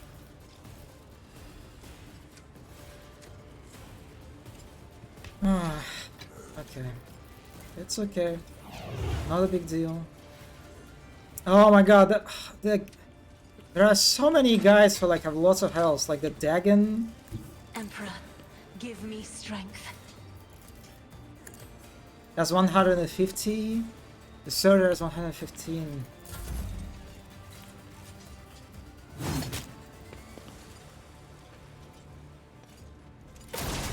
Oh, he has a plasma pistol. Interesting. Well, I'm coming after you one way or another.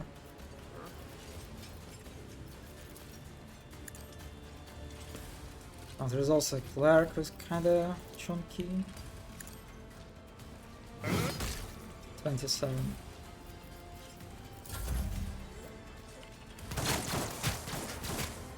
Ow. Yeah, hit him, Cassie. Yet iron knows no pain.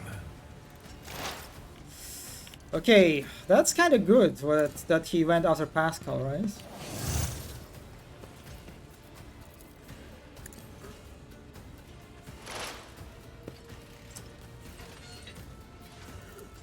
My vow is 51 damage. Oh, holy moly.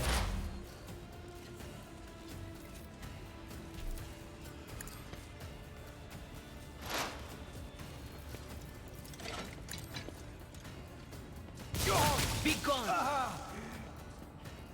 Nice, not a single lightning hit Pascal. Very, very good.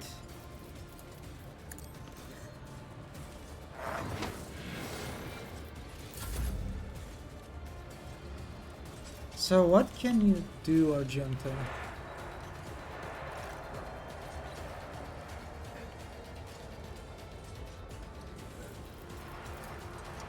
I'll do it. I guess you can mark Doubt is for the these weak. guys. I like how there's like a servitor stance who's just neutral. Also, I don't think that's a servitor. Oh, maybe it is a servitor.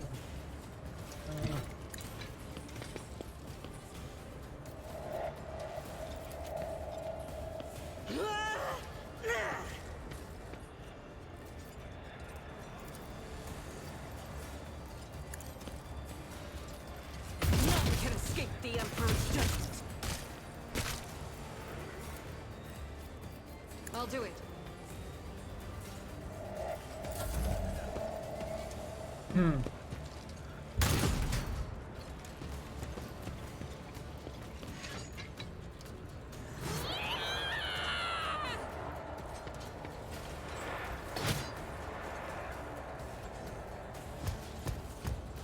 Let's see how hard the combat servitor will hit. Oh, that... Okay, that was multi-melt, I think? Yeah, that was kinda scary.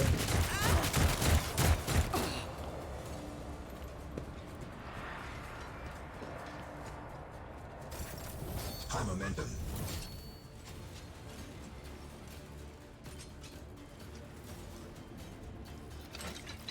Okay, let me...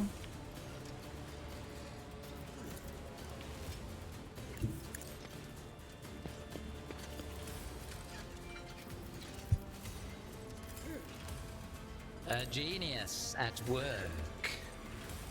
Alright, then I will... Yes, I buffed him. I'll give Abelard extra action. At your beck and call. Reduced to dust. This one's dead. 19 and 4. Okay, they're just going to die, all I think. No matter the cost. In one hit, basically. One fewer target. Victory is imminent. I took care of this one. That's not the Seneschal's job. It will be done. 41.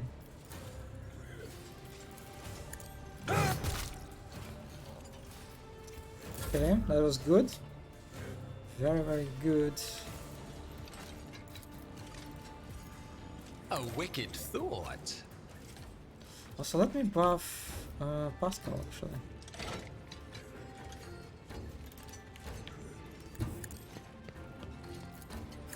I can do this because of the line of.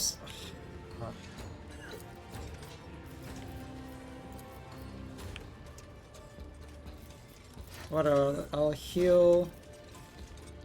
Oh yeah, I'll heal Pascal. I guess line of sight is not a problem if you need to heal someone.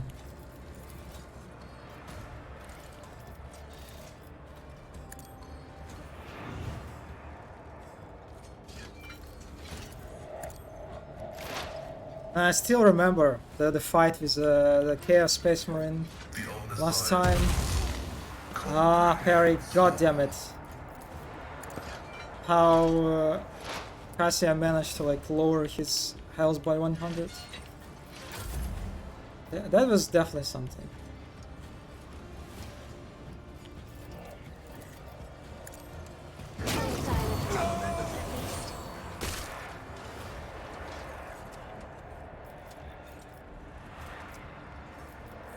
Let me give another turn.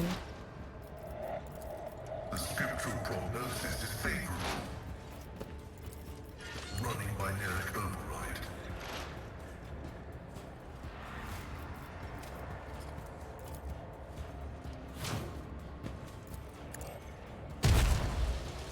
Ah, almost.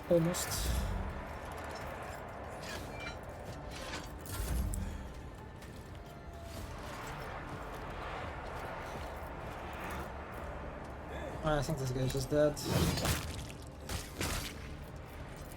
I will do my duty. It will be done. One fewer task. Okay, who's left on Abelard's side? I don't think anyone except for this guy. Follow my lead. Alright. The very muscular... what was his name? I forgot what his name was. But very muscular man fell.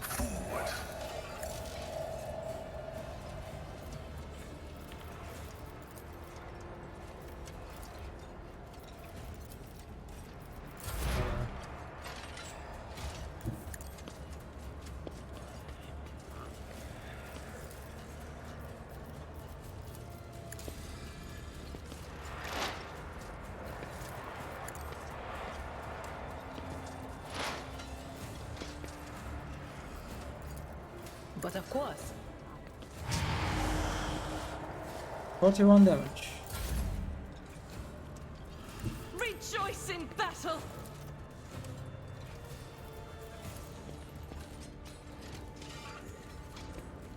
As the Emperor commands, I act. Faith without deeds is worthless. Okay. I'll do it.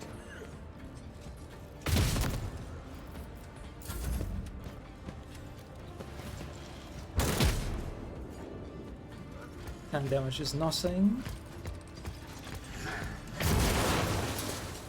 I mean, it's not that bad. What if?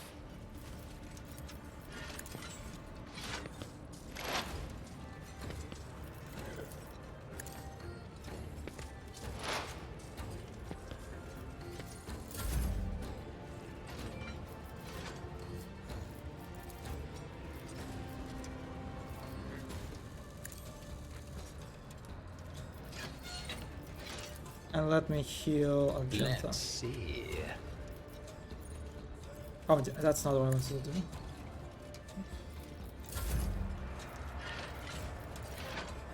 Isn't this a job for the serfs? If I may. I didn't mean to hit. Zero, but that's fine. That's fine. At your beck and call.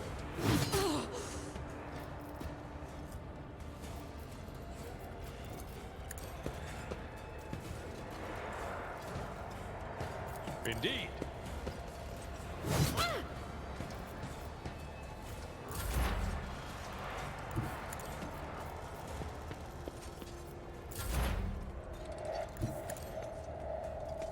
Can I do a hit?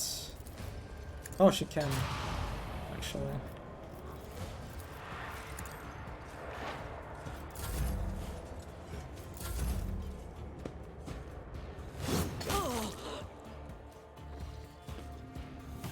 Ah, we got a cutscene, alright. Dagon lifts his bloodied face.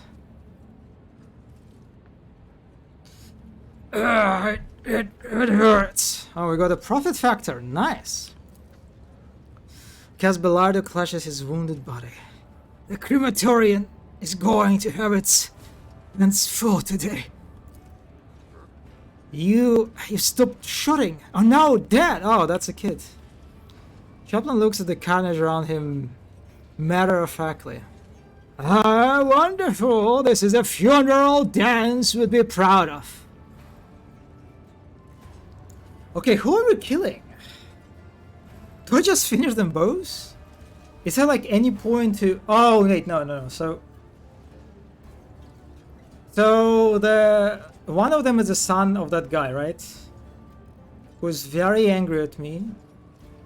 Because... because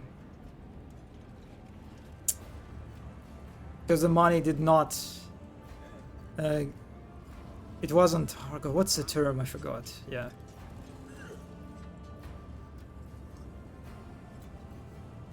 I'm a mass woman, GIF. I'm like trying to think what are like the benefits. Could be like negatives. I forgot everyone and everything. Like the Cas is... He's basically wants to get his father's money. I don't know what the Dagon is about. He's just like a mercenary or something. I'm not... I feel like the game doesn't really... I mean, maybe that's my mistake actually, because I did not talk to Dagon or Cas, right? I just kind of like, I talked to Cleric and immediately went into the incendiary thing.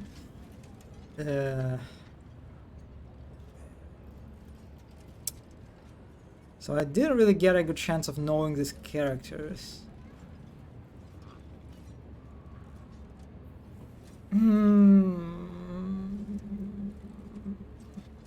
Well, since I don't really know, I'm not really sure. Let's just kill them both, whatever.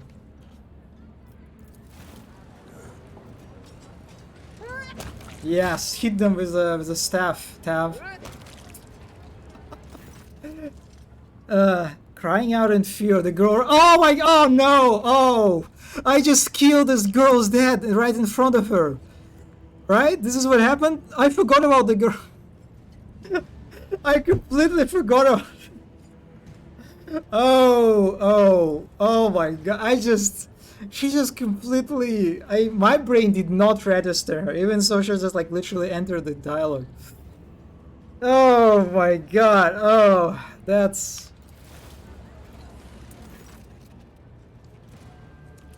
Well, it will make her stronger.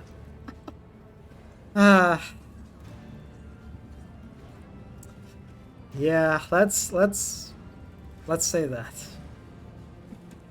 I'm sure orphans have it good here. Of course. Yeah, they're like... Yeah, absolutely. She will stop, at the very least, she will stop being a crybaby, right? Yeah, that's what it's all about, of course. Chaplin shrugs indifferently. Are we done with the firing squads? I'd like to finally resolve the matter of Dad's inheritance. And after that, give him a proper send-off. And so, according to the deceased's will, all of the Belardo's fortune goes, not to his worthless son Cas, not to his brainless mate Dagon, but to Fidelio, a mysterious new heir. However, I believe a certain party would like to intervene in this process. Chaplin looks straight at your face and chuckles. Do we confess now? Do we like... Okay, this is actually interesting. Do we confess and like... Or we... I mean, I literally told a moment ago that I have no idea, right, that who Fidelio is. I feel like it's going to be a moment if I say that I'm a Fidelio, like the real Fidelio will come in and be like, I'm sorry. Yeah, I wonder if it'll roll with it. Yeah, it's like, it also seems that he knows that we are not Fidelio, right? Okay, I want to know who the fuck is Fidelio is, alright? Okay, let's just confess. Oh no, do I want to confess? I don't know. I mean, our Tav is very opportunistic, right? He's like, he's self-centered, he cares about profit. He cares about his, benefits and stuff. He's just, I feel like it might be in character for him to just keep doing this. The pain of not being able to save scum. Okay, listen. We endured so much, right? Because of the fact that, like, I made this choice and said that I'm Fidelio, right? That was, like, all the suffering, all the sewer. Also, I mean, that was kind of a nice moment to bully Abelard. Let's continue. Until the very end, let's continue with the act. Well, I am Fidelio, and I wish to claim my inheritance. Yes, mine. As it is written in the will, so be it. I will see to all the formalities and make sure you receive all the deeds to the property. Profit factor gained 1. Chaplain looks at the coffin. I would like to say goodbye to my old friend. The crematorium is a bit wrecked now, but it needs a crematorium. Ganzelot having his enemies drenched in Promisium and burned. They didn't call him Jarek and Dance for nothing. I think it would be nice gesture to send him on his way in the same fashion. Thankfully, it's easy enough to procure Jarrican of Promisium and a footfall. Abelard nods in approval. Fitting. Chaplain gives you a sidelong glance. Want to say and watch? Ah, with pleasure.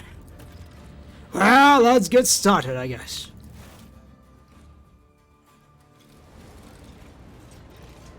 I think that's a bit of an overkill. And he's doing it with a flamethrower. Yeah, okay.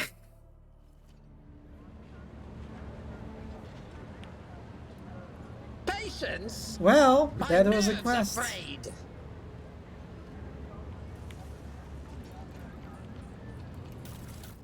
The only thing that I'm kind of sad about is that I still have no idea who the Fidelio is.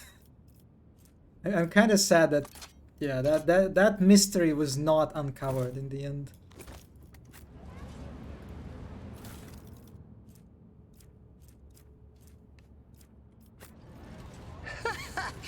Okay, let's get Hendrix. I think I'm done with just, this kind of like idle exploration.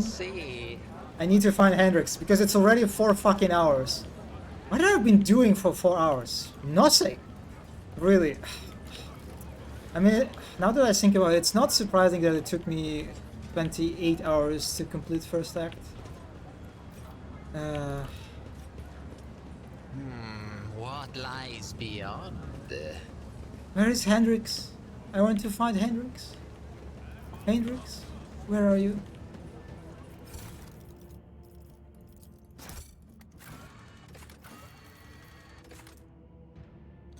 Oh my god, because the Shadow Quarters have so many quests. Yeah, I was very busy not finding Hendrix, that's true. Okay, so he's in the Void Dock, right?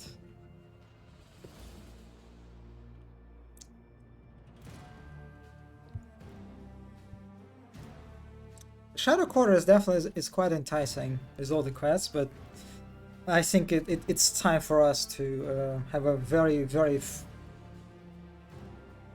certain focus.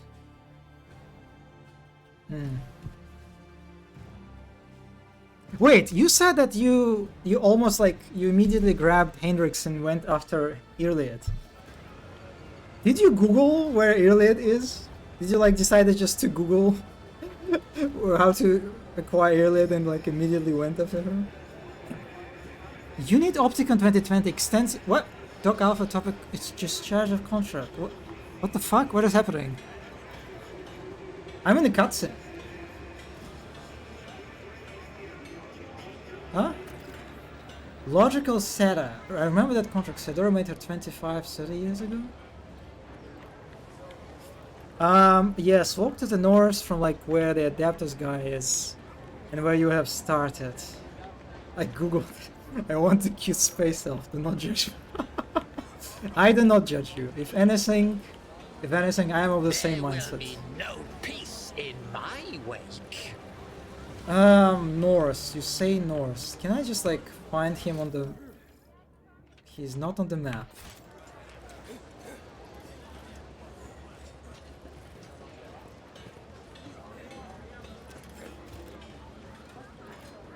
Oh, this is the guy! I think I saw... This is the cute one, right?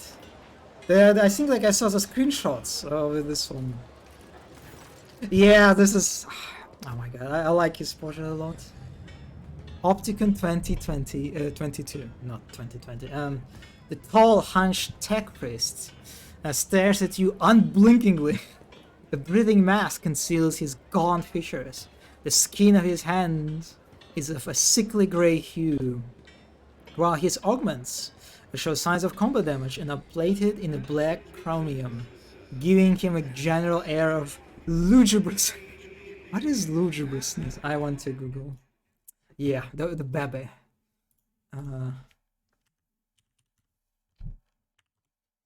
I will absolutely misspell this word. Oh my god, lugubriousness.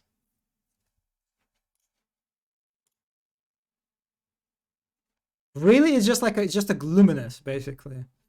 What a word. Lugubriousness. Lugubriousness. This is not how you pronounce this word, right? I feel like that's not right pronunciation. Lugubriousness? No. No, that sounds... I mean, actually I have no idea. Maybe it is.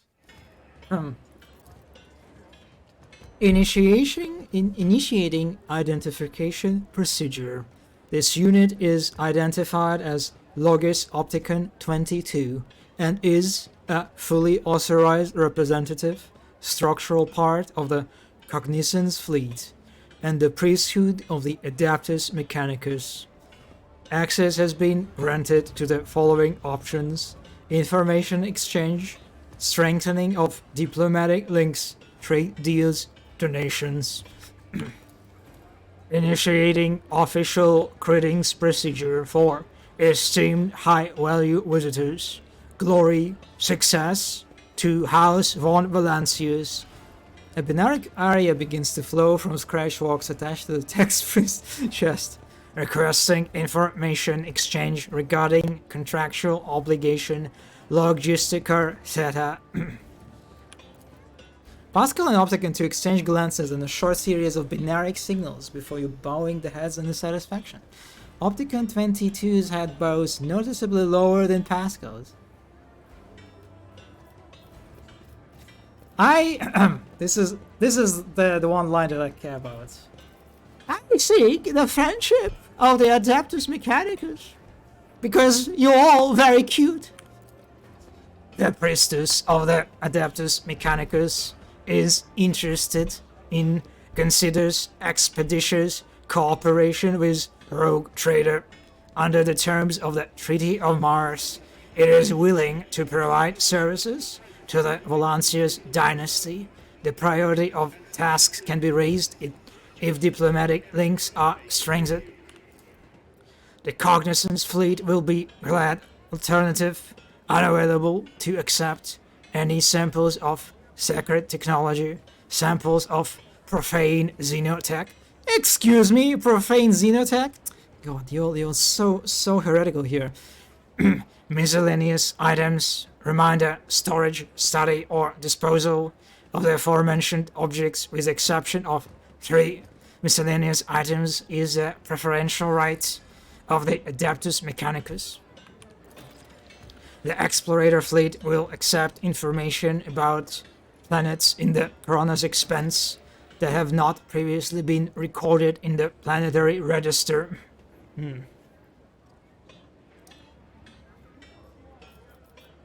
Excuse me, but why are you interested in a xenotech? Isn't that a heresy? The Cognizant fleet finds it reasonable to believes that forbidden knowledge in the hands of the laity causes destruction and violation that go against the Omnissiah's will. Weakness of mind and will unleash xenoheresy, which consumes the laity whole. An example of that demonstrates the outline pattern. A void station in the system of Lengren's belt. According to the data available to the Cognizance fleet, the heretics on the station have traded relation with Xenos for the sake of obtaining dangerous and pernicious technology. The destruction of these heretics is high priority, but not high enough to demand immediate action. Heretical says a rogue trader who has a Drukharic. It's all an act, right? Sometimes it might be beneficial to pretend to be a very, loyal and very dogmatical, Oh, yeah, by the way, I received an invitation to a meeting. Confirmed. I wish to discharge, reciprocally validate the mutual contractual obligation designated Logistiker Zeta, whatever. Under the contractual obligation in question, 32.761 Terran cycles ago, the Explorator Cognizance fleet received from representative asteroid units of the von Valancius dynasty a volume of high-grade permisium equal to the fuel of capacity of 6 Tantalin void tankers. Yeah, I received it, and then didn't pay, compensate, remunerate, sell accounts. Should I go on, or is it not enough synonyms? The stipulated payment reciprocal offering from the Cognizance fleet can be made to Von Valancian assets at the current time, after which the contractual obligation will be fulfilled. Archived. Confirm your status regarding acceptance of the payment reciprocal offering.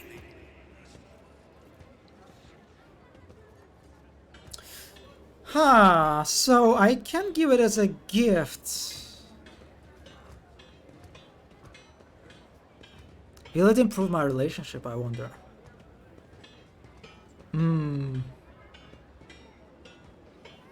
Yeah, let's do it. I am very biased toward Mechanicus, so... No payment is needed.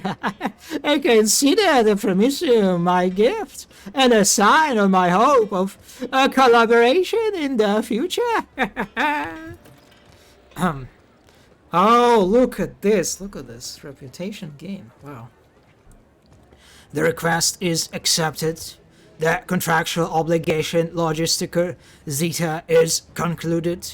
The Cognizance fleet thanks House Von Valancius of its cooperation. The status of the unit's request will be increased. Okay, I have some questions for you. Information assistance will be provided.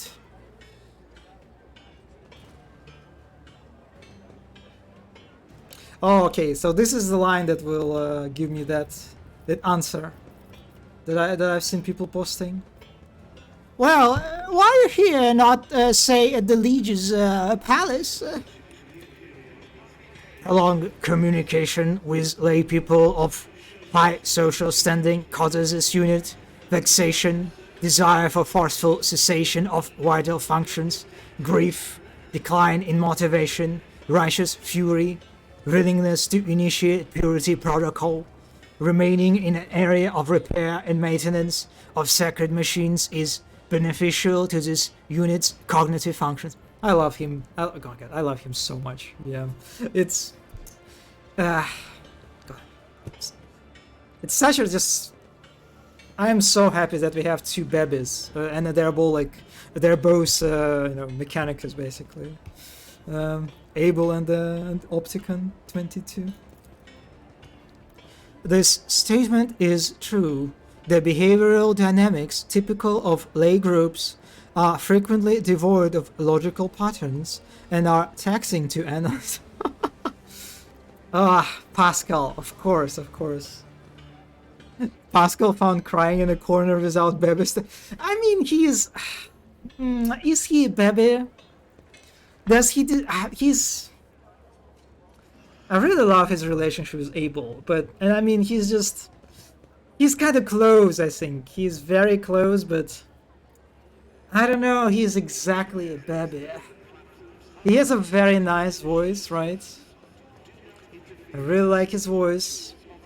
His relationship with Abel is cute, and he's a Mechanicus. Kinda.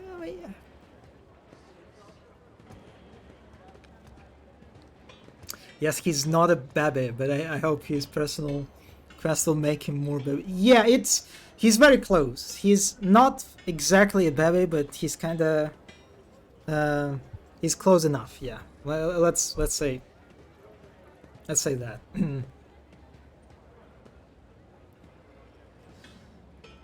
Oh, Optical 22. That's such a strange but still very cute name.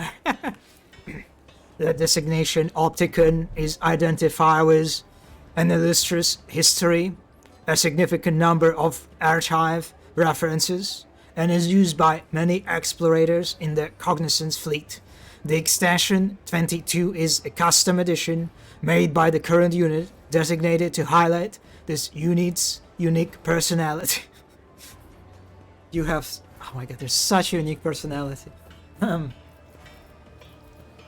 Well, you're an explorator, right? Then why are you here instead of exploring faraway systems? This unit functioned as a senior planetary scout for the duration of data classified procedural cycles. It was distinguished with 3 promotions by 1 grade, the right to a Tier 2 sacred augmentation, a unit in the fleet-wide archive as a valuable unit. After a reconnaissance mission in the Tenaria system, this unit was promoted to the rank of Logis and transferred to Footfall in order to perform the functions appropriate for its current status. There's something close to wistfulness in Opticon 22's otherwise emotionless voice. My archive contains data on the reconnaissance of the Tenaria system and the associated special circumstances. I express my respect for a veteran and adherent of the fleet. Valid assessment. The Tenaria system was a great test of faith, an assessment of this unit's durability threshold, an act of destructive xenocide. An act of destructive xenocide? Oh wait, so what happened in the Tenaria system? Pascal and Opticon 22 turn to you and snap in unison. Data classified. Keep your secrets, you Mechanicus. God damn it. Well, these 2 questions are not really... I kind of know this already, right? Well, I would like to make a trade deal.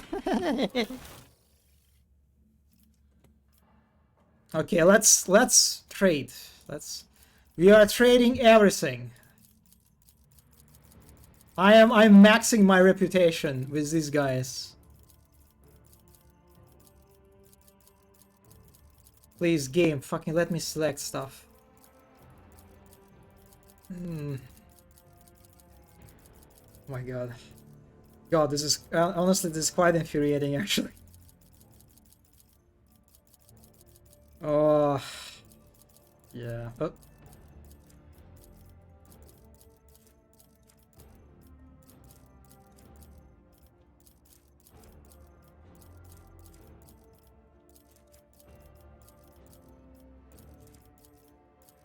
Like, why it's not working?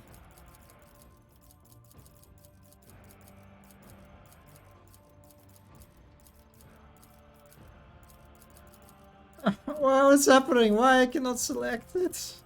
My god, what did I do? What did I... God.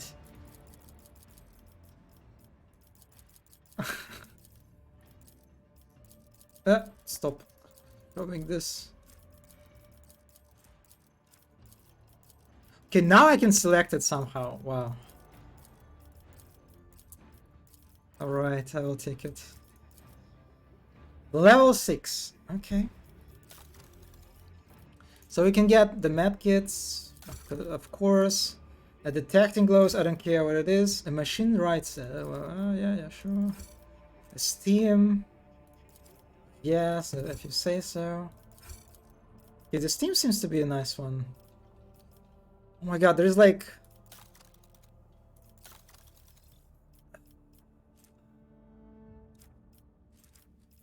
Oh, I thought it was like a reputation level.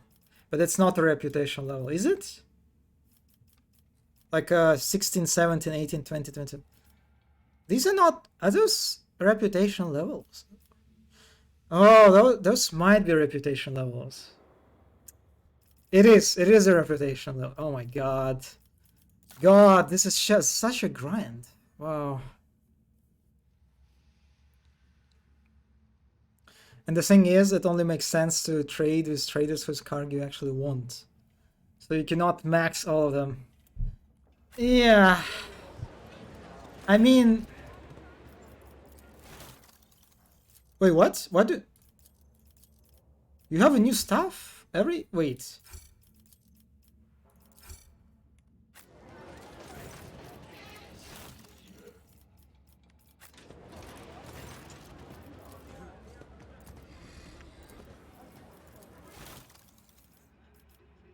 Huh, it's like the second time I decided to trade.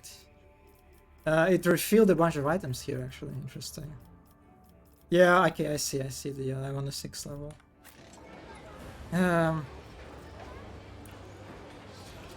So, I mean, I kind of want to max these guys again, simply because of my bias.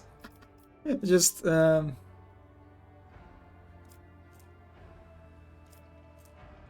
yeah, I will be friends with them. This is all I care about.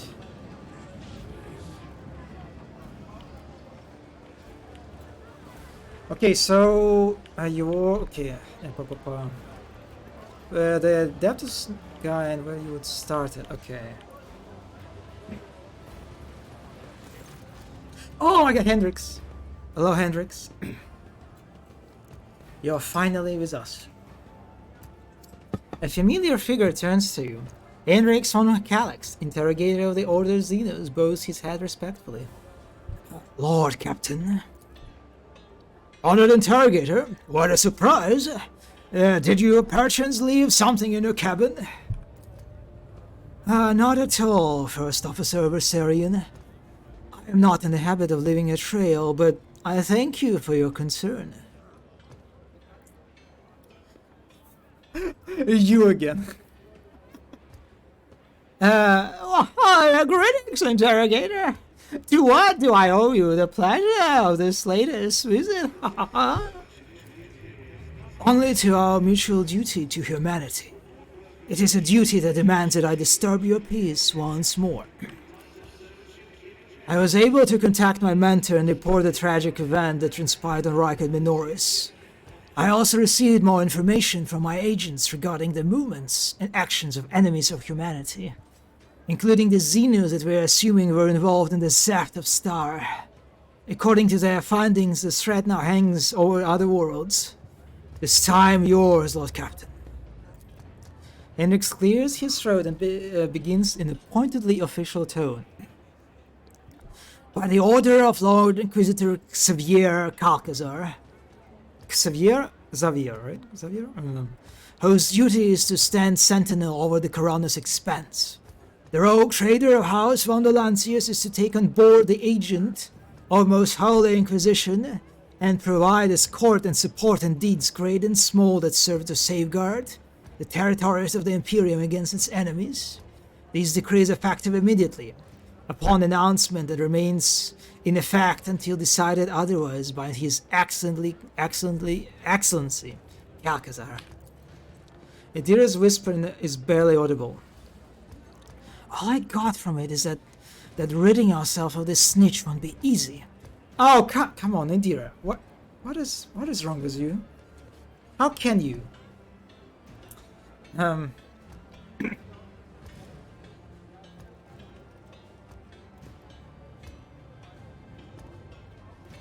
Hendrix, would you mind translating the torrent of verbiage you just unleashed upon me? His mouth twists. His mouth twists slightly. The Lord Inquisitor has deemed that my presence aboard your ship and in your retinue would be significantly more beneficial to the fight against heresy and evil than my return to my mentor's side. Our parting before our arrival on Fruitful was premature. What exactly caused this need to rejoin my crew? The cause is the activity of humanity's enemies, including the cult of the Final Dawn. In my absence, the situation at the Coroner's expense has changed. I have received an exhaustive report from my agents. This heresy has taken root in the region where Von Valanci's worlds lie. You probably already know about the fate of the industrial world Gawa Gamma. If not, then I will share what details I know, but not here. Better talk on board, where I will not be overheard.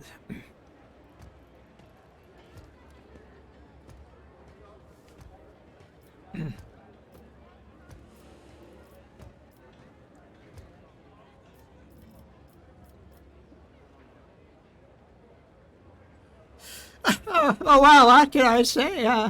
I, a rogue trader, Tav von Valancius, welcome the agent of the Golden's Throne aboard my ship and take on responsibility of assisting him in the fight against the evil that threatens humanity. I wonder, can you already romance him at this point? Is his dialogue changes if you already romancing him? Oh, it's not really not really an option in Act 1. You can, and it. Oh, God damn it! I wonder how different this scene would be.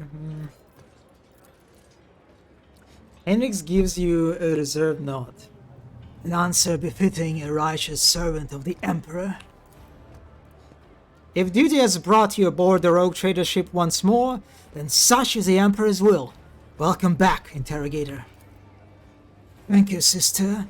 It is an honor to be traveling with one of the blessed Adeptus Sororitas. Master Van Calyx. Cassie's voice is brimming with genuine joy, which she immediately hides behind the facade of highborn primness? Since you are with us once more, I do hope you will find time to finish our conversation about the literary works of Kronhaller the Blessed. Oh my god. They're also wow. They're both nerds in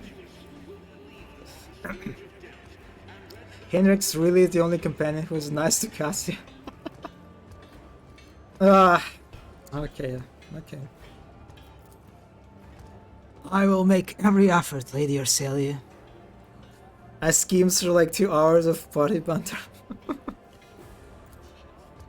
I must also deliver this to you. Hendrix pulls out a steel letter.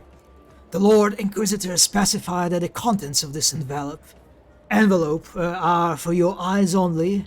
I would ask you to read it as soon as you have the time. That is everything for the time being. Are you headed to the ship, or do you still have business on the Footfall? Whatever the case, I can either wait for you on the board or accompany you as a part of your retinue.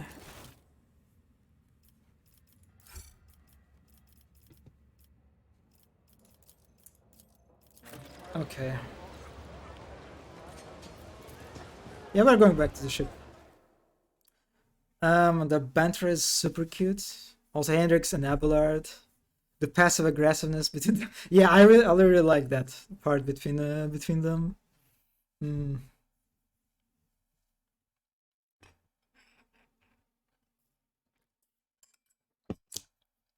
Alright, so I assume we can actually visit Janus now, right? Okay. Let's not delay any longer because goddamn it, it's already been 5 hours. Ugh. How long will take for me to finish Act 2? I'm kind of scared.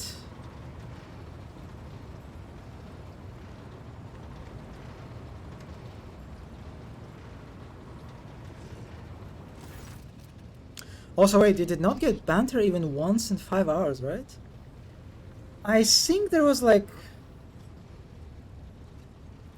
I remember once one of my characters was talking about something. But it was not a banter, it was just like they were talking on their own. Yeah, I don't think I received a single banter. Huh. It is, I assume, odd, right? Hmm. Lord Captain, the inspection of the ship's systems is complete. The tech priests are reporting the machine spirits are calm and satisfied. Everything is ready for onward travel, except there is an issue you must be made aware of. Cassia makes a quick nervous gesture, adjusting the dormant over her third eye. I've been studying the records left by the vessel's previous navigator. I want to double-check the route to Darganis and discover that it is not much the one recorded in the Atlas. It is more than a minor warp fluctuation. The route has been wiped out. It can no longer be used for traveling. To make matters worse, I started checking the paths from the Atlas, one after the other, and saw the same thing everywhere. The warp is roiling with an ominous storm, bursting with vivid and screaming colors. It will not hinder our movement, but all previous knowledge is now utterly useless. Argenta angrily chopped the air with the scythe of her palm. Warp storms are our enemies, just like heretics and demons. It is a shame that it can be dispersed with a flamer or bolter. Argenta. Sadly, I also never got any, but there's several hours of it in theory. Did you find like a video that is called like a compilation of this banter, or something like this? It is kind of sad that like the banter is not voiced, right? There is a compilation. Okay. Yeah, I guess it makes sense that someone already compiled. It is voiced. What? Wait, I think all the banter that I had was not voiced. It was just like a bunch of like text popping up above like a character's heads and in theory. In theory, it is voiced. So I wonder if it's not implemented properly. Damn, that would be a real shame if there's like some kind of bug or something.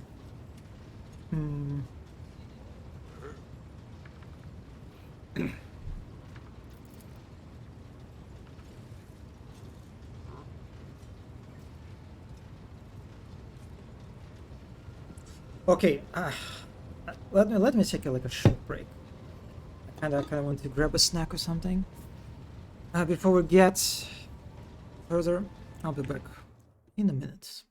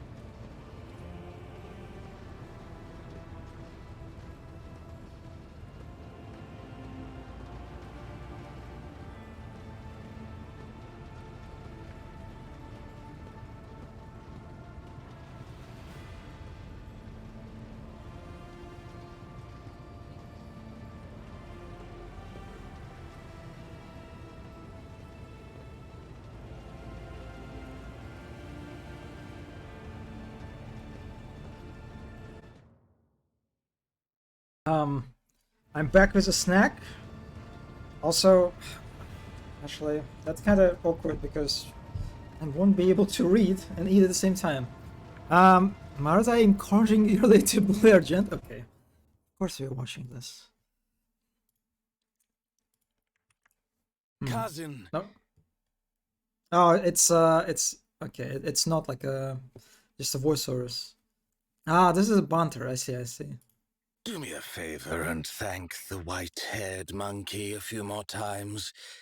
The look on her face when she hears praise from you, it is priceless. Once again, sister, you say you managed to escape The look of her and thank the white-haired monkey a few more times. Wait, he calls Argenta a white-haired monkey? The look on her face when she hears praise from you, it is priceless. Oh my. So now I need Irulia and Argenta in my party together.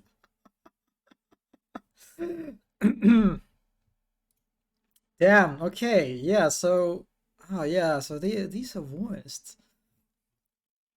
I need Argenta to discover the concept of gay panic upon hearing praise from Irulia.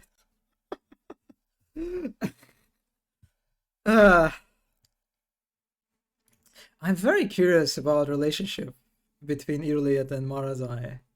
Since, yeah, they're like the Dark Eldars and just Eldar. They're... It's quite tricky, right? I imagine. Okay. Oh.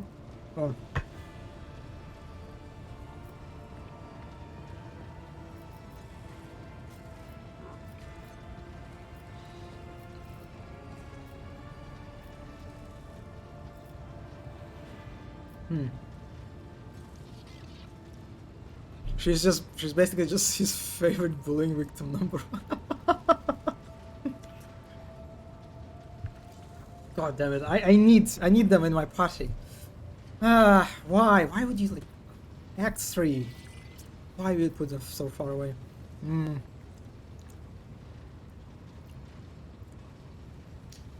Okay. Now we can be certain the problems with astropathic communication in the Kronos Expanse are no coincidence. There is a warp disturbance in your way, Lord Captain. It is swallowing messages and disrupting familiar routes. This means you need to locate the key worlds of the Von Valancius Protectorate as soon as possible. I am talking about Janus, Dargonos, and Kiava Gamma. Charting new routes so they can be reached, and restoring control will be the necessary next step. Well, we are obviously going to Janus. Tell me about Janus a little bit more. The surface of Janus was altered extensively so the planet could be designated Agri-World. It is a powerful food base, capable of supplying the burgeoning Protectorate and exporting provisions to the outer world at the same time. Janus owes much of its prosperity to the Governor House of Viat. Under its leadership, the world has grown even more prosperous year after year, securing shipments and taxes while keeping the workforce tightly controlled. What is Irulia doing this kind of world, I wonder? Abelard, it's not like I care, but what's your opinion? Which world should we deal with first? And as I already made my mind, but I will ask you anyway. Abelard strokes his bird for a few seconds before giving a hesitant reply. Rediscovering the Agri-World will supply your Protectorate with something none of your conservants can do without. Sustenance. The importance of basic supply should not be underestimated. Just look at the foodful in its current pitiful state. Also, we have a contract with what's his name? I forgot the guy's name already. Yeah, we have the contract. On the other hand, I'm concerned by the rumors concerning, You're concerned by the rumors concerning Kiawe. Nice fucking job, Abelard. I'm concerned by the rumors concerning Kawagama. There have been no problems from Janus for many years, but something is very wrong with the industrial war right now. A delay may cost us the entire planet. I trust I do not have to explain the capital world. Losing it would make us the laughing stock of the other dynasties. Besides, the loss of chronicles and ledgers would spell a bureaucratic catastrophe.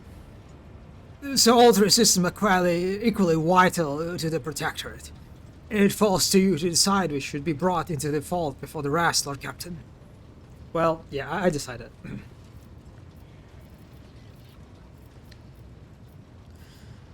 Very well, courses are really clear. Do my officers have any other issues that require my immediate attention? No. That is all, Lord Captain. The vessel and the crew await your instructions and are ready to depart, fruitful immediately, should you so desire. Okay, so I could talk to my my companions, right? But actually, I kind of just want to go for Janus. I'll talk to them later.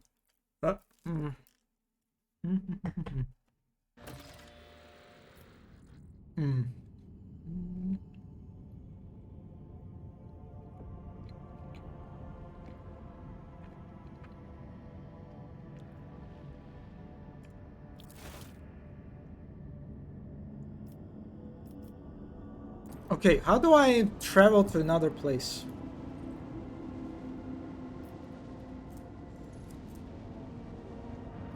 What? What is... huh? It's so funny, it tells me to expand, but expansion does nothing.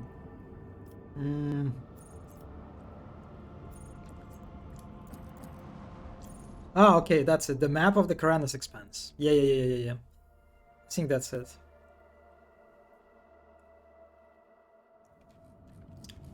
Oh my god, look at that. Oh.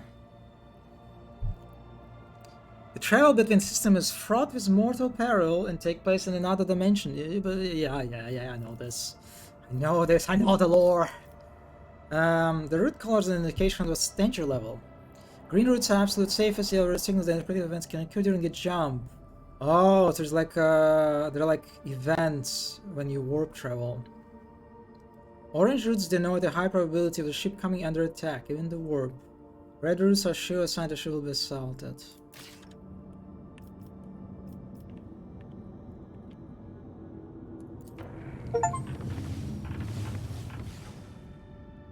Ah, interesting.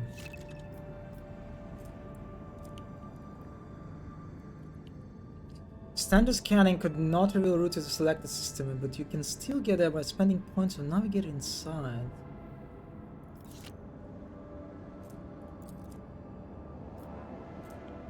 Where is Janus? I care about Janus. I don't see any Janus here. There is Avirius, Omicron, Trinitas.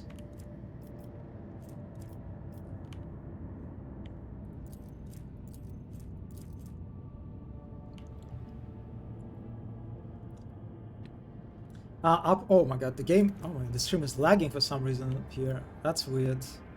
Is it Trinitas? Not sure, but straight up. Okay, so this one.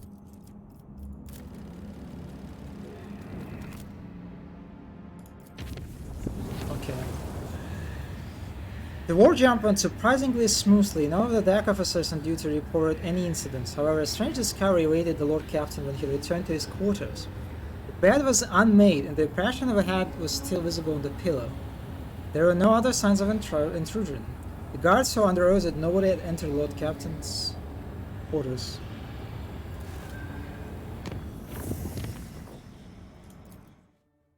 Okay. No? A wrong one? What the fuck? What is this?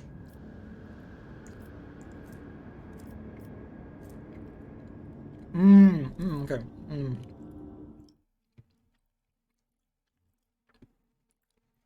Honestly, that was kind of scary, actually. All these planets with unknowable... no.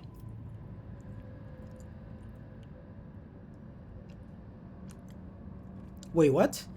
Telecus Epsilon.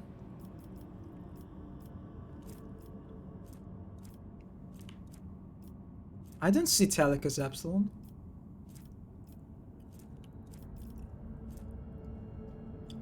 The chart button? Oh. Ah, I see. Holy... Are you serious? I can explore everything here? Oh my god, that's... Oh, I see the quest icon. Yeah. The amount of backseating today. I feel recharged. I mean, you didn't backseat that much, you know. Just a little bit, all right. Yeah. I wish to inform you that the sacred rituals addressed to the spirit of the ship have been performed. The techno-liturgy and the rite of the machine blessing ended with data mediation in order to comprehend the nature of the miracles sent down by the Omnissiah. Acquisition of sacred knowledge has not been recorded. How the spirit of the worship was able to call upon the power of the machine god and activate the warp drive remains is unknown. Yet, during my meditative ritual, the Omnissiah gave me an equally valuable revelation. The sacred spirit that lives in the bowels of the ship's mechanism differ from other analogous forms. The spirit holds a unique power that cannot be called anything less than a blessing of the machine god. Whatever. Sure, whatever. Yeah.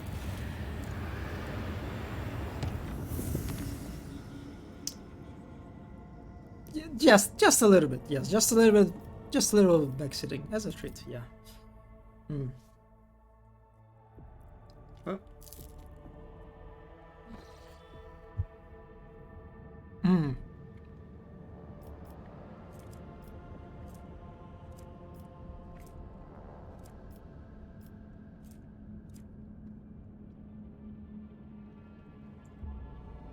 I wonder why other planets are not translated.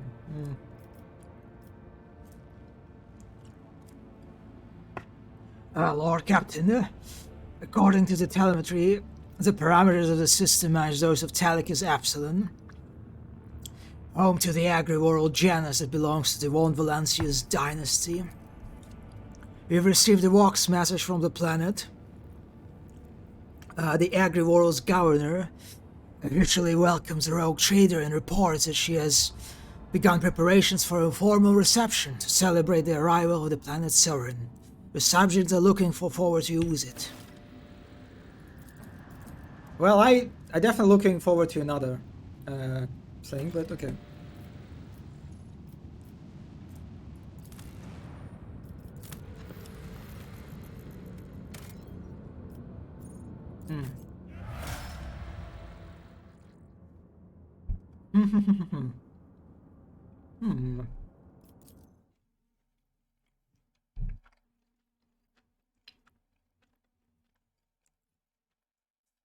Oh my god, the birdies!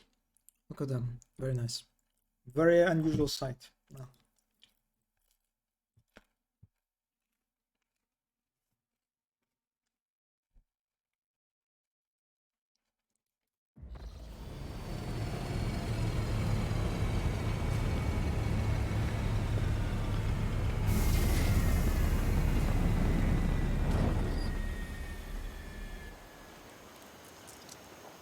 Oh my, okay.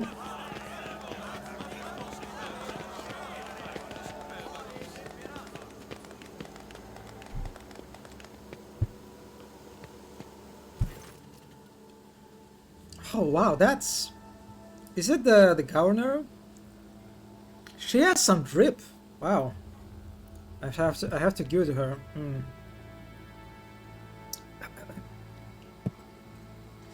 I don't know what you call this thing on her. Yeah, I don't know. That's very curious, but cool decoration.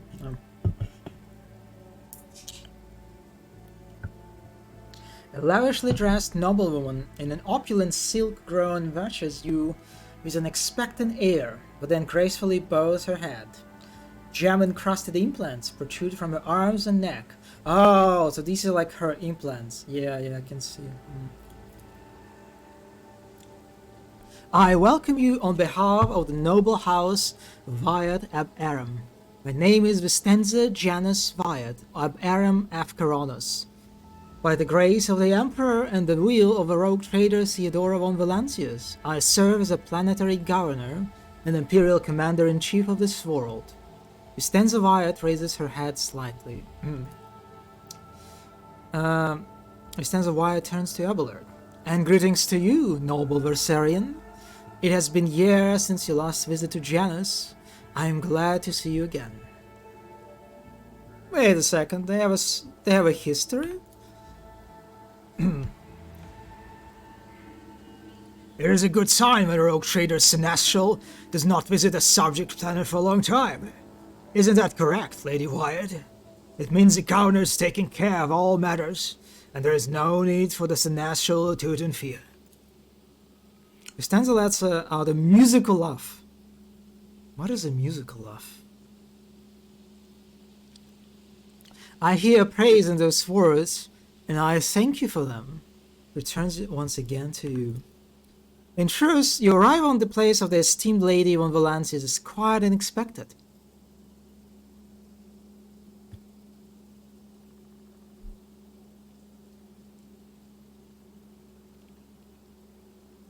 Well, I'm sorry, but Theodora von Valancius is dead.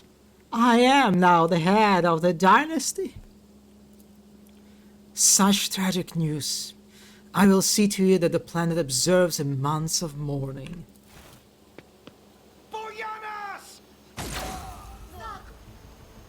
What? What? Wait a second. First of all, I've been mispronouncing the planet's name all this time. It's fucking Janus. God damn it. Second of all, she protected... The whispers are getting louder. Iliad protected the governor? What? Wait, does it mean that... Does it mean that the governor is in... Is in alliance with Iliad? She protect.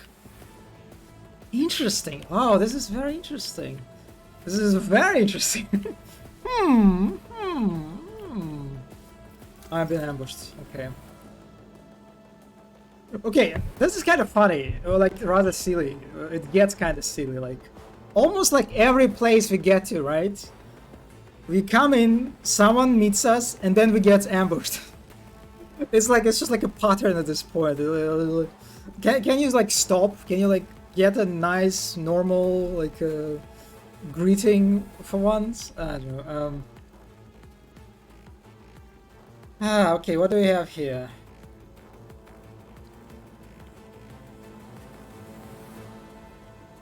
Just a bunch of servants. Oh, they actually... Oh, I feel like I am in the place of a different like difficulty level. Yeah, well, these guys are quite chunky. Not that that's a problem for our Abelard. A genius at work.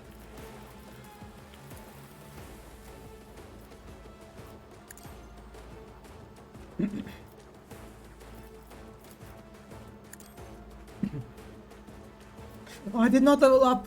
God damn it, I forgot to level up Hendrix.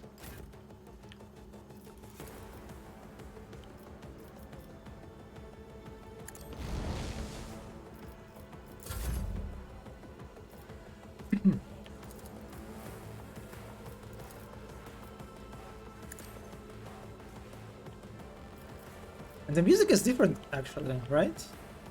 Yeah.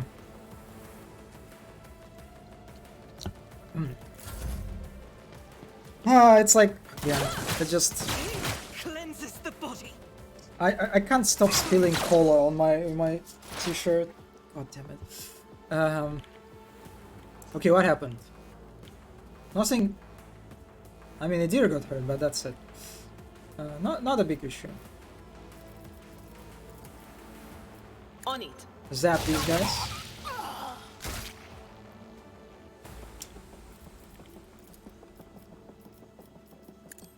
And buff Abelards, and then, I don't know, assign some Anything exploits. Can I fall back now?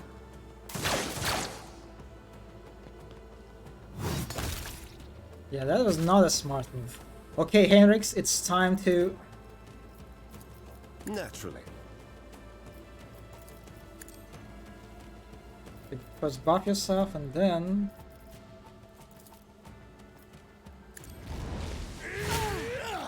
$18? Yeah, well, that's okay.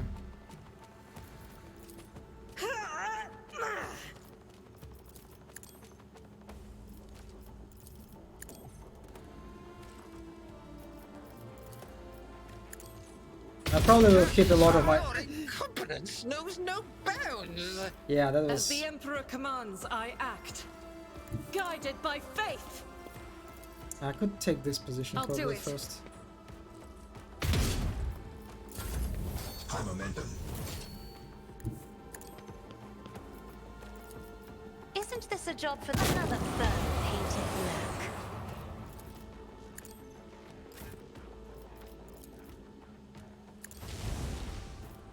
I'll see our foes obliterated. Alright. What's happening?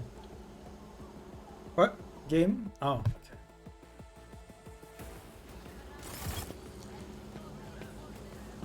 Ah, the second wave.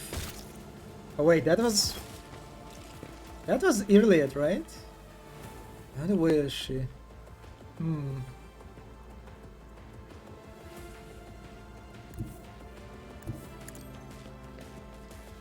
Reaper Rebel, huh? But of course, Lord Captain. I already buffed myself. Let's see to it.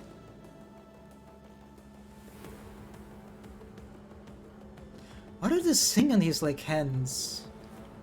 It looks ugly. It's like the visualization of some buff or something?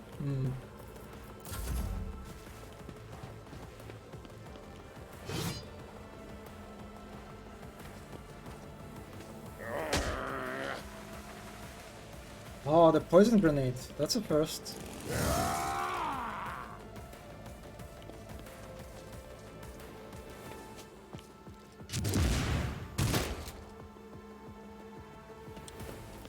Oh, they got Tav and Idira stunned. That's not nice.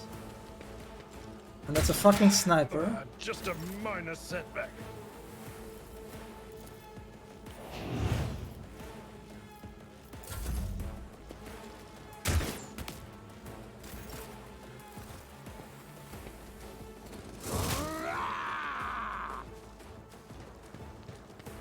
Yeah, the stun grenade can be very...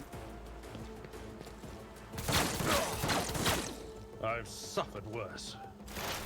High momentum. I won't go down easy.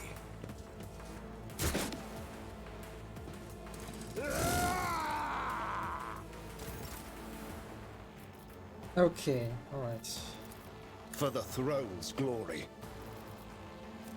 I won't object to it.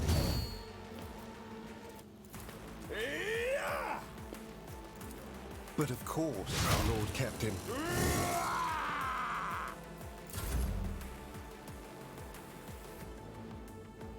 I will bathe this battlefield in righteous fury. Ah, she cannot attack because she's too... I always forget about Doubt is this. for the weak. Okay. That is not the Emperor's will. I thought you highly of your skills. As the Emperor commands, I act.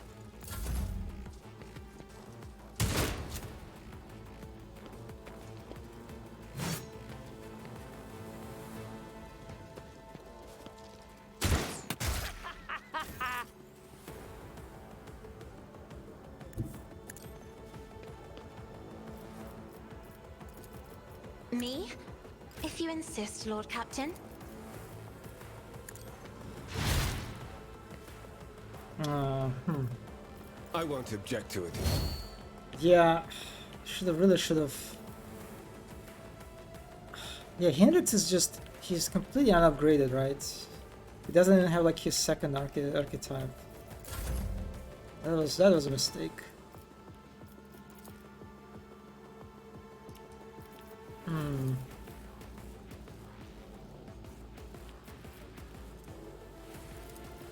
In the name of House Orselio, I shall prevail. Reduced to dust.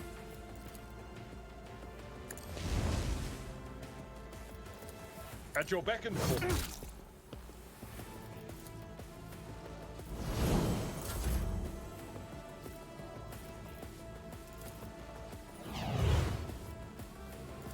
I'm afraid not.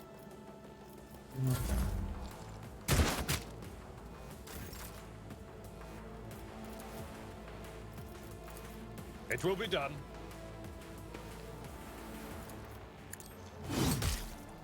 I almost killed him.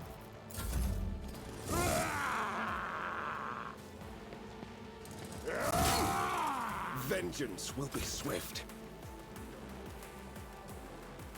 Okay, let me heal Abelard.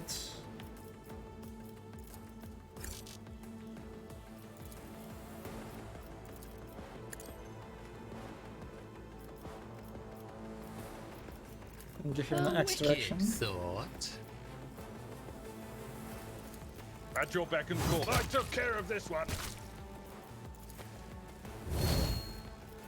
I like the music here too. Like in general, feels like the music got like a nice upgrade. Death to the heretics! In the beginning of like since we started Act 2, right?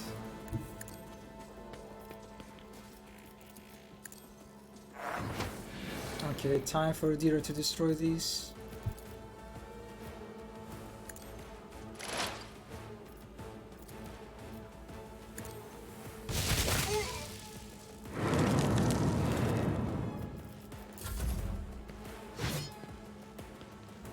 Ugh, my ears are ringing.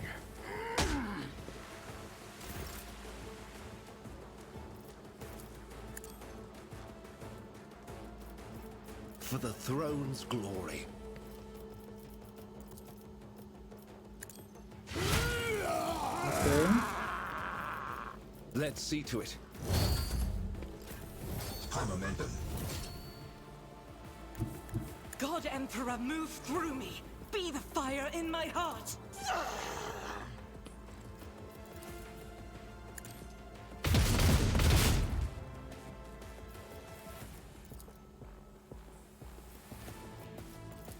Faith without deeds is worthless. Okay.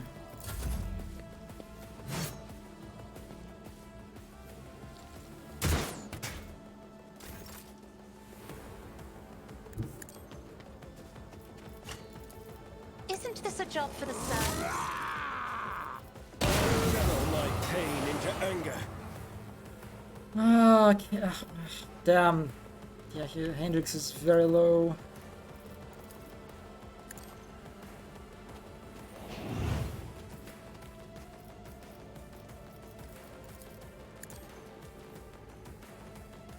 Okay, 15. No, that's better. That's better. How'd you like this? Taste of failure. Yeah, that was definitely. I've seen worse battles than this in my time. Indeed. For Von Valancius.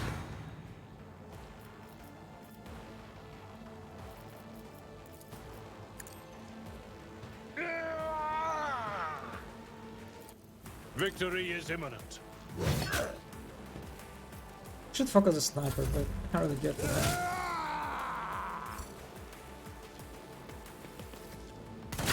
Help me, Lord Captain.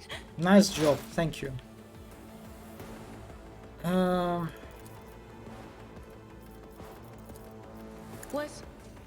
Was that you? Or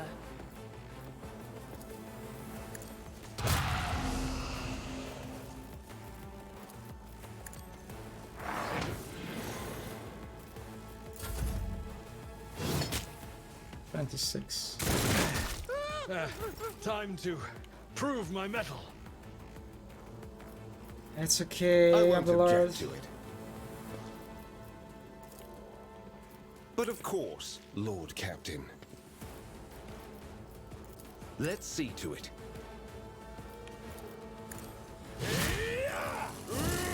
46. Naturally.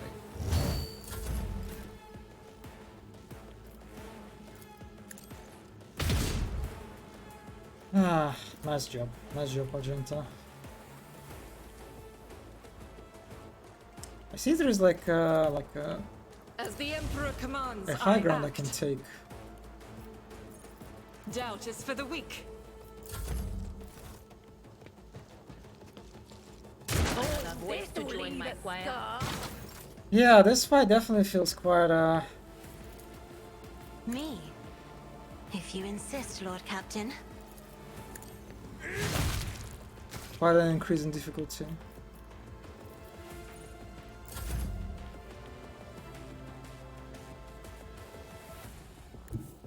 Step aside. The navigator is coming. I'm not accustomed to being ordered around. Look at that. They had 96 health, now they have 60.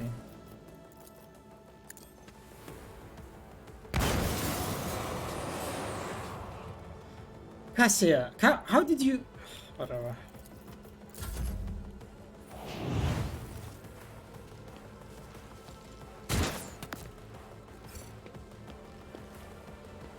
Please don't hurt my... No! These ruby Ah. flashes are choking me!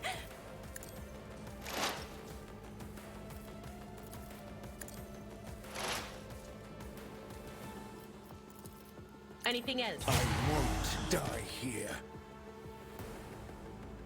It's okay, Hendrix. Don't fall. It's fine.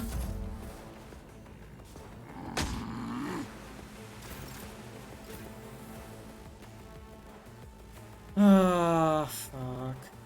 The enemies of the Emperor will be undone. As the Emperor commands, I act. I'll do it. Are you serious? I am his will made manifest. Please, kill the... Are you... What is wrong with your Argenta? Why? Okay, I'm very confused.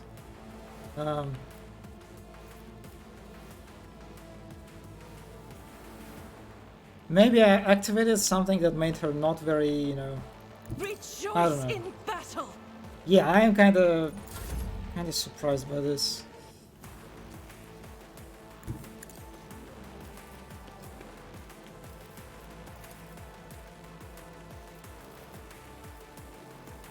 If I may, Did it? Oh my god, I didn't get anyone. Whatever. I am a navigator, not a servitor.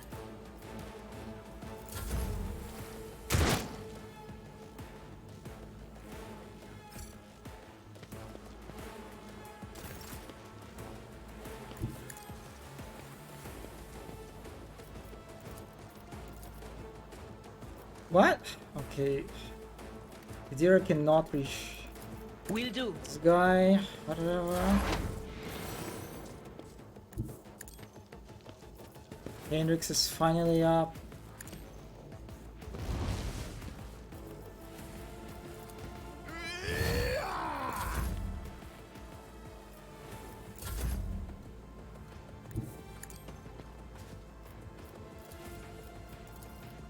Me?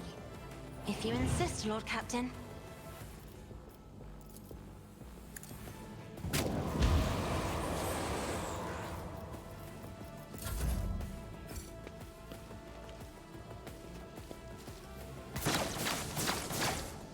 It would be amazing if they actually managed to reach or to manage to hit this guy, but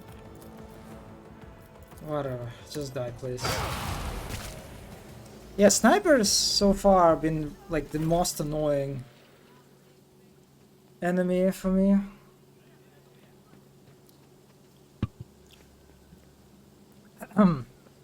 Your lordship! Emperor preserve us! Are you alright? Pale greyness is strangling this peasant like a noose. His words are laden with fear for our well-being, and yet he fears for his own even more.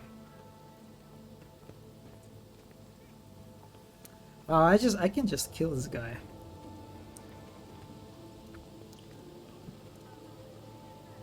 Okay, you know what? Usually Tav is not very bloodthirsty, but what is this character doing? But I lost Abelard, and I died. I got down, right? And then Abelard got down. This is unacceptable. It's just, frankly, yeah. You incompetent, inept, useless piece of grok shit! What is the point of you if you can't be attacked at a governor's town estate?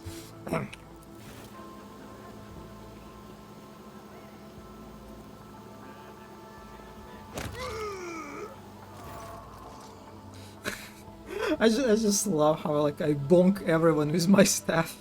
The officer drops dead before the shocked eyes of witnesses who look up at you in horror. Now lead me to your mistress, you feckless vermin!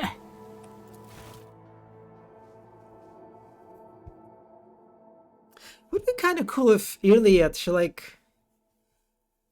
she killed only one enemy, right? It would be kind of cool if she actually was helping us from time to time in this combat, in the fight.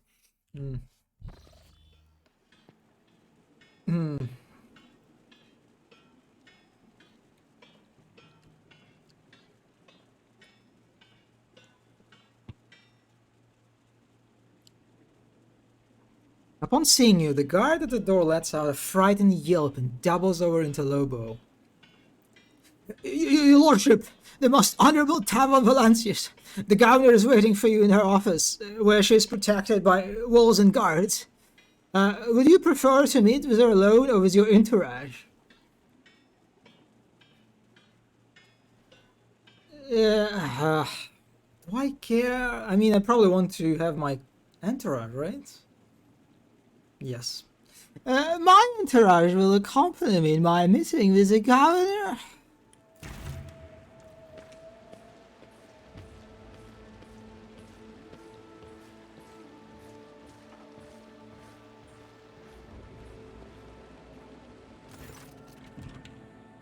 Stanza Janus Viat, a Aram of Coronas, is furiously swiping at the data slate, issuing commands into gilded locks.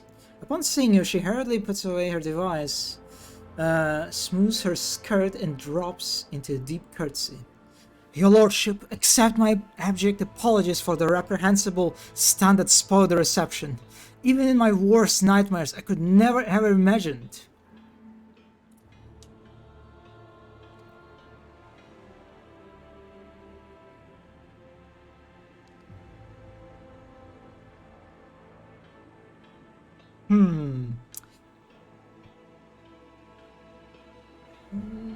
Yeah, whatever. It's in the past. You can stop apologizing, Miss Stanza. I am not offended. I was just a little bit, but I'm fine now. Thank you, your lordship. Believe me, I'm infinitely sorry that the troubles of Janus have reached us even here, the most protected place on Janus. The companion standing next to Stanza respectfully bows her head. She is doggedly trying not to turn her head toward you, but it's obvious she's watching you through her lowered lashes.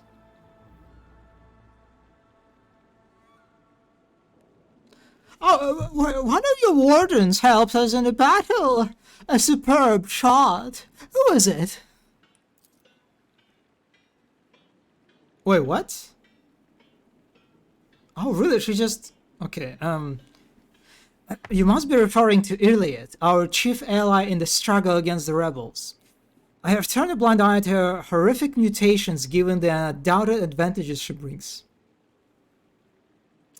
Horrific mutations. She thinks that Iliad is a mutant. Really? I mean, this is kind of funny. I mean, well, I guess the very the very secluded sort of noble woman of her status doesn't necessarily know about Eldars, right? Since I imagine she just like was born and spent her life on this planet, right? So that's, yeah, she might not even know about Eldars. All right. You see, Iliad comes from the local degenerate stock of this world, and knows Janus like the back of her hand. So she has provided several leads as to where we can find bases and secret storehouses.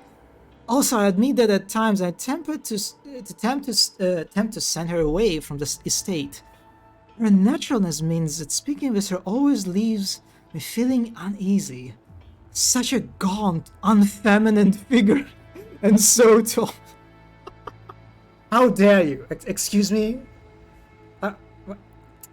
God damn it, Vistenza. You... Alright.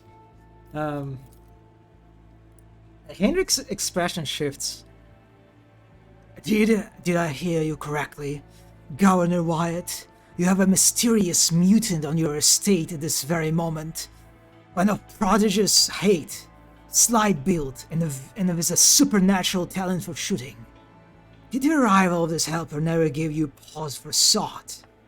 Oh my god, Henrik! He already understands what's happening here. I think this might have been why you could decide to keep companions aside.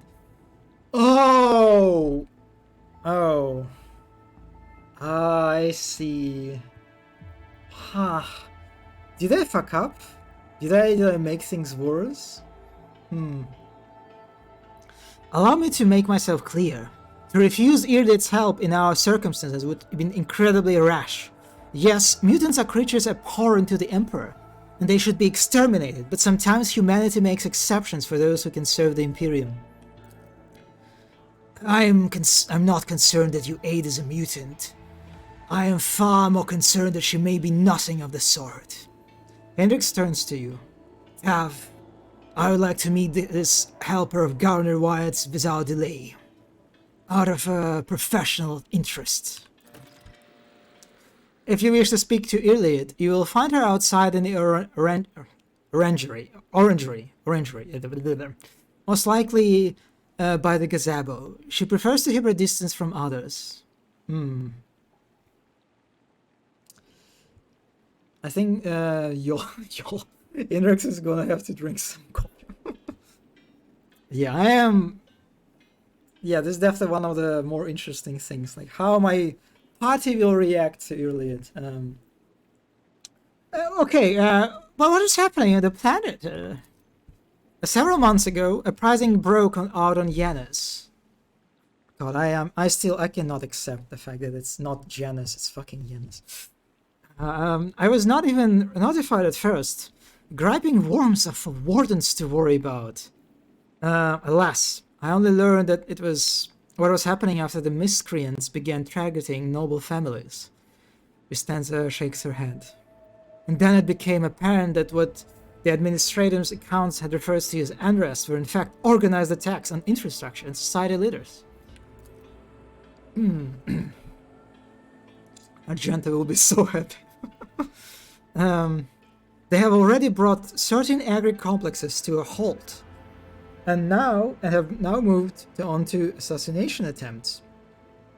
My wardens are doggedly tracking down the rebels, but their leaders are slipping from our grasp yet again. Well, football stations in the verge of starvation?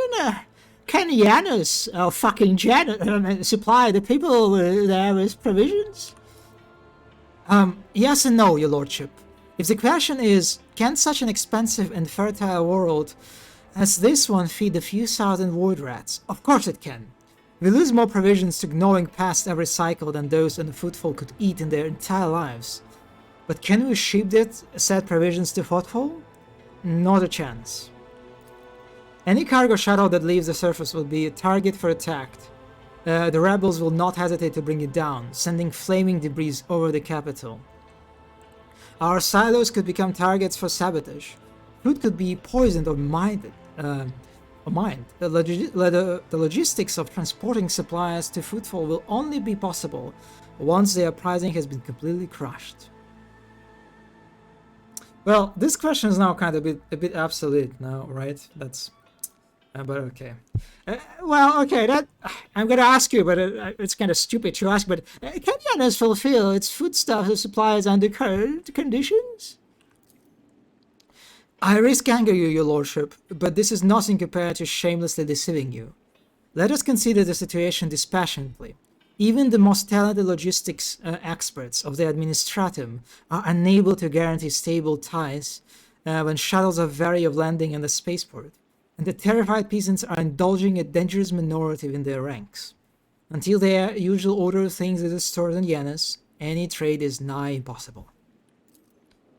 Considering what has occurred, your visit is a true blessing. You see, Janus does not have its own fleet. We could organize a planet-wide search if we had ships at our disposal. Ships like yours, your lordship. Perhaps you will find a way to support your subjects in their hour of need. Hour of need. I'm sure even the proximate coordinates would be sufficient to have the ground forces and ships crew work together to hunt down the enemy.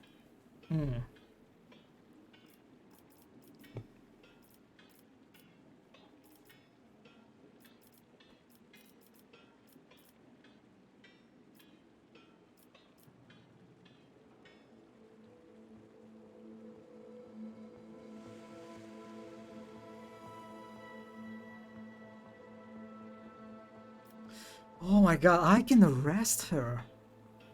Why would I want to do this?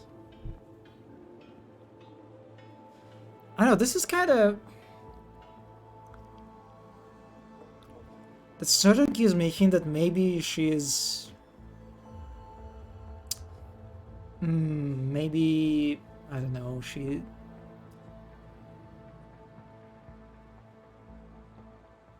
I'm kind of sus about her now.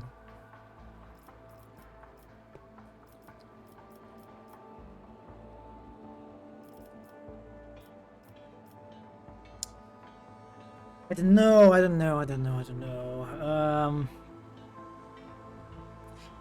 Yeah, probably arresting her right now would be a bit of a...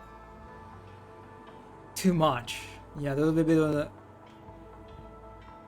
I need to know more information.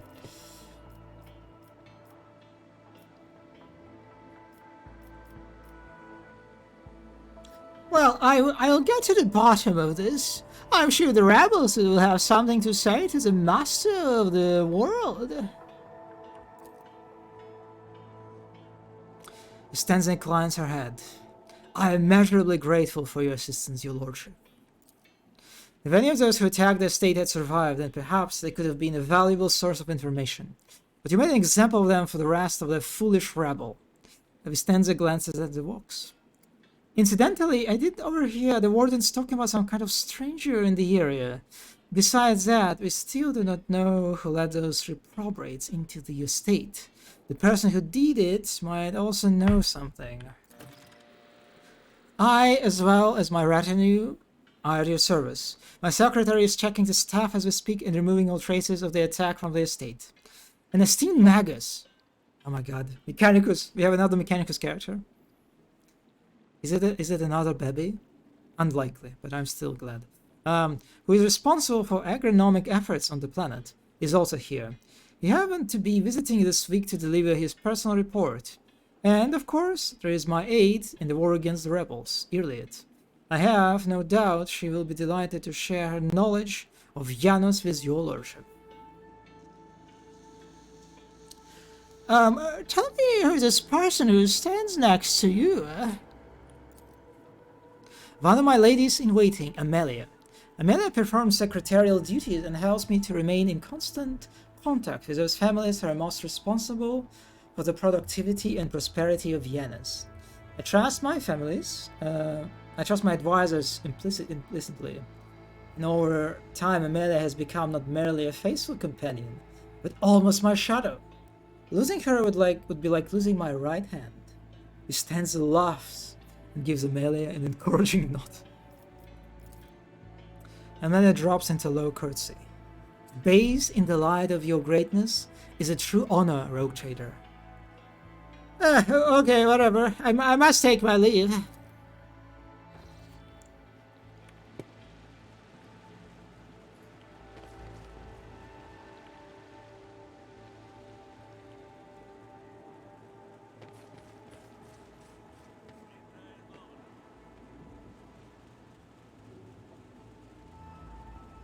I cannot access these doors.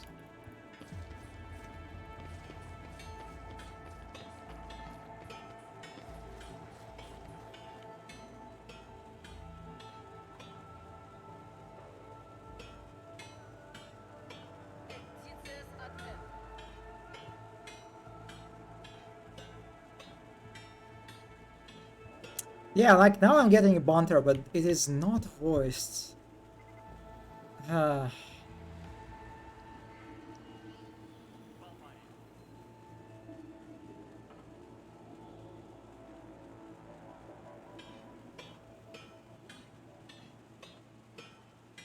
That's it? That's a banter? Yeah, okay. Yeah, that was not much.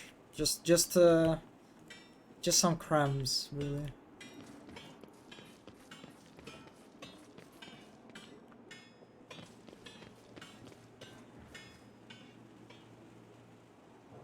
I like this place. Quite distinct in comparison to what we visited before, right?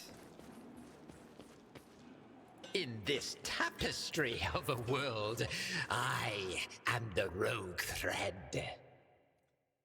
Yeah, I hope so too. That's quite sad.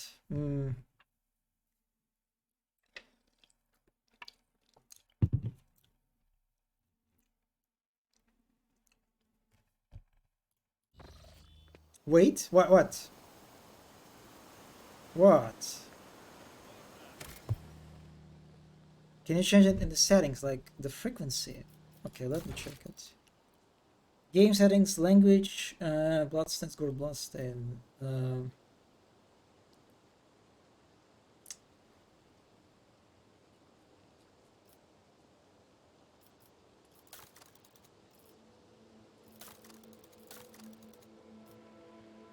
Frequency of character voice response. Well, I mean, companion frequency. No, it's not the same thing, right? It's like the voice lines that companions say when you like do something, right? I mean, it's clearly.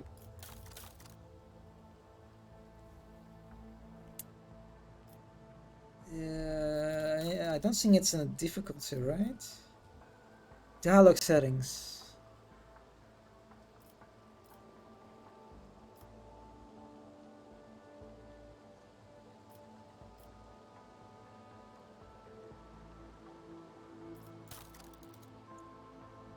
Control, not really. Graphics, not really. Display. Yeah, I don't see anything that would point to it. Yeah.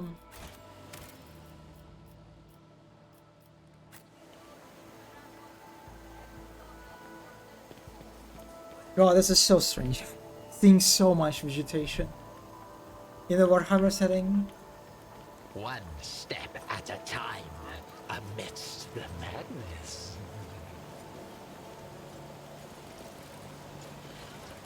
Oh, is it the...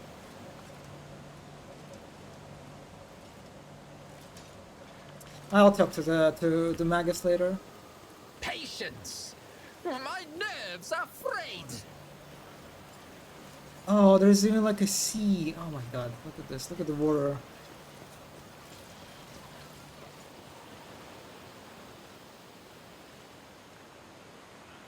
Well, hello.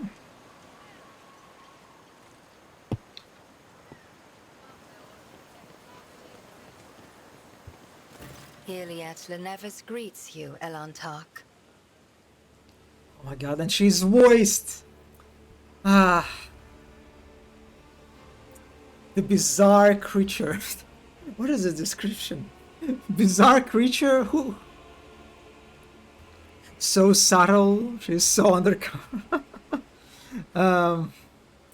Yeah. The bizarre creature before you only vaguely resembles a typical human. And an elongated body, slender limbs, pointed features, irrespective of its appearances, is a natural and alien. The creature turns its head to you. What is Elantak? I need to know. Do you know the Eldar terminology, right? Very well. Mono, Elantak. Elantak. Okay. Oh, it means like a. Okay, there is a Reddit thread.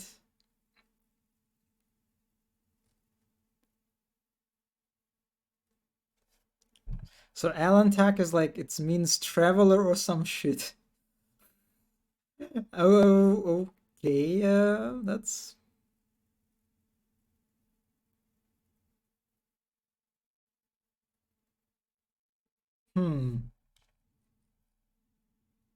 I'll go with a traveler. Gonna look it up in the dictionary someone made for the Eldar language. Wait, there is a dictionary! Whoa, okay, I mean, I guess that makes sense. Did not trust Reddit for this? Yeah. Regrettable news. This creature is not a mutant as the locals assumed, but a representative of the Eldari, one of the myriad enemies of humanity. You should not trust this creature. Do not communicate with it any longer than necessary. Someone has been curating it over for a decade. Oh my god.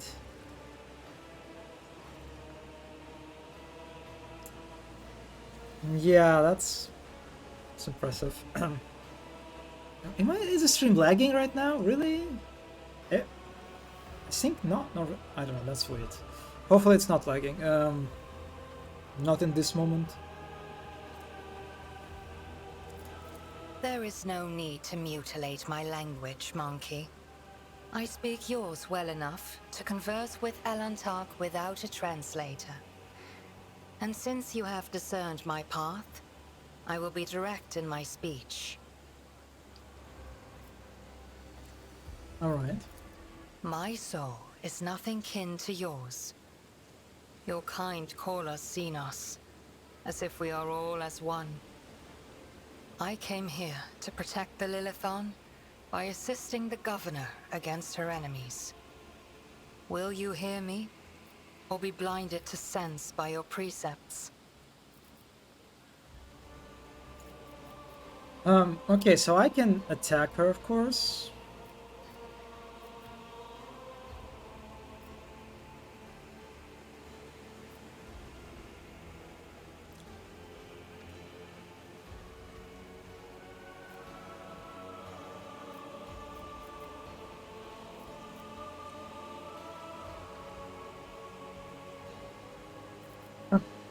Well, I will speak with you. Iliad,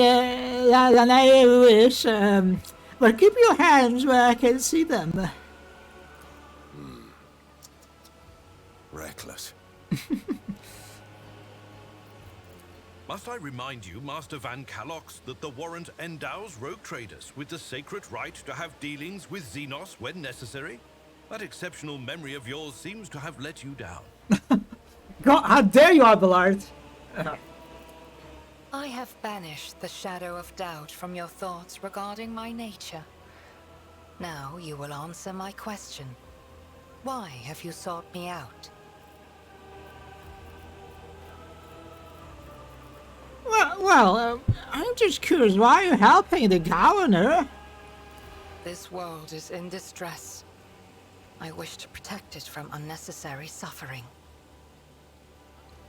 And so you are the Governor's mysterious helper? I am, Elantark. My hand parried the death promised to the ruler of these people. and I aided you in battle against the Lost Ones. Wait a second. Why do you call me Alantak? It's not like an insult, right? Because that is what you are. Alantak means stranger from the darkness amidst the stars. You descended on flame-winged machines in a dark time when the air of the planet is soaked in blood and pain. Will you be the one to bring peace to the Lilithon? A stranger from the darkness amid the star. Oh my god, yeah. Wait a second. Is it like because of this area or something, I wonder? Let me check the bitrate. Is it bad on Twitch?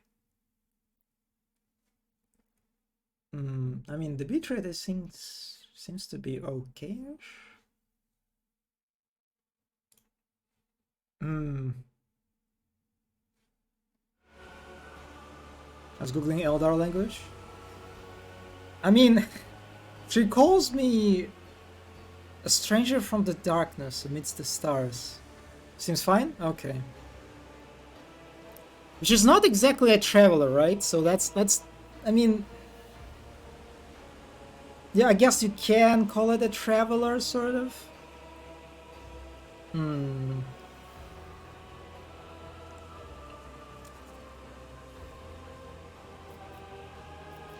Well, what do you know about the ranks and file rebels? Only that they threaten the established order. There is much risk to this world should the ruler die. Edith's face is unreadable, but you detect a strange tension in her voice, as though she is choosing her words carefully. Frame rate is a bit choppy. Damn it.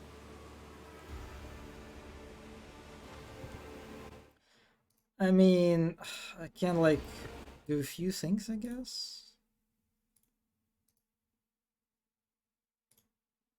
Let me see if this will help.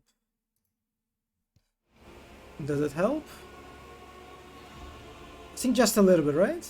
It got better, I think? No? Oh, actually maybe not. Well, I hope it's... it might be this area for some reason. Hopefully it is the case. Well, do you know who is behind the uprisings on the planet? There is a malevolence here that drives your kin down the path of violence. Actually, wait a sec, I can do the thing, right? I can... On the graphics, I can go for, let's say... Medium, I can turn on the performance. Does it help? I think it helps, right? Oh my... Oh. I mean... Okay, wait a sec. I think that's a bit too much.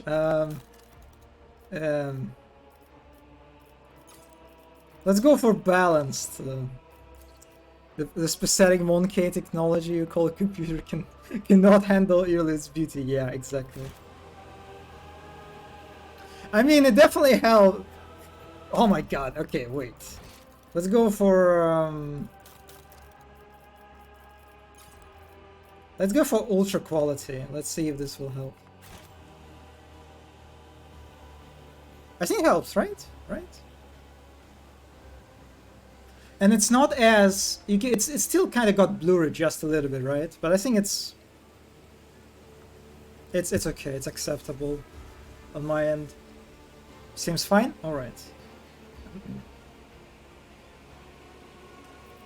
I'll be honest, Early. Your answers are not particularly helpful.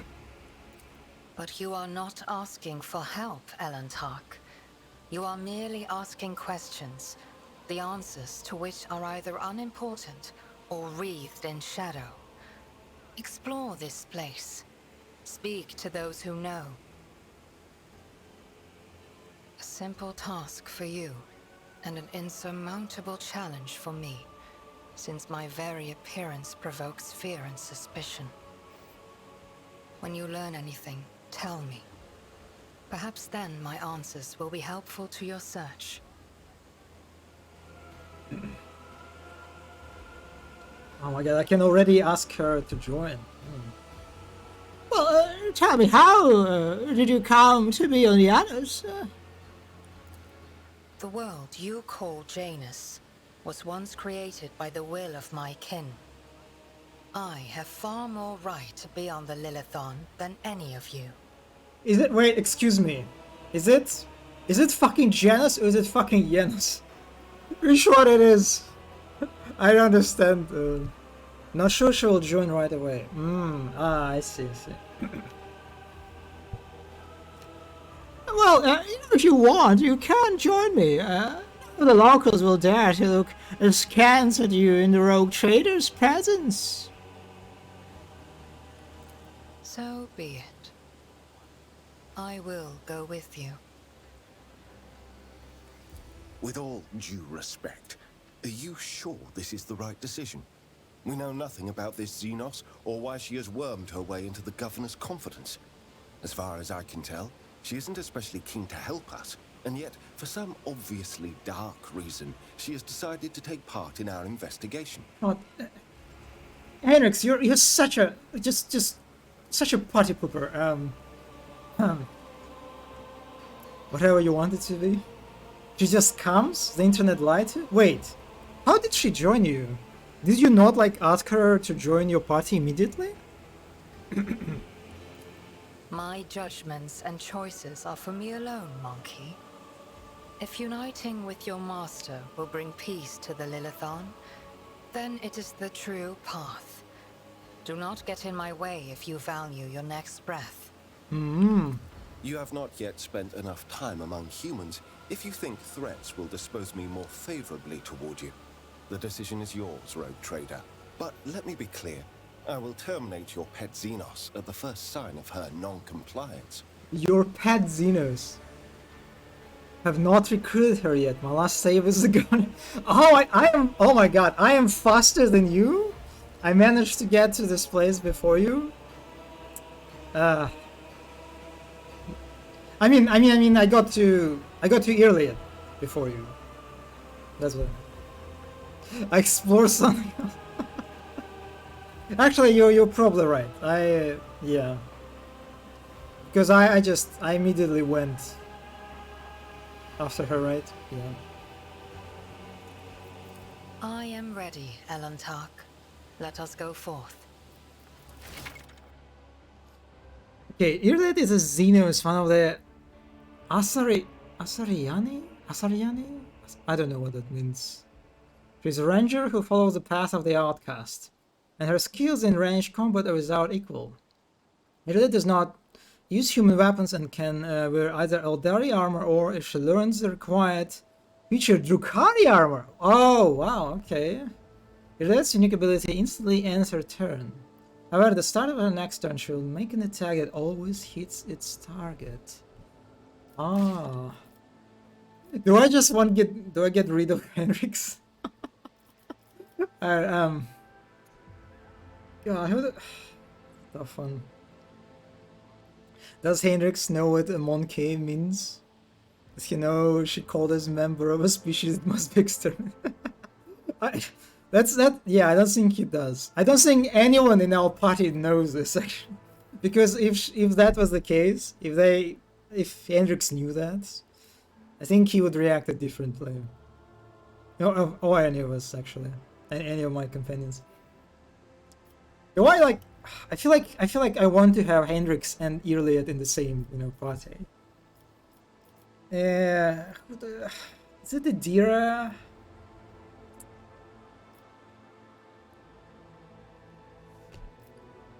Yeah, I guess. Cassia is just too useful.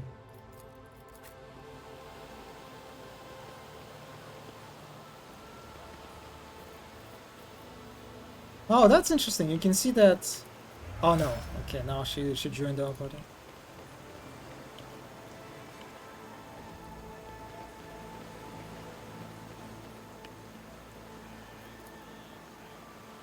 An otherworldly silence reigns under the arches of the gazebo, perhaps a sound barrier.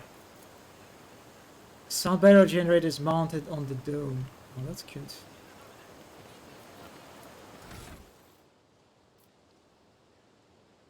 Of course, she has a very high stats and lore about Xenos. And that's funny. She has like 80 in lore of Xenos, but has like 5 in lore of the Imperium.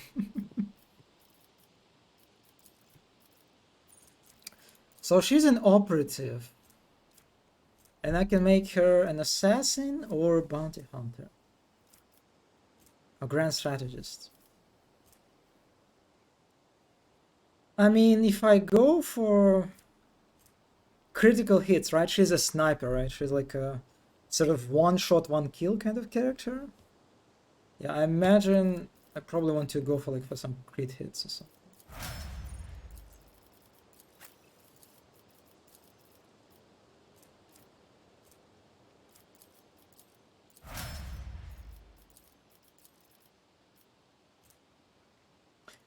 I'll make him arch militant.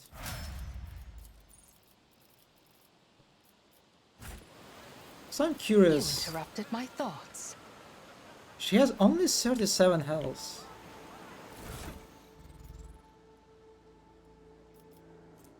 Eldari range, injure armor. This character wearing this armor will dodge 50% of average enemy attacks.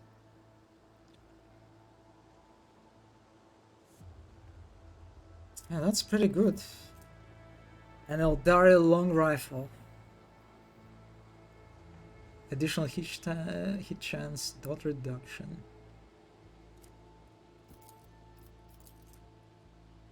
I am surprised actually that, like, I mean, okay, Cassie and Adira did not react. But Argenta had no comments about Iliad joining our party, really? Join me in prayer. That feels to be... She's in denial. She still thinks that Iliad is just a mutant, just a weird one. Did she like... I don't know, that's funny.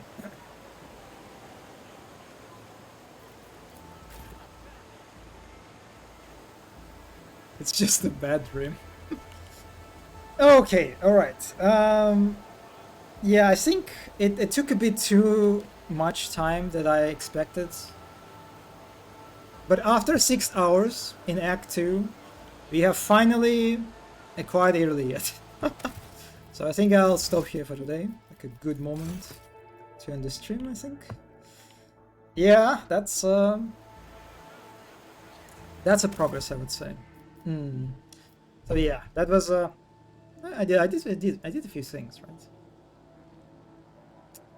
But I'll be honest, the amount of systems and like planets you can explore on this like the chart map, it kind of scared me. It kind of scared the amount of stuff you can visit. I'm just, oh boy, yeah, I don't know. Maybe I won't be as completionist as I kind of wanted. I don't know. But yeah, anyway, thank you Mona, for stopping by and chatting. I appreciate it. Thanks to anyone who watched and watched the what maybe. Yeah, I'll see you as usual on Tuesday. I'll be finishing that horror game, right? Yeah. But that's it for me for today. And bye.